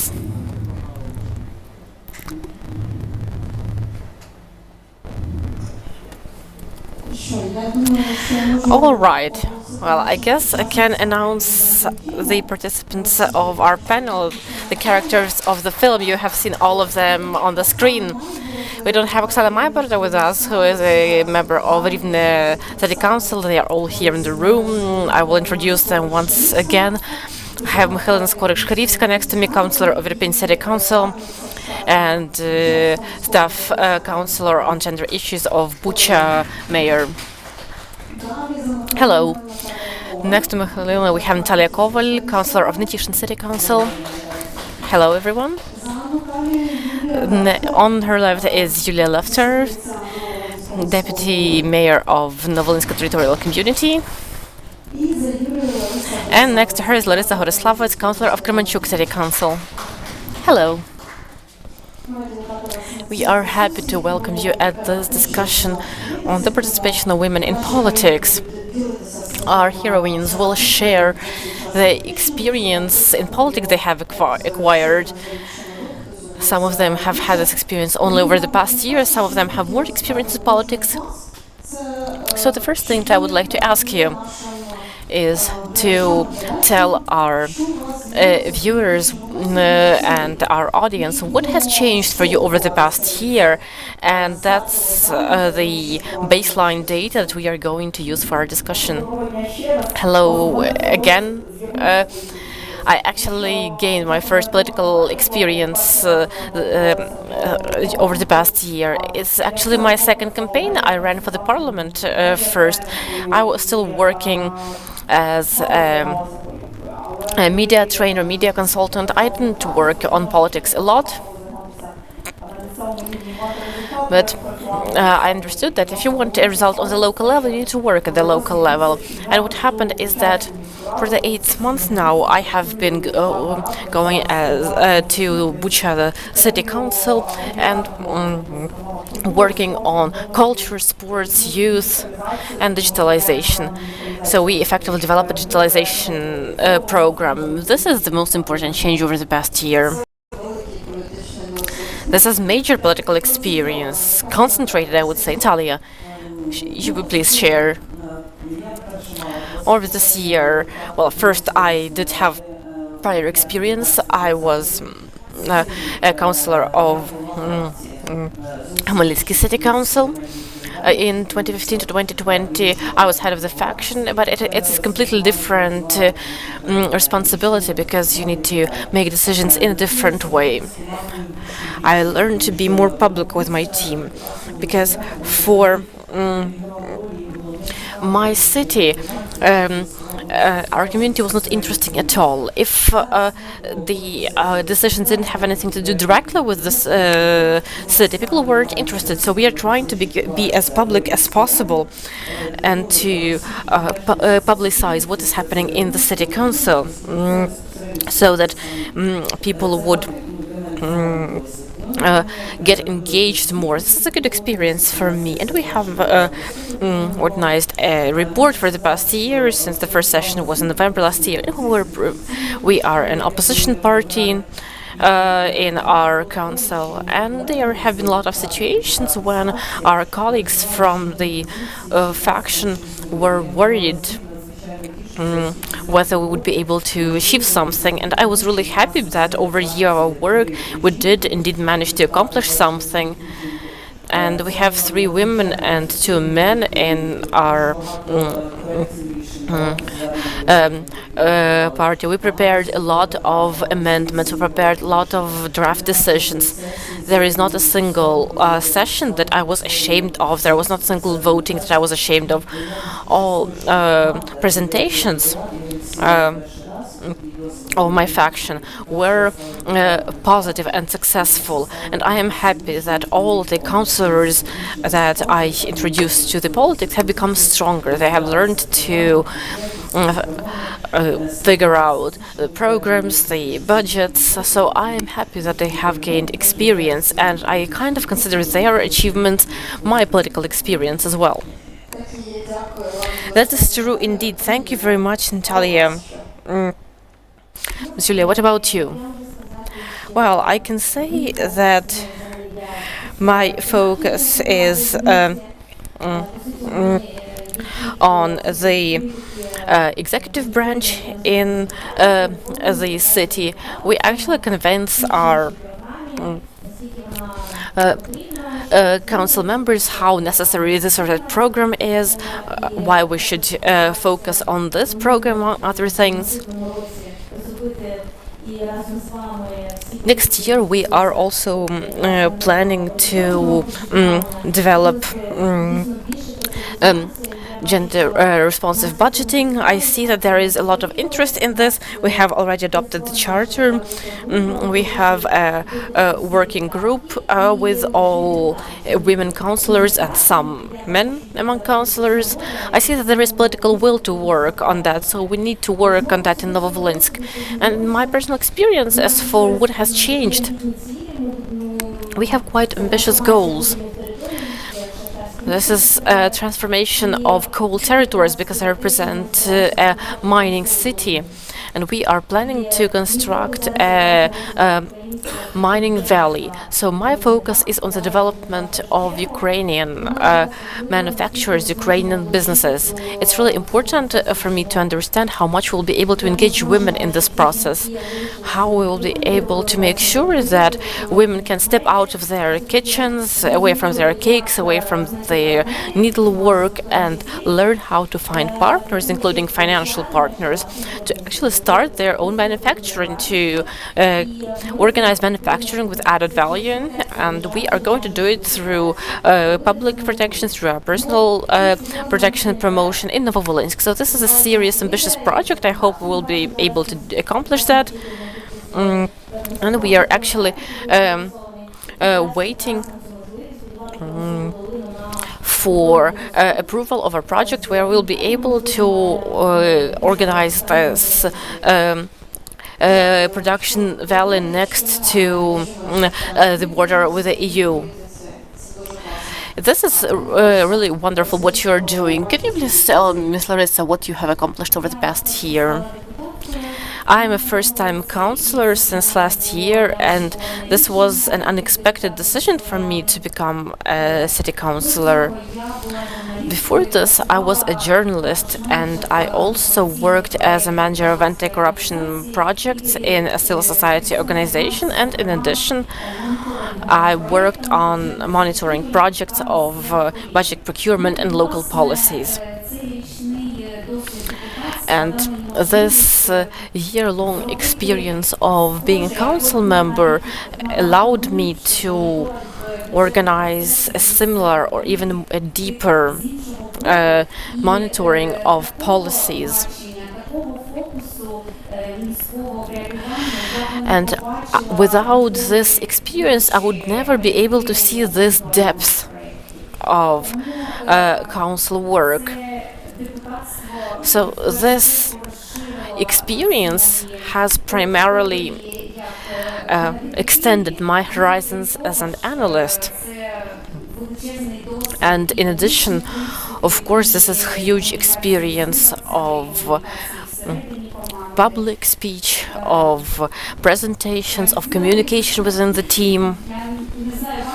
I don't know, it's hard to focus and single out one specific achievement.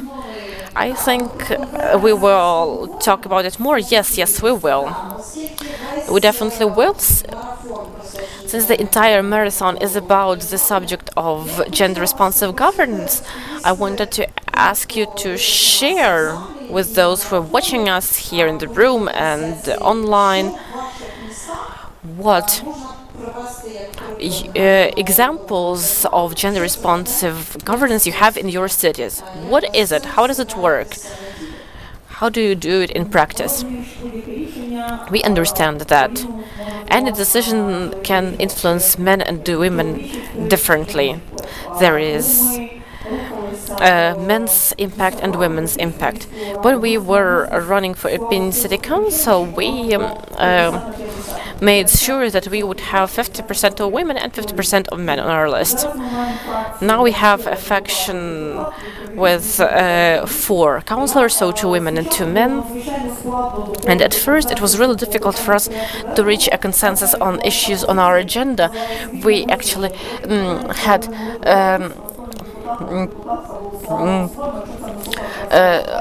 this liberal voting, as we called it, because if some decision was not necessarily very important to us personally, we voted the way we each preferred. But then when we learned to work together, we found out that we are the most powerful lobby group. Today we learned that if we want to have civilized bathrooms in our schools, we need to change legislation at the national level, because there is a national standard that schools need to have a certain type of bathrooms. And since I have a young boy, and my colleague also has a young boy, and they refuse to use bathroom in their kindergartens, for instance, because they are used to comfortable bathrooms at home. So even such small changes encourage us to organize changes at the national level. We encourage them to change those things, those standards. This year we have supported the construction of another kindergarten in our community. We communicate with contractors, find out how they are working. We talk to kindergarten teachers. We say that they don't just want to see flowers and design, they are interested in Minecraft, we're interested in games and superheroes. We are trying to explain to local officials who are often don't follow contemporary trends. The children are always on their phones. They need even to read in a different way. For many principals and teachers, this is new information. They didn't realize that they had to follow modern trends in their educational process. So there is this civilizational gap between the approach in Kyiv and municipal schools in the regions. So we are trying to become this breath of fresh air, and we are trying to make changes in specific educational establishments. We have 6 schools plus 2 village schools. We have 9 kindergartens. Maybe we are going to build 2 more. Kindergartens are a serious opportunity for women to work, right?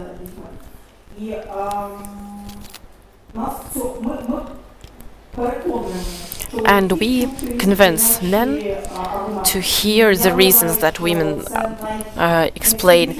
And I think this is the most important, the most interesting aspect that we learned over the past year, because we thought that that it would be evident, but now we need to prove simple things. And another thing that we are trying to achieve is barrier-free movement, because it turns out that Ukrainian manufacturers of construction materials are not ready for barrier-free access. So we went into a very deep day-to-day things, and this is very difficult at the local level. But these are day-to-day changes that can be implemented here and now. I have a question to Larissa Horoslavets.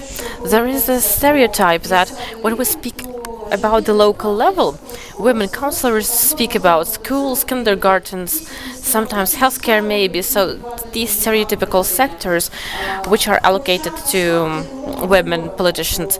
Although when we speak about infrastructure and schools and kindergartens are part of infrastructure, this is something much more than just women's purview, and I would like Larissa to share an example of how the absence of one aspect impacts the whole city. Yes, indeed. In our city, there is currently a big project of energy modernization. It means that over 60 structures of the social sector, schools, kindergartens, healthcare establishments, etc., are going to be modernized in terms of energy. They will have their walls insulated, radiators replaced, and so on. So basically, they will decrease their heat consumption as much as possible. Unfortunately, this grand project did not account for all the risks that have occurred and that are currently harming us, because currently we have several closed kindergartens in Kremenchuk and a few that work basically all at half capacity because they have had repair works for already half a year, and children have to make do with limited rooms in the other half of the kindergarten.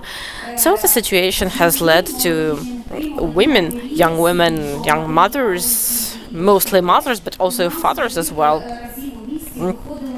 have already gone to demonstrations outside the city council demanding that their children be taken back to kindergartens.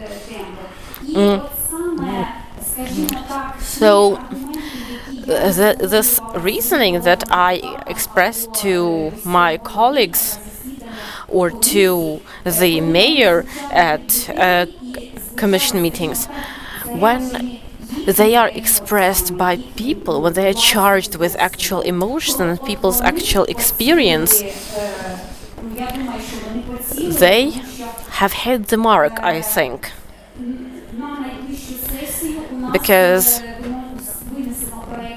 at the next session we have a draft decision on termination of the contract with this contractor, because we see that the terms and deadlines have already been violated and our city is reaching a crisis. So I want to voice these arguments that have been mentioned by the protesters.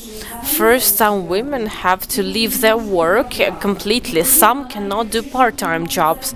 So even when and even when women can keep making money, they have to pay either for babysitters or for transportation to more distant kindergartens, which also means additional expenditures to this family budget. And these inconveniences also impact the safety of the children, because sometimes they are forced to leave their children at home for more time. And this local situation with kindergartens in Kremenchuk actually shows that the issue of kindergartens, it's not perhaps very profound or very difficult, but it can have far-reaching consequences. And I am convinced personally, although it has not been confirmed yet, we will also see it reflected in the economic results of our city. They will also drop, because this non-engagement of women in the professional sector for a few months will have its negative impact. Yes, indeed, almost every family using the services of kindergartens will feel certain budget cuts, of their family budgets, you would think, what does the gender lens have to do with proofreading the agreement with the contractor in terms of sanctions for violation of the terms? But now we see that the official signing this agreement has to understand that failure to perform this work in time will also impact women's rights in the city. If I may, I would say that this marathon is great, and today I heard wonderful cases, beautiful experiences, and I envied my colleagues. Let me be frank with that and say that I feel sad in my town when I say gender responsive governance. Half of the room where I would say that frown and roll their eyes. Gender assessment of programs, everyone would say, we are fine, our programs are great. So I started approaching the processes from the other angle. I started saying we have to be human-centered, because whenever someone brings up the topic of gender, they first think about LGBT, and they immediately say, I'm fine with the gender issues, I'm just okay with that. So they start getting defensive. I hear a lot about differentiation of our approaches because we have different conditions and different disabilities and stuff like that. But I'm saying, let's just try and have more funds to cover this human-centered approach. People tend to resist whenever someone is talking about differentiated approach. When, for example, we bring up the topic of gender streamlined sport activities in the community, again, people start rolling their eyes. They say, okay, sports for girls, gymnastics, okay.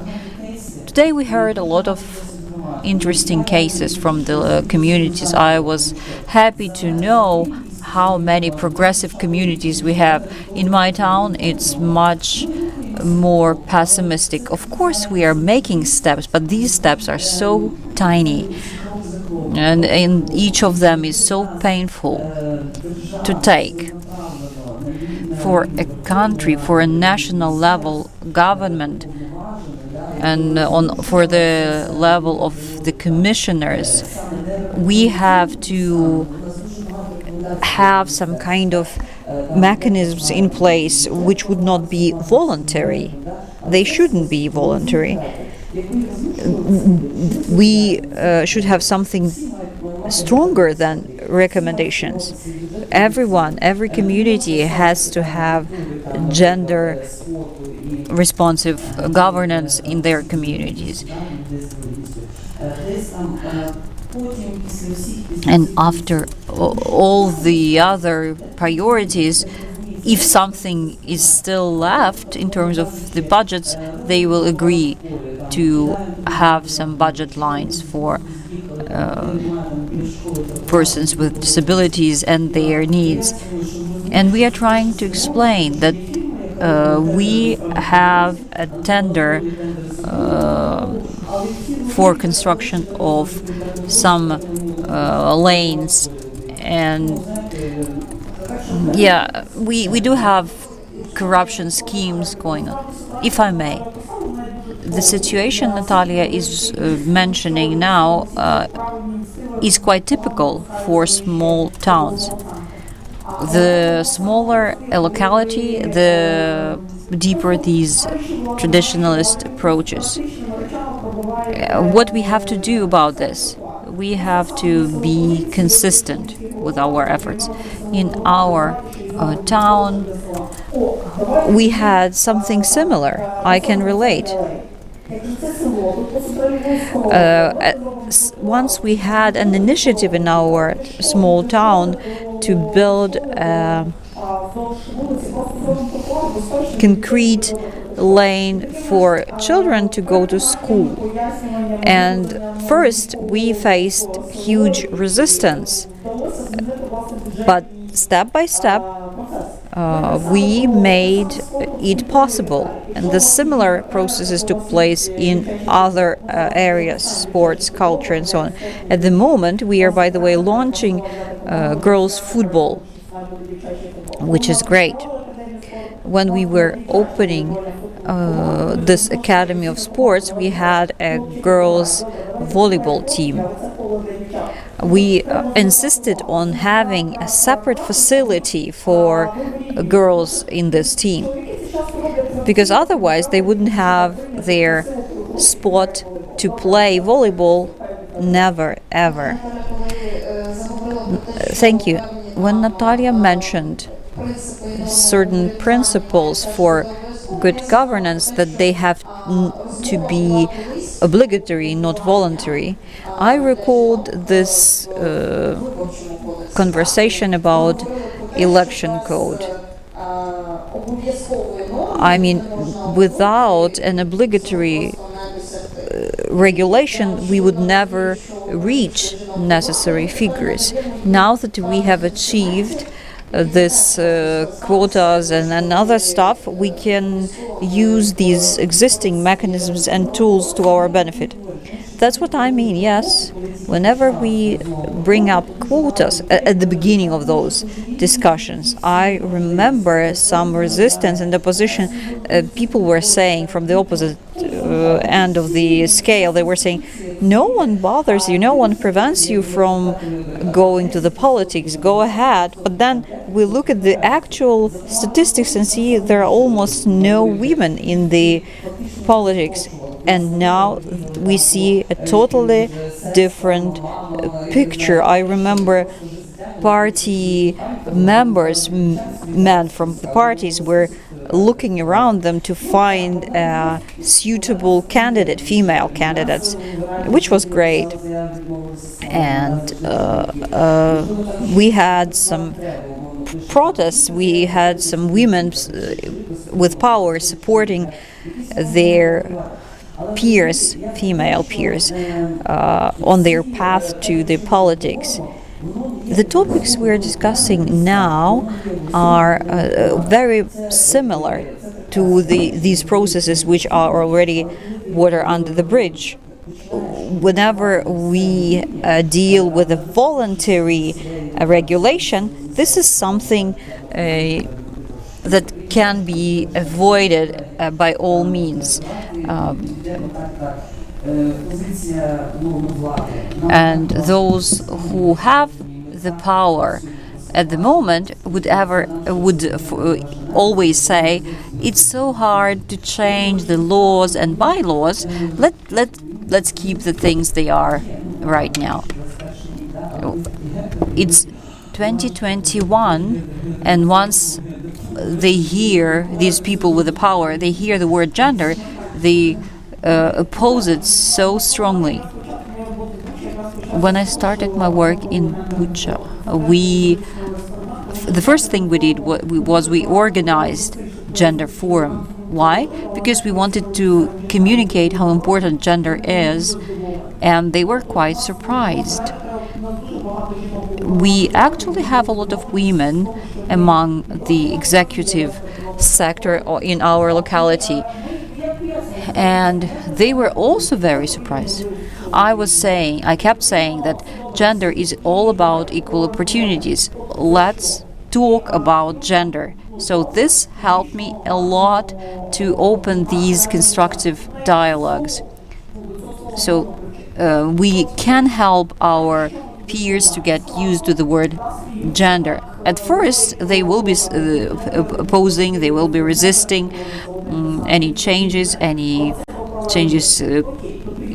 practice and mindset, but with time and some consistency, we can push it through, we can lobby this. We are quite successful in communicating gender-related issues in Bucha.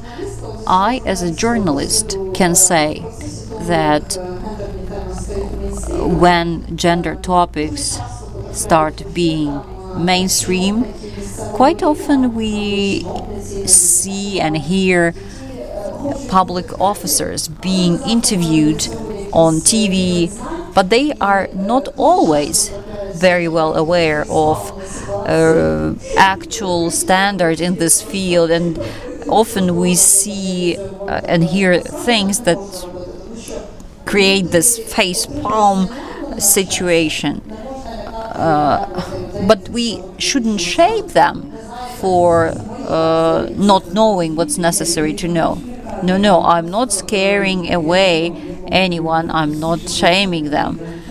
Let me be clear.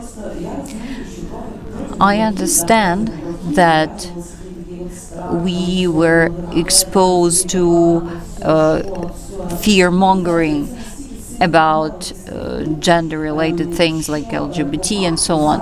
But in reality, the further you go from the center, away from Kiev, the deeper the fear is.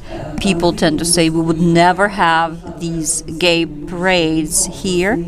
In Rivne, a big city in the western part of Ukraine, a European city, I listened to them talking about European Charter of Equality, which is totally in conflict with our Christian values. So I'm shocked by these talks.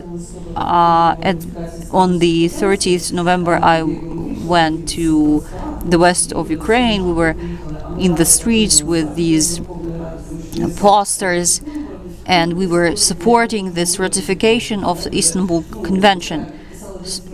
We signed the convention 10 years ago, and every new president we have gives some promises. So we had these demonstrations there, and what I heard there from the locals was gays and lesbians again. This was their perception. There are some people who are capable of looking deeper and understanding things, whereas there are so many others who start commenting in a negative way immediately once they hear the word gender. In the West, we were there together. I was also there. In the feminist movement, I hear more and more this thesis about this concept about women's rights are human rights. And actually, this is an antithesis towards whatever our opponents say. Now I am looking at my watch, and I feel we have to move towards the end. Now, let me remind you that we are now heading towards the end of this action, 16 days against violence. And my question now to you would be, what has been done to fight domestic violence? Maybe our online participants know, but let me say it anyways, that according to the Istanbul Convention, once Ukraine ratifies it, there has to be at least one shelter per 10,000 people. And it could be either shelter or crisis space, something, at least one of those two. What's the situation in each respective town you represent? Yulia, please.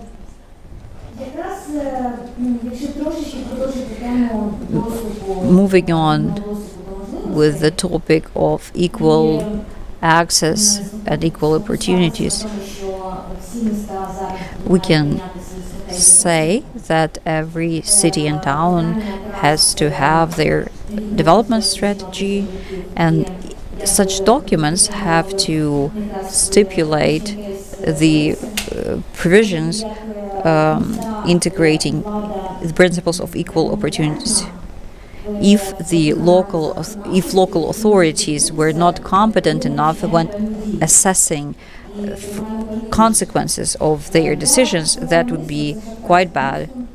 I am from the town where we have mines and we have a lot of social issues.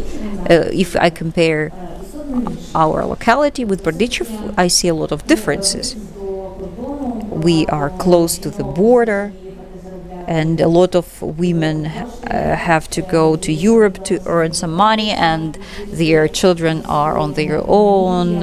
There are a lot of teenagers with addictions as a result of that. A lot of mental issues among the local children and teenagers. So what do we see here is that in our cities and towns we have to take care of such social problems. On my way here I read about a good chess player is someone, as a player, who can analyze the current situation in its entirety, not just think about one or two steps ahead. I really like this concept and approach. Whenever we are developing strategies for further development, including the demographic aspect of the development, we have to consider safety and security issues, including the domestic violence issues. We now have this plan to establish the Center for First Response to Domestic Violence. It has to be equipped with chatbot and hotline. It has to be available everywhere. It has to be communicated at schools, at all kinds of institutions. And by the way, this crisis room, we haven't thought about it yet, but this is again for us about the competencies of local officers and local people. Okay, once we respond to domestic violence case, what do we do next? We have to build capacity to do it. Do I understand correctly that you have neither shelter nor crisis room? No, nothing. Only social service and police. I would give the floor to Larissa first. Thank you. In Kremenchuk, we are at the moment in the stage of establishing this kind of crisis room. Quite soon it's going to be open, and it would be a great achievement for our town. For example, last year we had a case of domestic violence with lethal outcome. So these rooms have to be there in order to protect survivors. This is a vital issue. Let me also compliment what this Natalia's idea. What I mean is that local government bodies have to be obliged to implement gender responsive governance and gender budgeting. I'd like to say, and this is my personal impression and opinion, that this obligatory nature of standards could lead to negative outcomes. Why? Because this could be approached with superficial and technical intentions. It would be never enough to have the obligatory regulations to overcome destructive stereotypes. That would never bring us to a situation when we have better values of human rights. This technical formal attitude and approach has to be prevented. If I may, a very brief comment. We have an interesting experience. I have an interesting experience in terms of two levels of the authorities. What I saw was effective communication on gender issues, and then formal order from the central level brought up to our local level. If we are forced to monitor the situation related to gender issues, they will be at least formally pushed to do so. If there is at least one person among the public officers on local level who is deeply concerned with gender issues, they would go deeper. As for domestic violence, we do have problems. A lot of cases are just hushed. We do have shelters in Bucha. You should never use shelters as something to communicate your achievements, because you would disclose some sensitive information.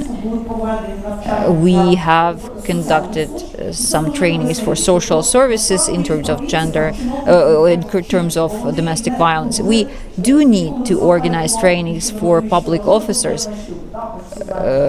We all know this phrase about "he beats her" means he loves her, which is absolutely destructive.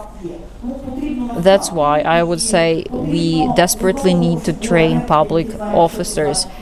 We need to have agents of change among public officers on the one hand, and on the other hand, we have to push this agenda through from the top, from the central level. Let me say that probably this is why we have so much progress in Kremenchuk. We have several effective NGOs, and they established this coordination council for gender-related issues. And the local authorities are willing to have these lines on their budgets. For 2 years, I've been dealing with this topic. I headed an NGO, we had a grant from a sponsor, and we had this center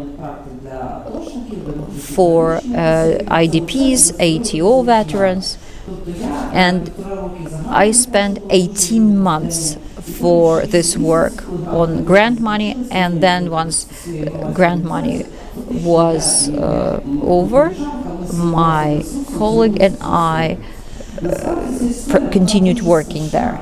And that was quite a sad experience.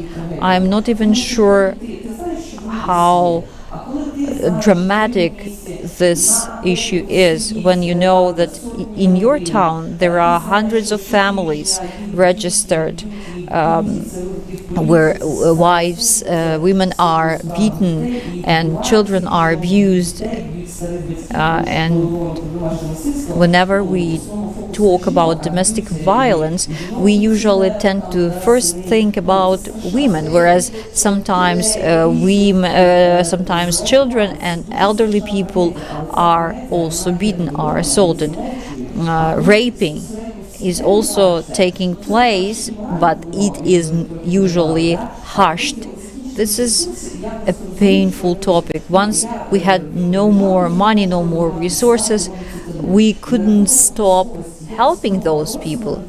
We had this resolution signed by Groisman in 2016, and it is a recommendation. It has no binding power.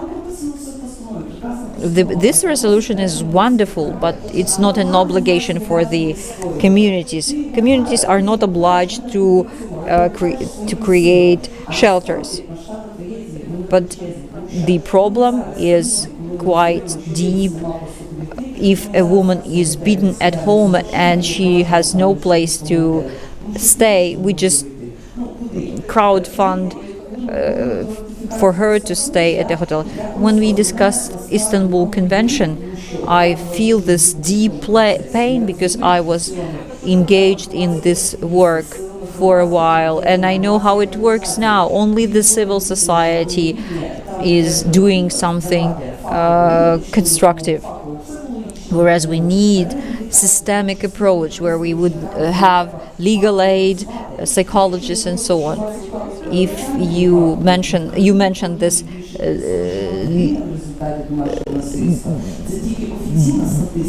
woman who was beaten to death, you know about a single case, but every year we have thousands of women murdered killed by their husbands, and we are still discussing Istanbul Convention, not moving forward. In Khmelnytsk region we have over 60,000 cases registered with the police per year. What would you say? How many cases, criminal cases, are open in courts? 54 per year. So, and we keep talking. We have 1 more minute to wrap it up. Let's be brief.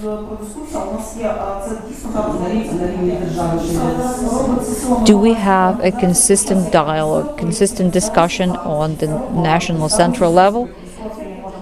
We can have some processes on local level, but what's actual progress? We have to move from the top to have necessary services everywhere. We are in the 8th year of the war. Over 15,000 military men died at war. Russia is an aggressor. People are being killed. But in terms of the domestic violence, we have almost the same figure, about 15,000 people died as a result of domestic violence. Jurosh had a meeting with Orgis Juris at the level of the parliament. Orgis Juris is a powerful organization in Poland. They want to lobby this ban for abortions. I have my friends who stay in Poland, and they say 10 years ago no one would ever believe it would happen. I mean, Poland is a European country, and they now have this banned abortion. And women would die as a result of this regulation. We have to follow all these developments. Orgis Juris has their website, and they have this kind of board of disgrace. And by the way, I'm there. She's there. You see? So this is how they work. They started with ministers and councillors, members of the parliament. Now they moved a level down, local level. Anyway, there is a solution. In Irpin, we have this wonderful lady, Yulia Zaprosh. She works with young girls, 11 years old and above, about sexual education. And now she turned to Kyiv Educational Department, and they say no. They contacted everyone responsible for this.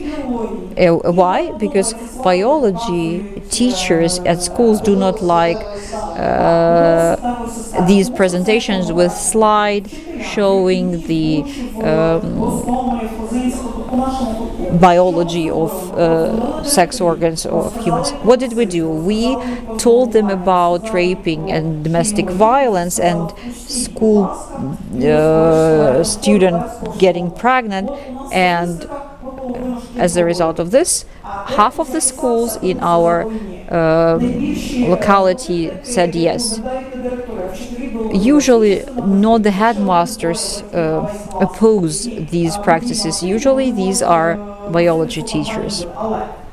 However, there is this, if you have this constructive idea, you have to work, you have to start pushing it through. There is no other path, at least not that I could come up with. We have to turn to specific people and talk to them, communicate our ideas and values. Wrapping it up, I would say that gender responsive approach has to be promoted from both top and bottom, and once they would make it. Thank you very much, dear panelists, and let me remind you that these were our characters from this film Woman's Path to Politics.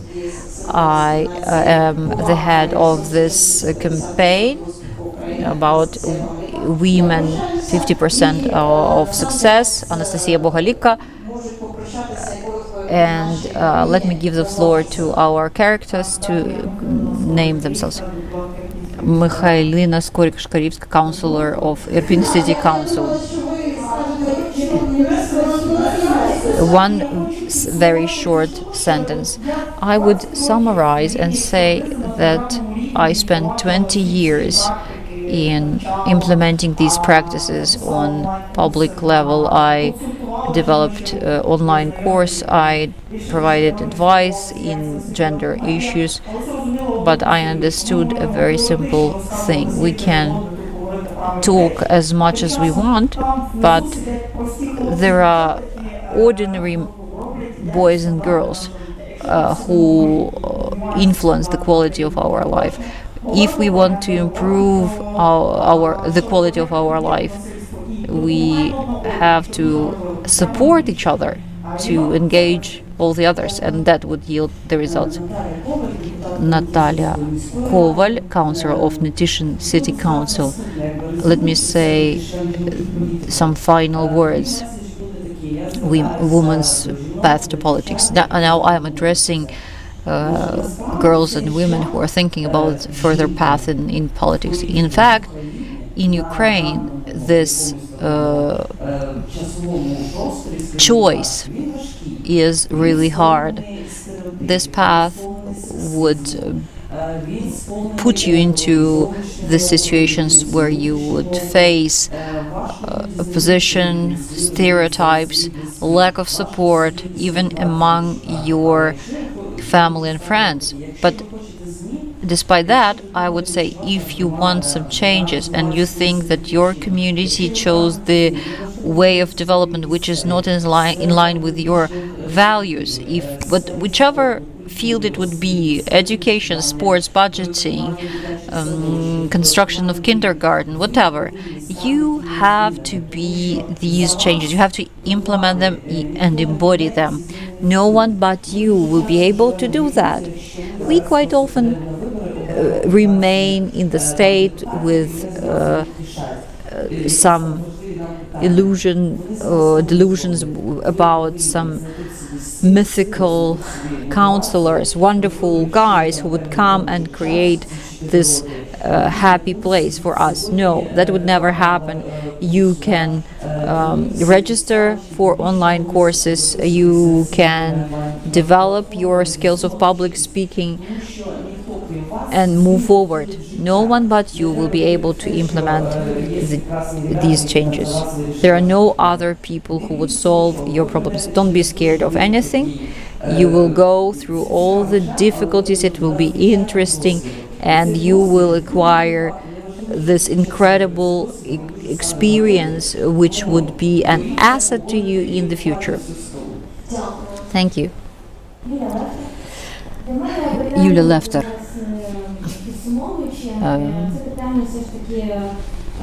To say final words, I would highlight how important honesty and maturity is, as well as communication. When we gather at the events like this, when we find time and willingness to discuss gender issues, this is a very good start to launch important initiatives. Certainly, everything we do have to be based on the law and respective legislation has to be adopted, but this takes time. It's about our gender culture, and we have to overcome all the destructive stereotypes. Larissa Goroslavets, councillor of Kremenchuk City Council. I have nothing left to say, but I will try. Let me say that today's place of women in politics is not equal with men yet, but we made a significant progress and started moving forward. I believe there are no situations when a woman is perceived as an personal assistant carrying coffee and water only. No, and this is great. Probably women are already perceived more often as experts, and of course there is not this equality or parity yet, but I believe at least we can sometimes be perceived as professionals and experts. So all of you who are interested in political career, be strong, move forward, be consistent, and be ready for difficulties, barriers, other negative factors. However, I think that you will also have those around you who would support and help you, just like we are supporting each other here today. We are here discussing things that are important for all of us, and we have shared values. Thank you, dear panelists. Thank you, the National Democratic Institute. We are slightly behind the schedule. Sorry about that, but it was an active and interesting, I hope, discussion. Thank you very much. Thank you, dear panelists, moderator. Let me close the panel discussions of Media Marathon, Gender Responsive Governance, Good Governance. Let me invite Olena Yena, the director of the National Democratic Institute program, Women Leaders. It's incredible how fast this day has passed. I'm sure you have noticed this tree. It's a symbol of gender responsive governance as best practices, providing the best opportunities for everyone, which is great because it instills hope for progress and all kinds of achievements, practices, and policies which have to be adopted on all the levels.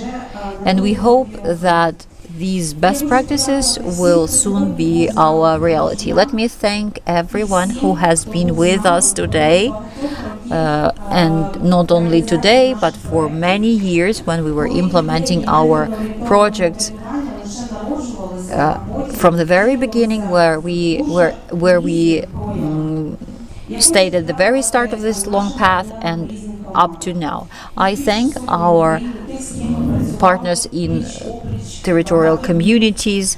We have worked with you for many years, hand in hand, and I am sure you will continue communicating these important values, and this is the greatest achievement for us. Projects start and they finish, and you are always there in your communities, and your further activity defines whether gender responsive governance is implemented full scale. Then thank you, the entire team of the National Democratic Institute, together with all the experts. You are doing incredible things for Ukraine. This is something that is going to shape the future of territorial communities for many years to come, and this is going to make Ukraine a more progressive nation. Thank you very much. One more thank you to our NGO partners. Without you, we would have never been able to transform what we are transforming. The efforts we take would come to null without your support, and unfortunately we know about such cases. Thanks to your consistent support, consistent effort and belief in our cooperation, we are moving forward together. Thank you very much for that. Let me remind you that our today's media marathon wouldn't have been possible without our donors. USAID, Canadian government, the UK, global communities, Sweden. They have been our partners for many, many years because they believe it's an integral part of further democratic development. Thank you very much indeed. Please watch this recorded event online. If you had some questions and you had no chance to ask them, please leave us comments and we will be able to answer. Dear participants, the media marathon gender responsive governance is good governance is closed. Thank you very much for being here with us. This gender marathon, gender responsive governance means good governance, has been organized due to NDI and with the support with USAID, global communities, Sweden, Global Affairs Canada, and FCDO. We are not saying goodbye. We are saying see you soon. Goodbye.